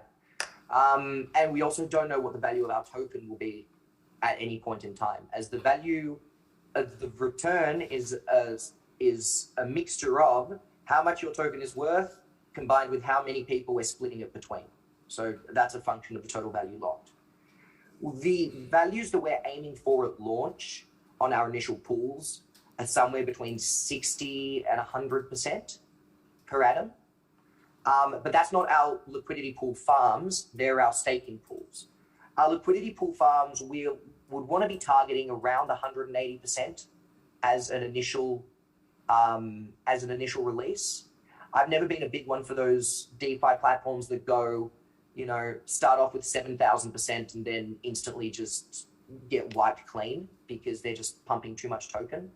And our supply is actually rather limited. 450 million sounds like a lot, but it's actually, if you look at it, for example, with Pancake has minted 200 million tokens in the last year. So that means that Pancake supplies in just the last year is essentially just half of ours, right?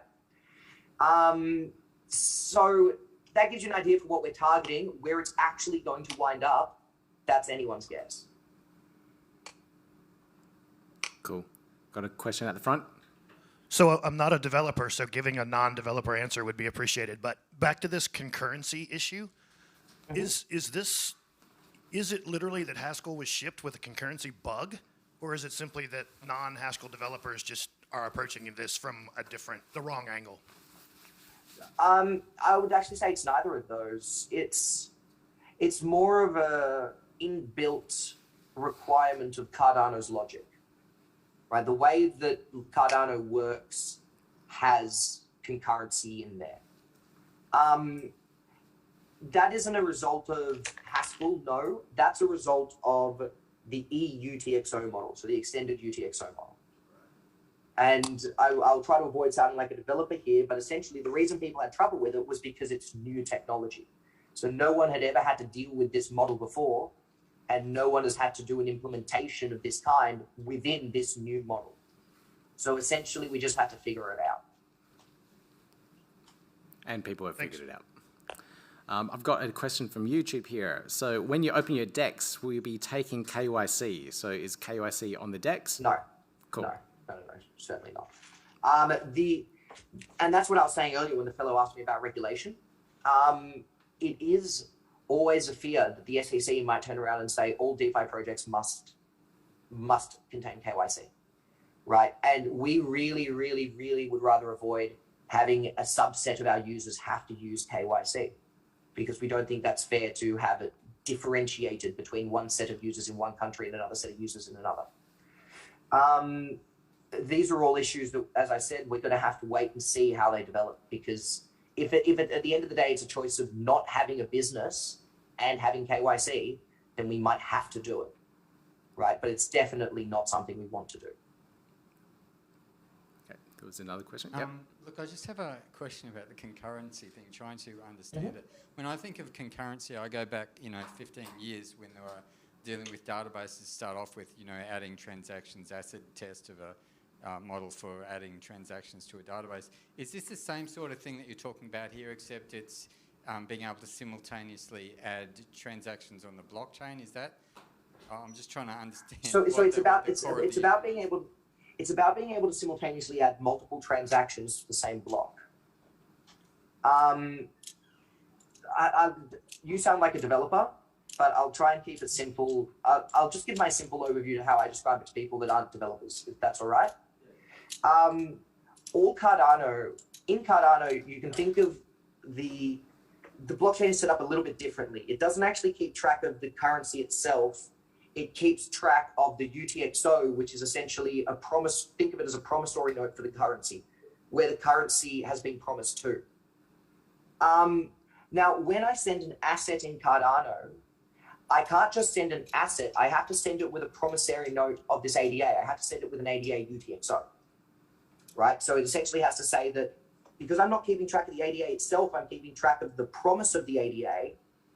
I essentially have to, when it goes forwards to the next wallet, I need to have something that links that asset to a promissory note.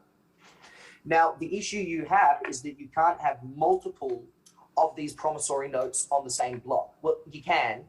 Actually, that's wrong. You can, but it's difficult to do. And the concurrency is that if I'm trying to send one asset, but 6 instances of it on the one block, it essentially just says to me, I'm sorry, that's too many UTXOs going at once for this one asset. And then it doesn't allow it.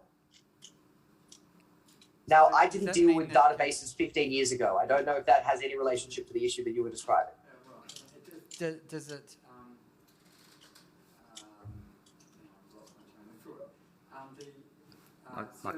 I think maybe you've referred to this earlier, but does it mean that Cardano itself should be changed? Because if this is going to be an ongoing issue, where's the fix? Is it the fix in doing Haskell programming, or is it the fix in changing the blockchain so that it's maybe the ETX stuff, which I don't really understand? Is it a matter of having a different standard somewhere?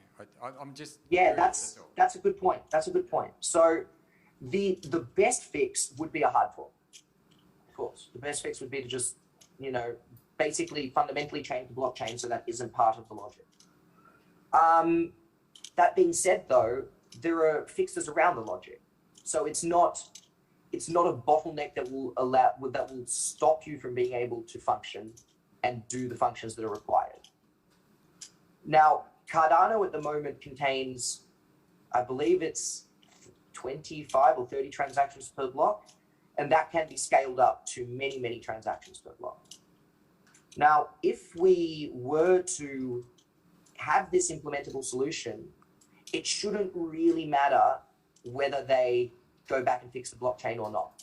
Essentially, they've just pushed that work onto us, the projects that are building on their blockchain, right? Because we can do it, but instead of them doing it from fundamentally fixing the problem, they've just made us figure out how to work around it. So, Thanks, Steve. One quick follow-up on that one. So a couple of questions really. When you the solution that you guys have, is that going to be open source and shared with everyone else? Is it going to become like a core library that everyone uses? And the second question, I don't know if... Yep. Yeah, please. Yeah, and the second question is, what is the decision behind implementing it in this way? Obviously they are putting a lot of formal verification and planning into designing the technology. Did they do it for a specific benefit, or was it an oversight? So do you have any visibility into the circumstances under which this came to be. Yeah. So I'll start with the first one. We would expect it to become a core library, yes, and we'd expect it to become a core library fairly quick. We're not necessarily sure if our version of the implementation is going to become the standard version of the implementation, of course.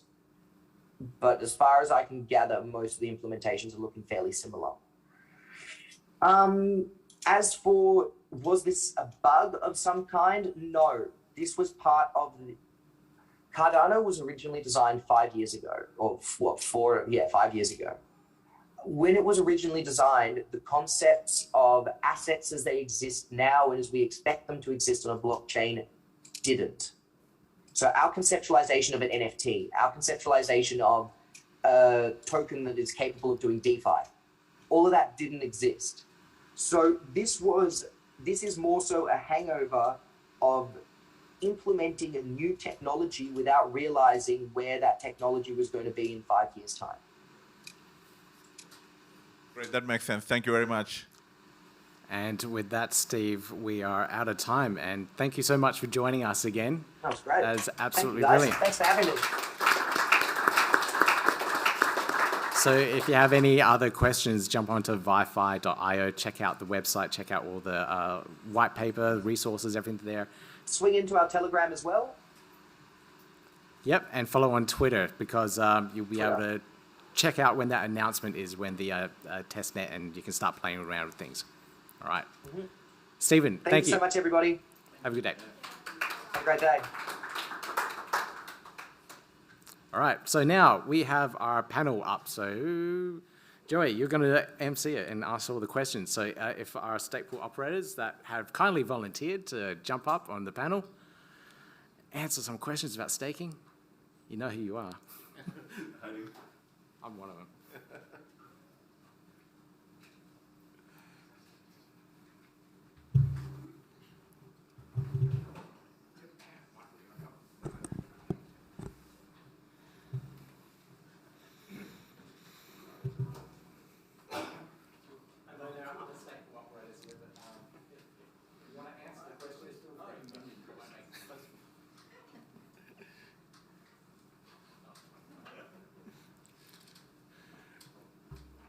Is there another person in there, or invisible friend in there? That would be it. Right.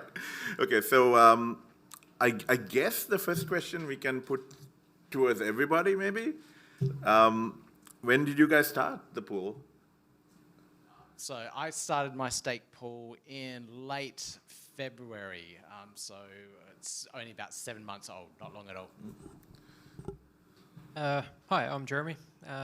Marlo and Paul, that's who we're running. We started the pool, I think, in June, I think is when we went on to the mainnet.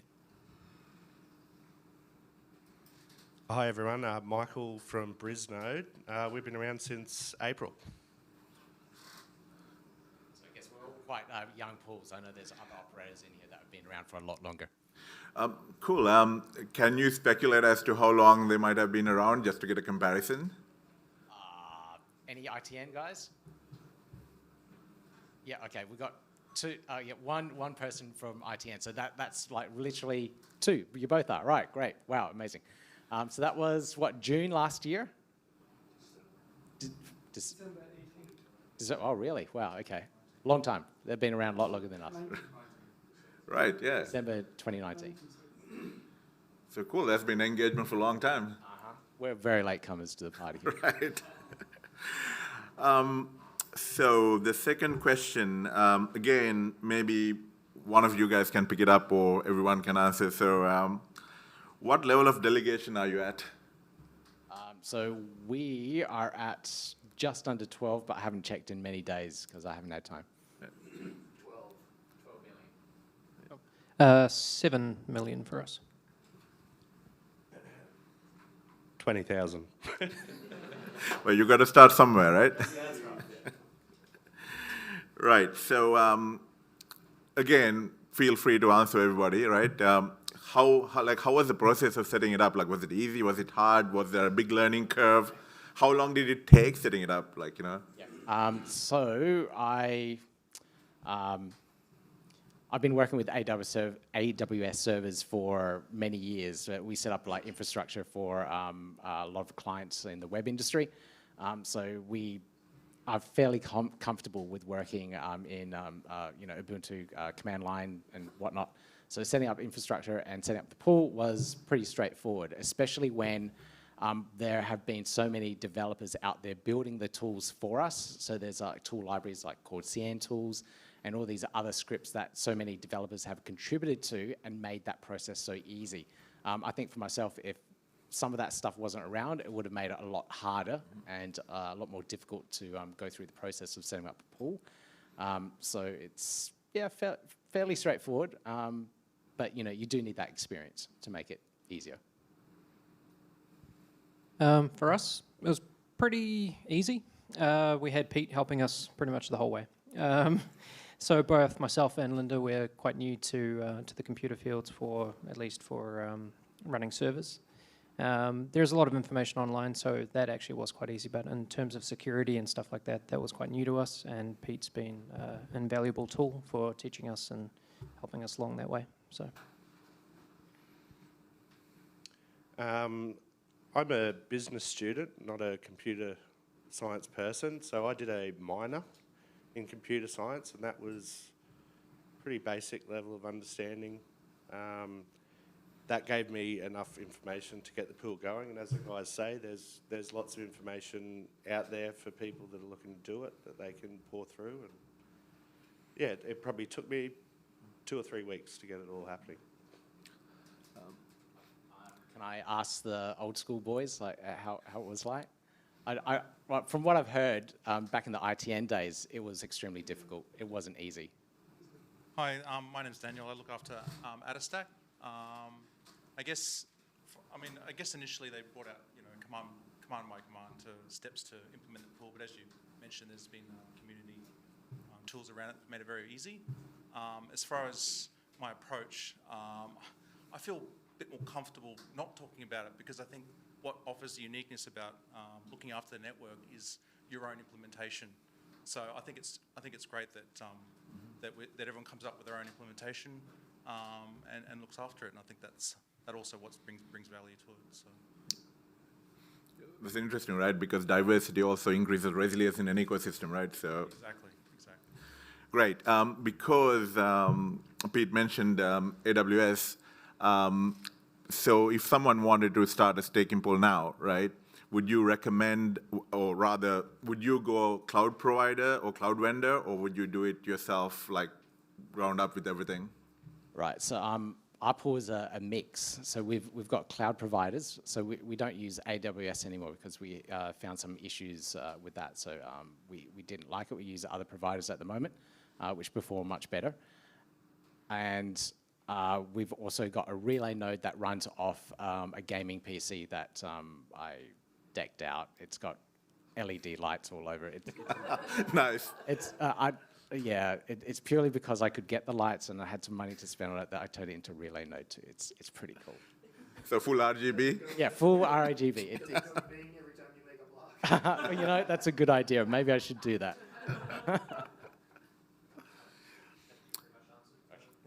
Yeah, pretty much. So, so next question is, this will be really interesting for people who are thinking about making staking pools, right? So, in your experience between the three of you guys, right, what would be the top mistake you would basically mention that someone starting new should avoid?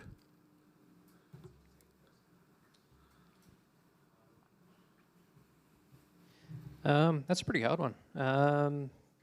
I'm guessing marketing, lack of marketing. You really need to get your pool out there. You need to be unique, and you have to give people a reason to stake to you. There's a fair bit of work involved, and if you're not able to get stuck into it, then maybe don't get started until you are. That's a valid point.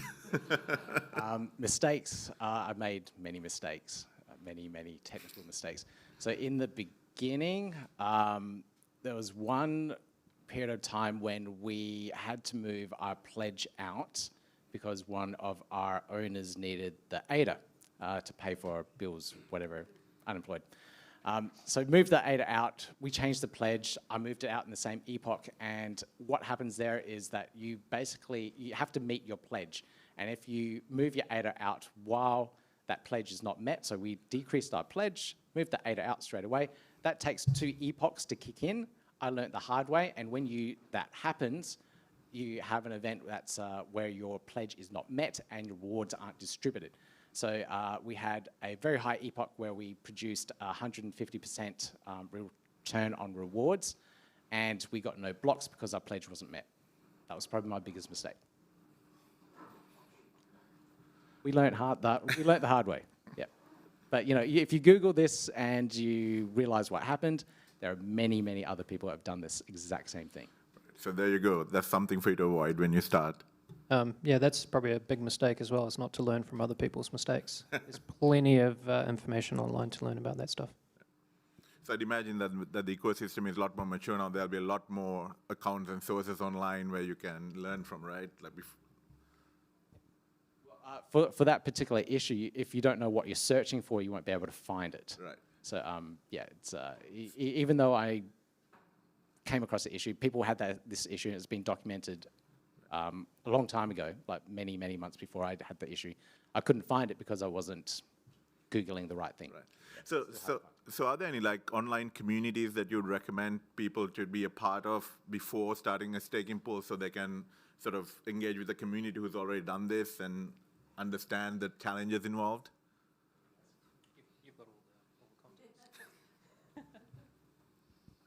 I haven't had a great deal of success with delegation at this stage and haven't done much marketing, but I've found Twitter extremely useful, and a few Telegram groups if you want to have a search around in there.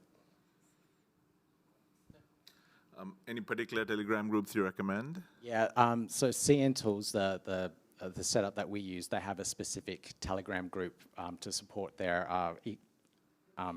code, their application that they use. I can't remember what it's called. But if you look up CN Tools, you'll find the links to their Telegram group. If you manage to get it set up in their GView Live, you'll be able to see a link to their Telegram group. I cannot remember what it's called, because once you click on it, it's there in your Telegram, and you just go to it. So I can't remember what it's called, but yeah. Cool, thank you for that. So we spoke a fair bit about starting up, right? So on an operational basis now, what is the hardest thing that you guys experience on a day-to-day basis on an operational capacity when you're running these staking pools? I think everyone's mentioned it already. It's marketing. It's purely marketing the pool, getting it out there and growing it. From a technical point of view, once you get things set up and operating, monitoring the pool is fairly easy. There's so many tools out there like Grafana, Prometheus, and then the updates come every month, every second month, and that process of upgrading now, because the older guys that have been around for ages have made that process smooth, it's just so much easier. So for us newcomers, it's fairly straightforward. But marketing is hard, and with over 3,000 stake pools at the moment, getting yourself known out there in the community is a full-time job. So I know I do it full-time. Yeah, pretty much. Marketing. Get involved in the community, get out there and take all opportunities that you can. Our pool, Mullen Pool, we're with the MinSwap delegation, and there is other new projects coming online that are using community-run stake pools. So if you can, get involved with them.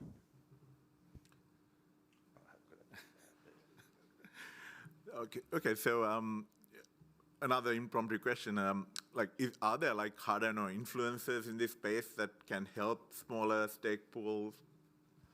Yeah, there are. So a lot of the older stake pools do help the smaller ones in the space. There's some with really good followings that if you get on their side, they'll help you boost up your rankings and not boost up your rankings, but try and build up your social media profile so that you can potentially get more delegates to your pool. It's quite a work. It's quite a lot of work. It's a bit of a chase, but you'd see pools like what's it called? Deadpool. What's her name? I can't remember. That's an awesome Amanda name. from Deadpool. Yeah, it's a pretty cool name. Like she lucked out there. But she helps a lot of the small stake pools. So she'll help one particular stake pool, get them up to like 1 million or so, then move on to the next. So she does a lot of work around that. And there's other pool operators, I can't remember their names off the top of my head, that do exactly the same. Cool. So it's a supportive community. You're not really on your own as such.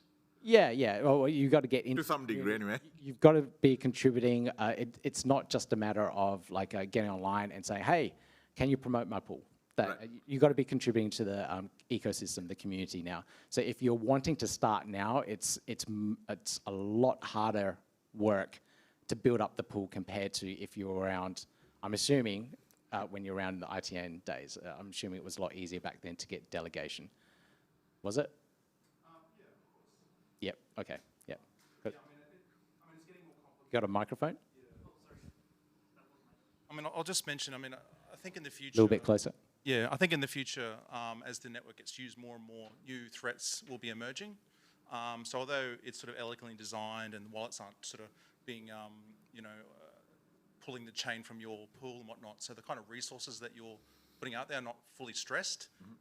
But as we go forward and it gets used more, plus also they're bringing out layer 2 solutions and all sorts of other things, the complexity will go up. And unfortunately, look, I think at the end of the day, it is a sort of a semi-competitive environment. Although I'm a big fan of supporting pool operators, you sort of can make an argument that really it should be the most technical looking after the network. But the great thing is that with Cardano, it is designed so elegantly that you can start a pool, fairly low risk to your money, as long as you don't like keep secret keys on the pool, things like that. We've heard sort of stories about that. But if you follow the guides fairly accurately, then yeah, it's pretty straightforward to participate. I think the barrier to entry, at least technically, is pretty low. Anyone can sort of participate. As you point out, it's sort of like, I mean, we've got 70% of ADA staked. So if you're to attract delegation, you sort of have to actually compete with other pools. It has to be a redelegation. So it can't keep going on forever. So although that there are OGs out there that sort of been blessed with that, I think in time, as people come out with more sort of interesting ways of attracting delegation, it will roll over, and that's the thing, it's always continuing to evolve. So I think, yeah, playing the long game, and if you've got resilience, yeah, you can do it.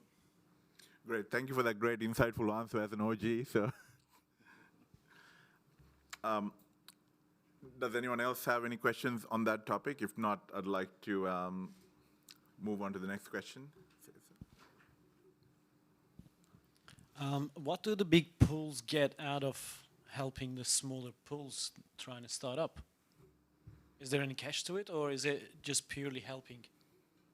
I have no idea if there's any financial benefit between these bigger pools that are helping the smaller ones, other than clout, I guess. That's all I know. But yeah, there's no real financial benefit, but I think it speaks volumes of the Cardano community that you're willing to help out other people, and that is true through all of my experiences or our experiences through Cardano. Yeah, I agree with that as well. The community aspect of Cardano is why I'm here, and the larger pools supporting the smaller ones would just make sense to a lot of us, I think. Okay, so all those karma points are not going to go to waste either, right? One day they'll come in handy. So the last pre-decided question, really. This is along the lines of what we were talking about earlier as well, like the 1.2 million ADA requirement for minting, right? So how do you see the future of smaller staking pools? Like, where do you see the evolution there? Like, where do you see them going?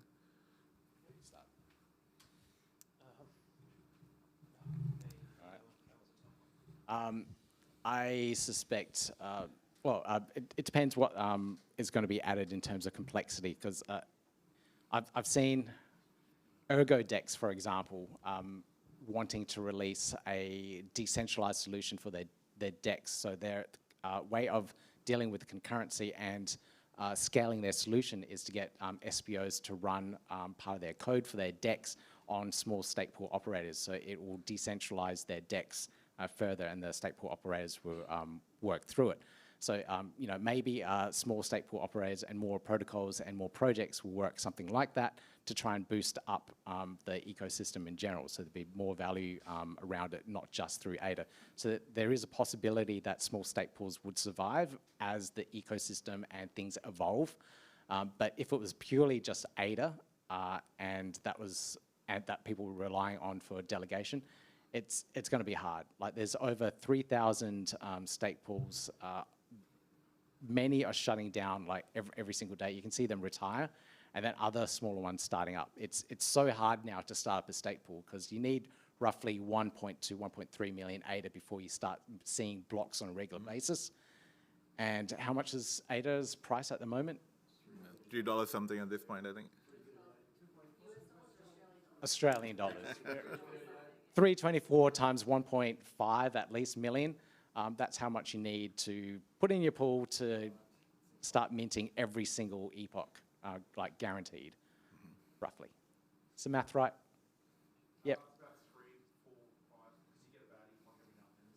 Oh, yep. So yeah, the luck rate. If you had 100% luck rate, then yeah, you're good. But at 1.2, you get a lot of bad luck as well. And bad luck meaning you won't get any blocks assigned to you. To get a fluctuation like this. But 3.2 million, which the IOG delegation give you from Input Output Global, should get you a regular, more consistent rewards, but even then you might get 0 blocks. So, right. So 3.2 times 3.3 million. Right, so, but like you would take 10 million basically. Yeah, okay, yep. Yeah, it's not much. Here, yeah. Yes, right, exactly. Okay, so we have a question from YouTube. Is there a limit of staking pools on the Cardano network? So For the upper limit, no. You can create as many as you want. So there's a follow-up to that question, which is, if you have 10,000 ADA, is it better to spread it across 2,000 staking pools or leave it in one pool? What's the best return? I mean, if all pools are producing blocks, I guess wouldn't make a difference. Yeah, 2/8. Yeah, it just doesn't make sense to spread it that big and trying to maintain all of those wallets. But it's kind of encouraged to split big wallets and delegate to a few pools at least. But there's no real financial reward to that.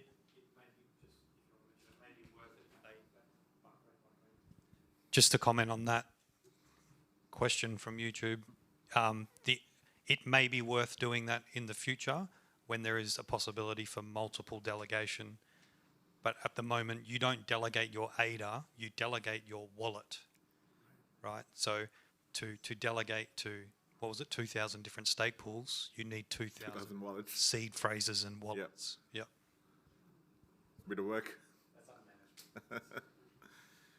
Okay, so that's pretty much all the questions here. Like, does anyone else have questions? Yeah, sorry. Forgive me, sorry, I'm super curious. You're talking about setting up your original pool in AWS and moving to something else with your own hybrid. What did you move to, and what specifically was wrong with AWS? Okay, it was all right.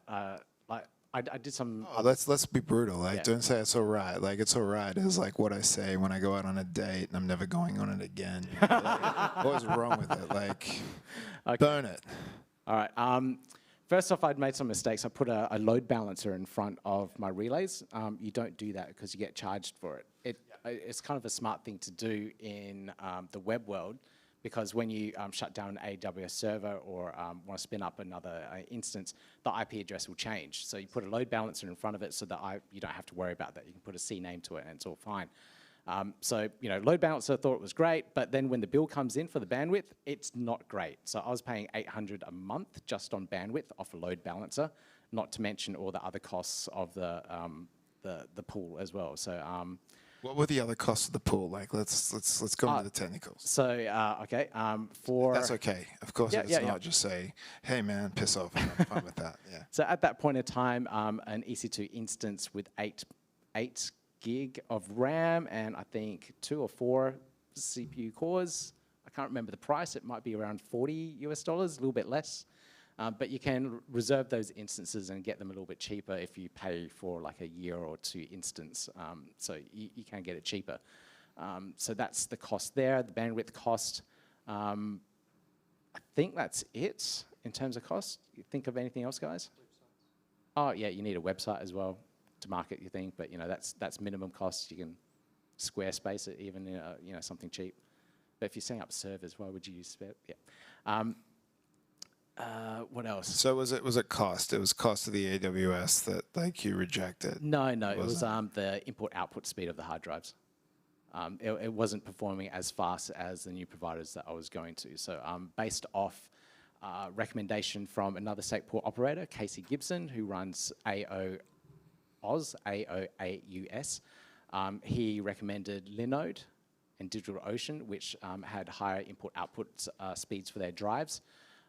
Which helps because you're constantly writing to the hard drives when you're syncing in the blockchain. So higher input speeds there, output speeds there, just performs better.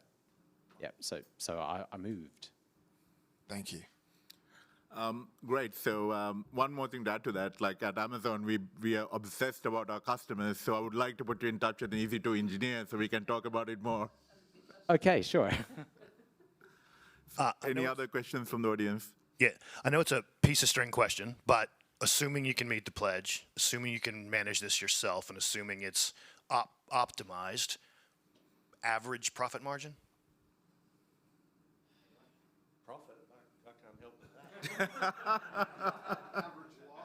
that. Well, it depends on what you're running with your fees and variable fees and things like that. But otherwise, if you're a zero fee pool, it's 348 per epoch if you're minting a block.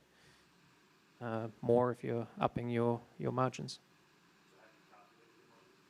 We're running 3%, I think it is, on our one. And yeah, around 340 to 400 is a normal epoch. Yeah. So we're running a zero margin at the moment. Because of that issue that we had previously, we're running at zero margin to get the return back from what the delegates have lost. So that's why we're at zero margin. So we only get the 348 every epoch, and it works out to around like 70,000 AUD at the moment or something like that. Yeah. So it's not huge. It's profit. Yeah. Just saying on the reason why we're running a 3% as well is also we're a mission-based pool. So the extra ADA that we're taking, we put immediately into a charity fund. So that's the reason why we're running 3%.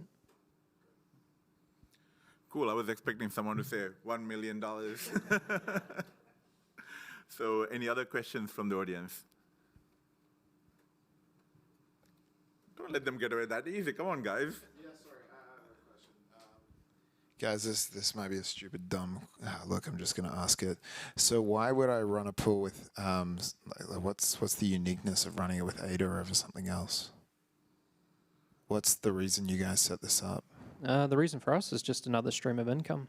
Passive income is king, and especially in times of Corona where people are losing their jobs, having that extra income is good. Sorry, I mean comparatively to like another chain or another. What was the draw card for ADA? Well, my wife is quite heavily involved in the NFT scene on Cardano, so everything that we're dealing with is in Cardano as well.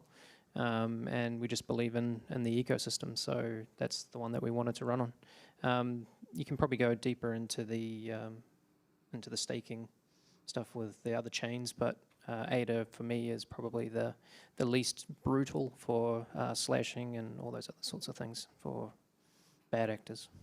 So it was purely based on familiarity, not based on like ease of use or ease of setup or. Yeah, okay, thank you. The equipment requirements for running a Cardano pool as opposed to perhaps mining or something along those lines are far cheaper.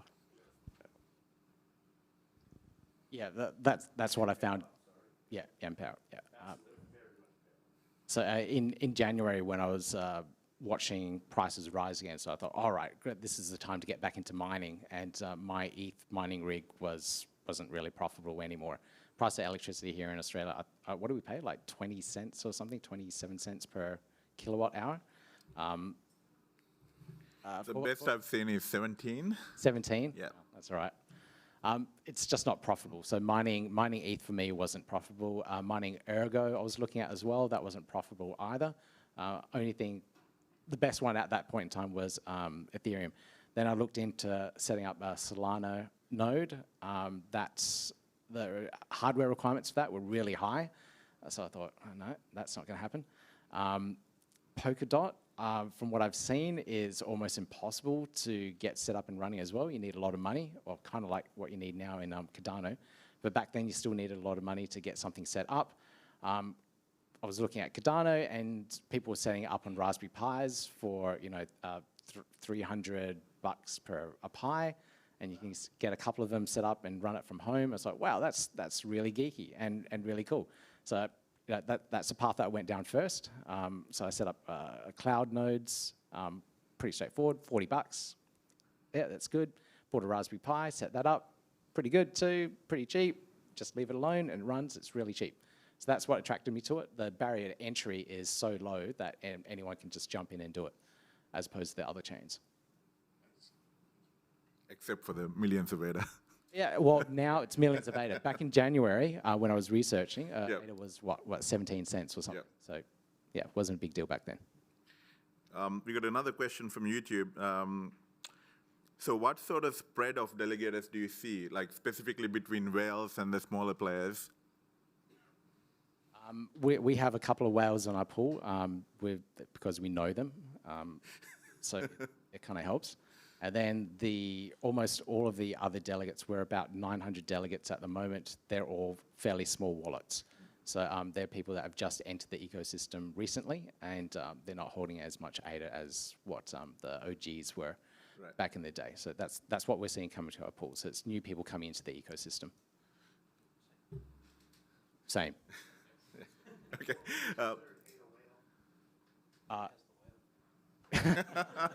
Yeah, basically, like anyone that's delegating to pool, and you look at pool.pm, and you see a whale picture next to their wallet, they're a whale. What's the number? I don't know. It's at least 1 million? Yeah, at least 1 million. Right. And you get a beluga whale. You don't get a blue whale yet, or a killer shark. It's a small whale. A small whale is 1 million.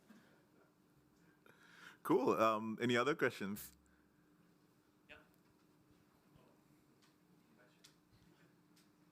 Question mainly probably to Michael more than Pete. Pete, you seem reasonably successful running a pool. But Michael, your early stages as such, would you do it again? Would you go through the process to set up? I probably would. I'd probably just take it slower, actually, to be honest, because I sort of got it all set up and was delegators sending me emails and stuff before I was confident with everything that I was doing. I'm a bit of a Cardano tragic. I'm not huge on all sorts of cryptocurrencies and stuff like that. It really speaks to me what the values of IOHK and the whole Cardano thing are. So I'm happy to be involved at this stage. But I'd like to make it a profitable thing in future. But yeah, at this stage, I'm just coming along for the ride. I think we had one more question there. What's the benefit of having a producer node on like a web service rather than bare metal, or is it? I guess what are the benefits of bare metal versus the cloud service? For us, we're all cloud server, and basically we were moving around quite a lot, so it was easy for us to move and shift houses and things like that. I like the security that comes with the cloud service. Can't really speak for bare metal looking at it, but haven't gone down that path yet. What about the guys at the back? Are you bare metal or cloud-based? Or rather not say? Whatever I need to do at any moment. Okay, good answer. Whatever it needs to be. Yep. You just be adaptive. Yep, adapted. Cool. For me, I prefer the cloud servers because of downtimes on my internet connection, the bandwidth that's used on my home internet, power outages. I live in an apartment. The power does go out every once in a while because someone blew something ridiculous, and internet dropouts. So my preference is cloud, but I do have a relay node at home, which is one of many relay nodes. So if it goes down for a couple of hours, it's okay. It's not end of the world, but yeah, the other relays can take over. What's your setup, Michael? I have a mixture. I've got relays on the cloud and some nodes at home. I've got redundant power supplies and backup internet connections and all sorts of things, and I'd like to. We've got solar at the house, and we'd like to look at what other sort of power storage we can look at. I don't know. I err on the side of having your own servers that you're looking after, but I was running a relay sort of in another part of the world, which may help with getting with sort of spreading the network out. But yeah, I don't know. My idea is have it all set up at home with lots of redundancies, but I do use some cloud services for extra capabilities. Cool. So I got a question. If a cloud service was to be very Cardano stake pool friendly, what would be the top thing that you would recommend they do?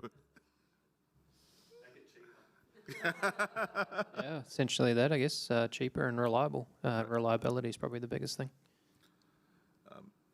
Pete? I don't know, actually, because if you're obviously trying to convince me to go back to AWS,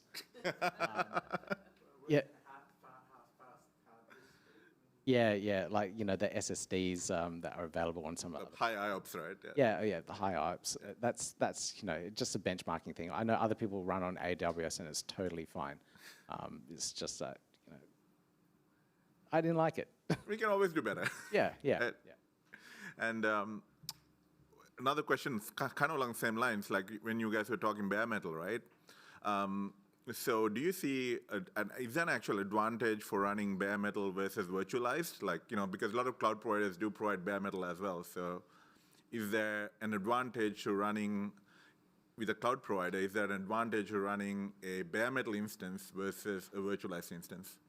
For a stake pool, I have absolutely no idea if there's any advantage other than, kind of decentralizing your infrastructure and making things redundant. Like any time one of the cloud providers might turn around and say, "Oh, we don't like cryptocurrency nodes running on our environment," and completely take you out and just shut you down in an instance. So that could happen. So having your own infrastructure like what Michael has gives you the full control. So you're not subject to that kind of thing. So it might happen. I don't know. Who knows? Yeah. Any other questions from the audience? Yeah, I have a question. Given the importance of cloud services, are there any projects on the horizon, maybe on Cardano's network or on others, of decentralized cloud service networks?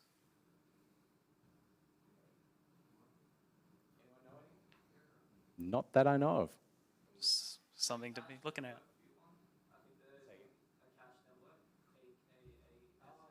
Yeah, Akash on Cosmos. Microphone. Oh, sorry. As a passive yield system, to have a device that generates or acts as a cloud server for individuals. Yeah, I haven't heard of it, but that sounds interesting. I'm participating in Akash myself, and they offer AWS services that have a tenth of the price of what Amazon and Google are requiring. What's the catch? You'd have to go deeper than that myself, sorry. Well, I'll question that later in private because AWS has like 200 services, so I don't really see how Akash could provide that. But, That's the one, the ticker symbols AKT or ATK or something? Yeah, correct. Yeah. Any other questions? We are very well over time. Yeah, I did say I suck at time check. I got one more question. So what's happening with Cardano Australia? Yeah, okay. So this moves on to, I guess, our next topic, so Cardano Australia. We talked about a little bit earlier in terms of meetups and stuff, so I will continue trying to run the meetups every month in Brisbane and in the Gold Coast. I have other team members in Sydney, so if anyone's listening online, I know Mo from the Telegram group is really keen on setting up or continuing in Sydney once they're out of lockdown. And I have another pool operator that works in the western part of Sydney, like our western suburbs, that can run meetups out there. I know the team in Perth, Phil, and there's a podcaster out there, I've forgotten his name off the top of my head, from Cardano Source. They're pretty active in the community there as well. So, you know, I think Perth is taken care of too. But, you know, other states, if you're listening in on YouTube, please put your hand up. We want to grow this community around in Australia. So, you know, if you want to volunteer, if you want to contribute to Cardano in general in these meetups, it's a pretty easy way to contribute. Put your hand up and we'll get things rolling.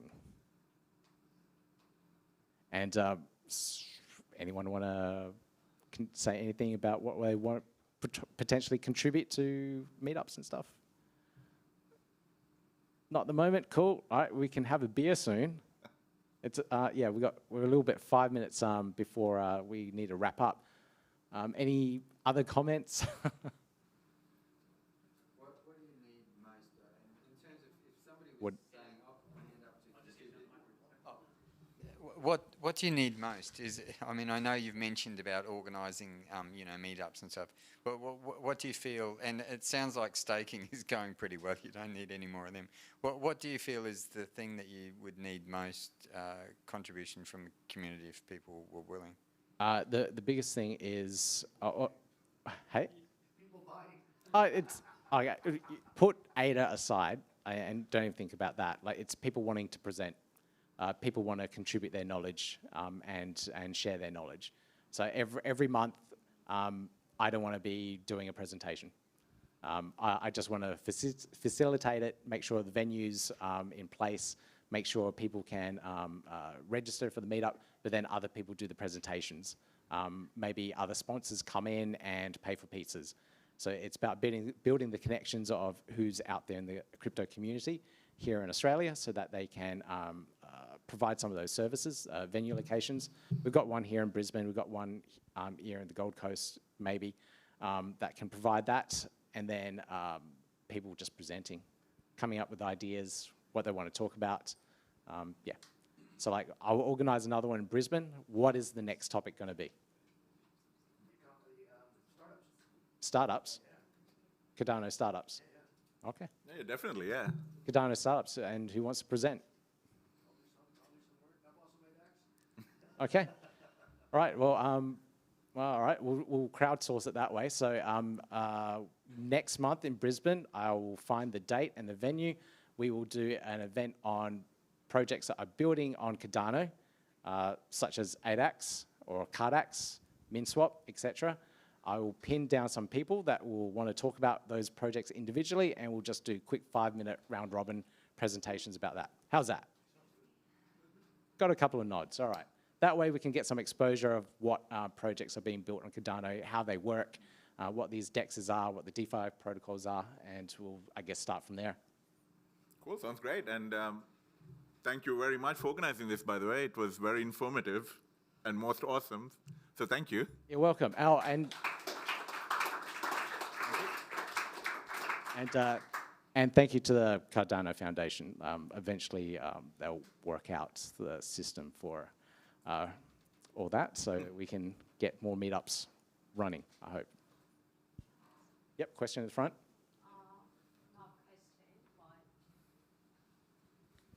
I'm from Nervous Network. I'm the head of the growth of the company. So there are quite a lot of people actually working in Australia, in Sydney as well. And we have a Brits, we are partnered with Cardano, and we have Brits coming. And we, like, as the company foundation, we want to be exposed to Cardano members as well. So it will be great if I can introduce Nervous Network. And after the bridge is being done, we are actually having partnered with a lot of ecosystem partner in Cardano too. So if there is a chance that I can introduce you guys that what we are doing and what cool thing we are doing with Cardano will be great. Yeah, thank you. So that would be November's topic, I guess. Yeah, the bridge is not ready yet, so we are waiting to be probably end of this year to be ready. But yeah. Cool. There we go. So we got 2 topics already for October and November. This is really cool. All right. Yeah, great. We got everything set up for the next one now. Just it'll be the Christmas party. Yeah. So we've got one already set up in the Gold Coast. Yeah, of course. Great, and I guess everyone else from here is invited too to that Christmas party? Oh, hell yeah, yeah. Awesome, great. Well, thank you everyone, and let's call it a night and grab some drinks. That's it. So we've got our little... so where we had lunch, they've set us up for drinks as well. So I'll just work out how much budget is left on the bar tab, and we're going to have a drink. Where's David? All right, okay. All right, so we're doing this Cardano beer thing, this cheers thing. So I'll get the sticker labels, so we'll get a beer and we'll just do this video chain beer thing. You work it out. It's all right. Yeah, thank you to everyone on YouTube. Thank you to the video crew. Jacob, thank you so much from Encore. Thank you to our volunteers. You know, you've made this event a lot easier. And thank you for all you attendees that have come in and done all this hard work, like come in and actually be a part of the event. It's been absolutely fantastic. So thank you to all of you as well.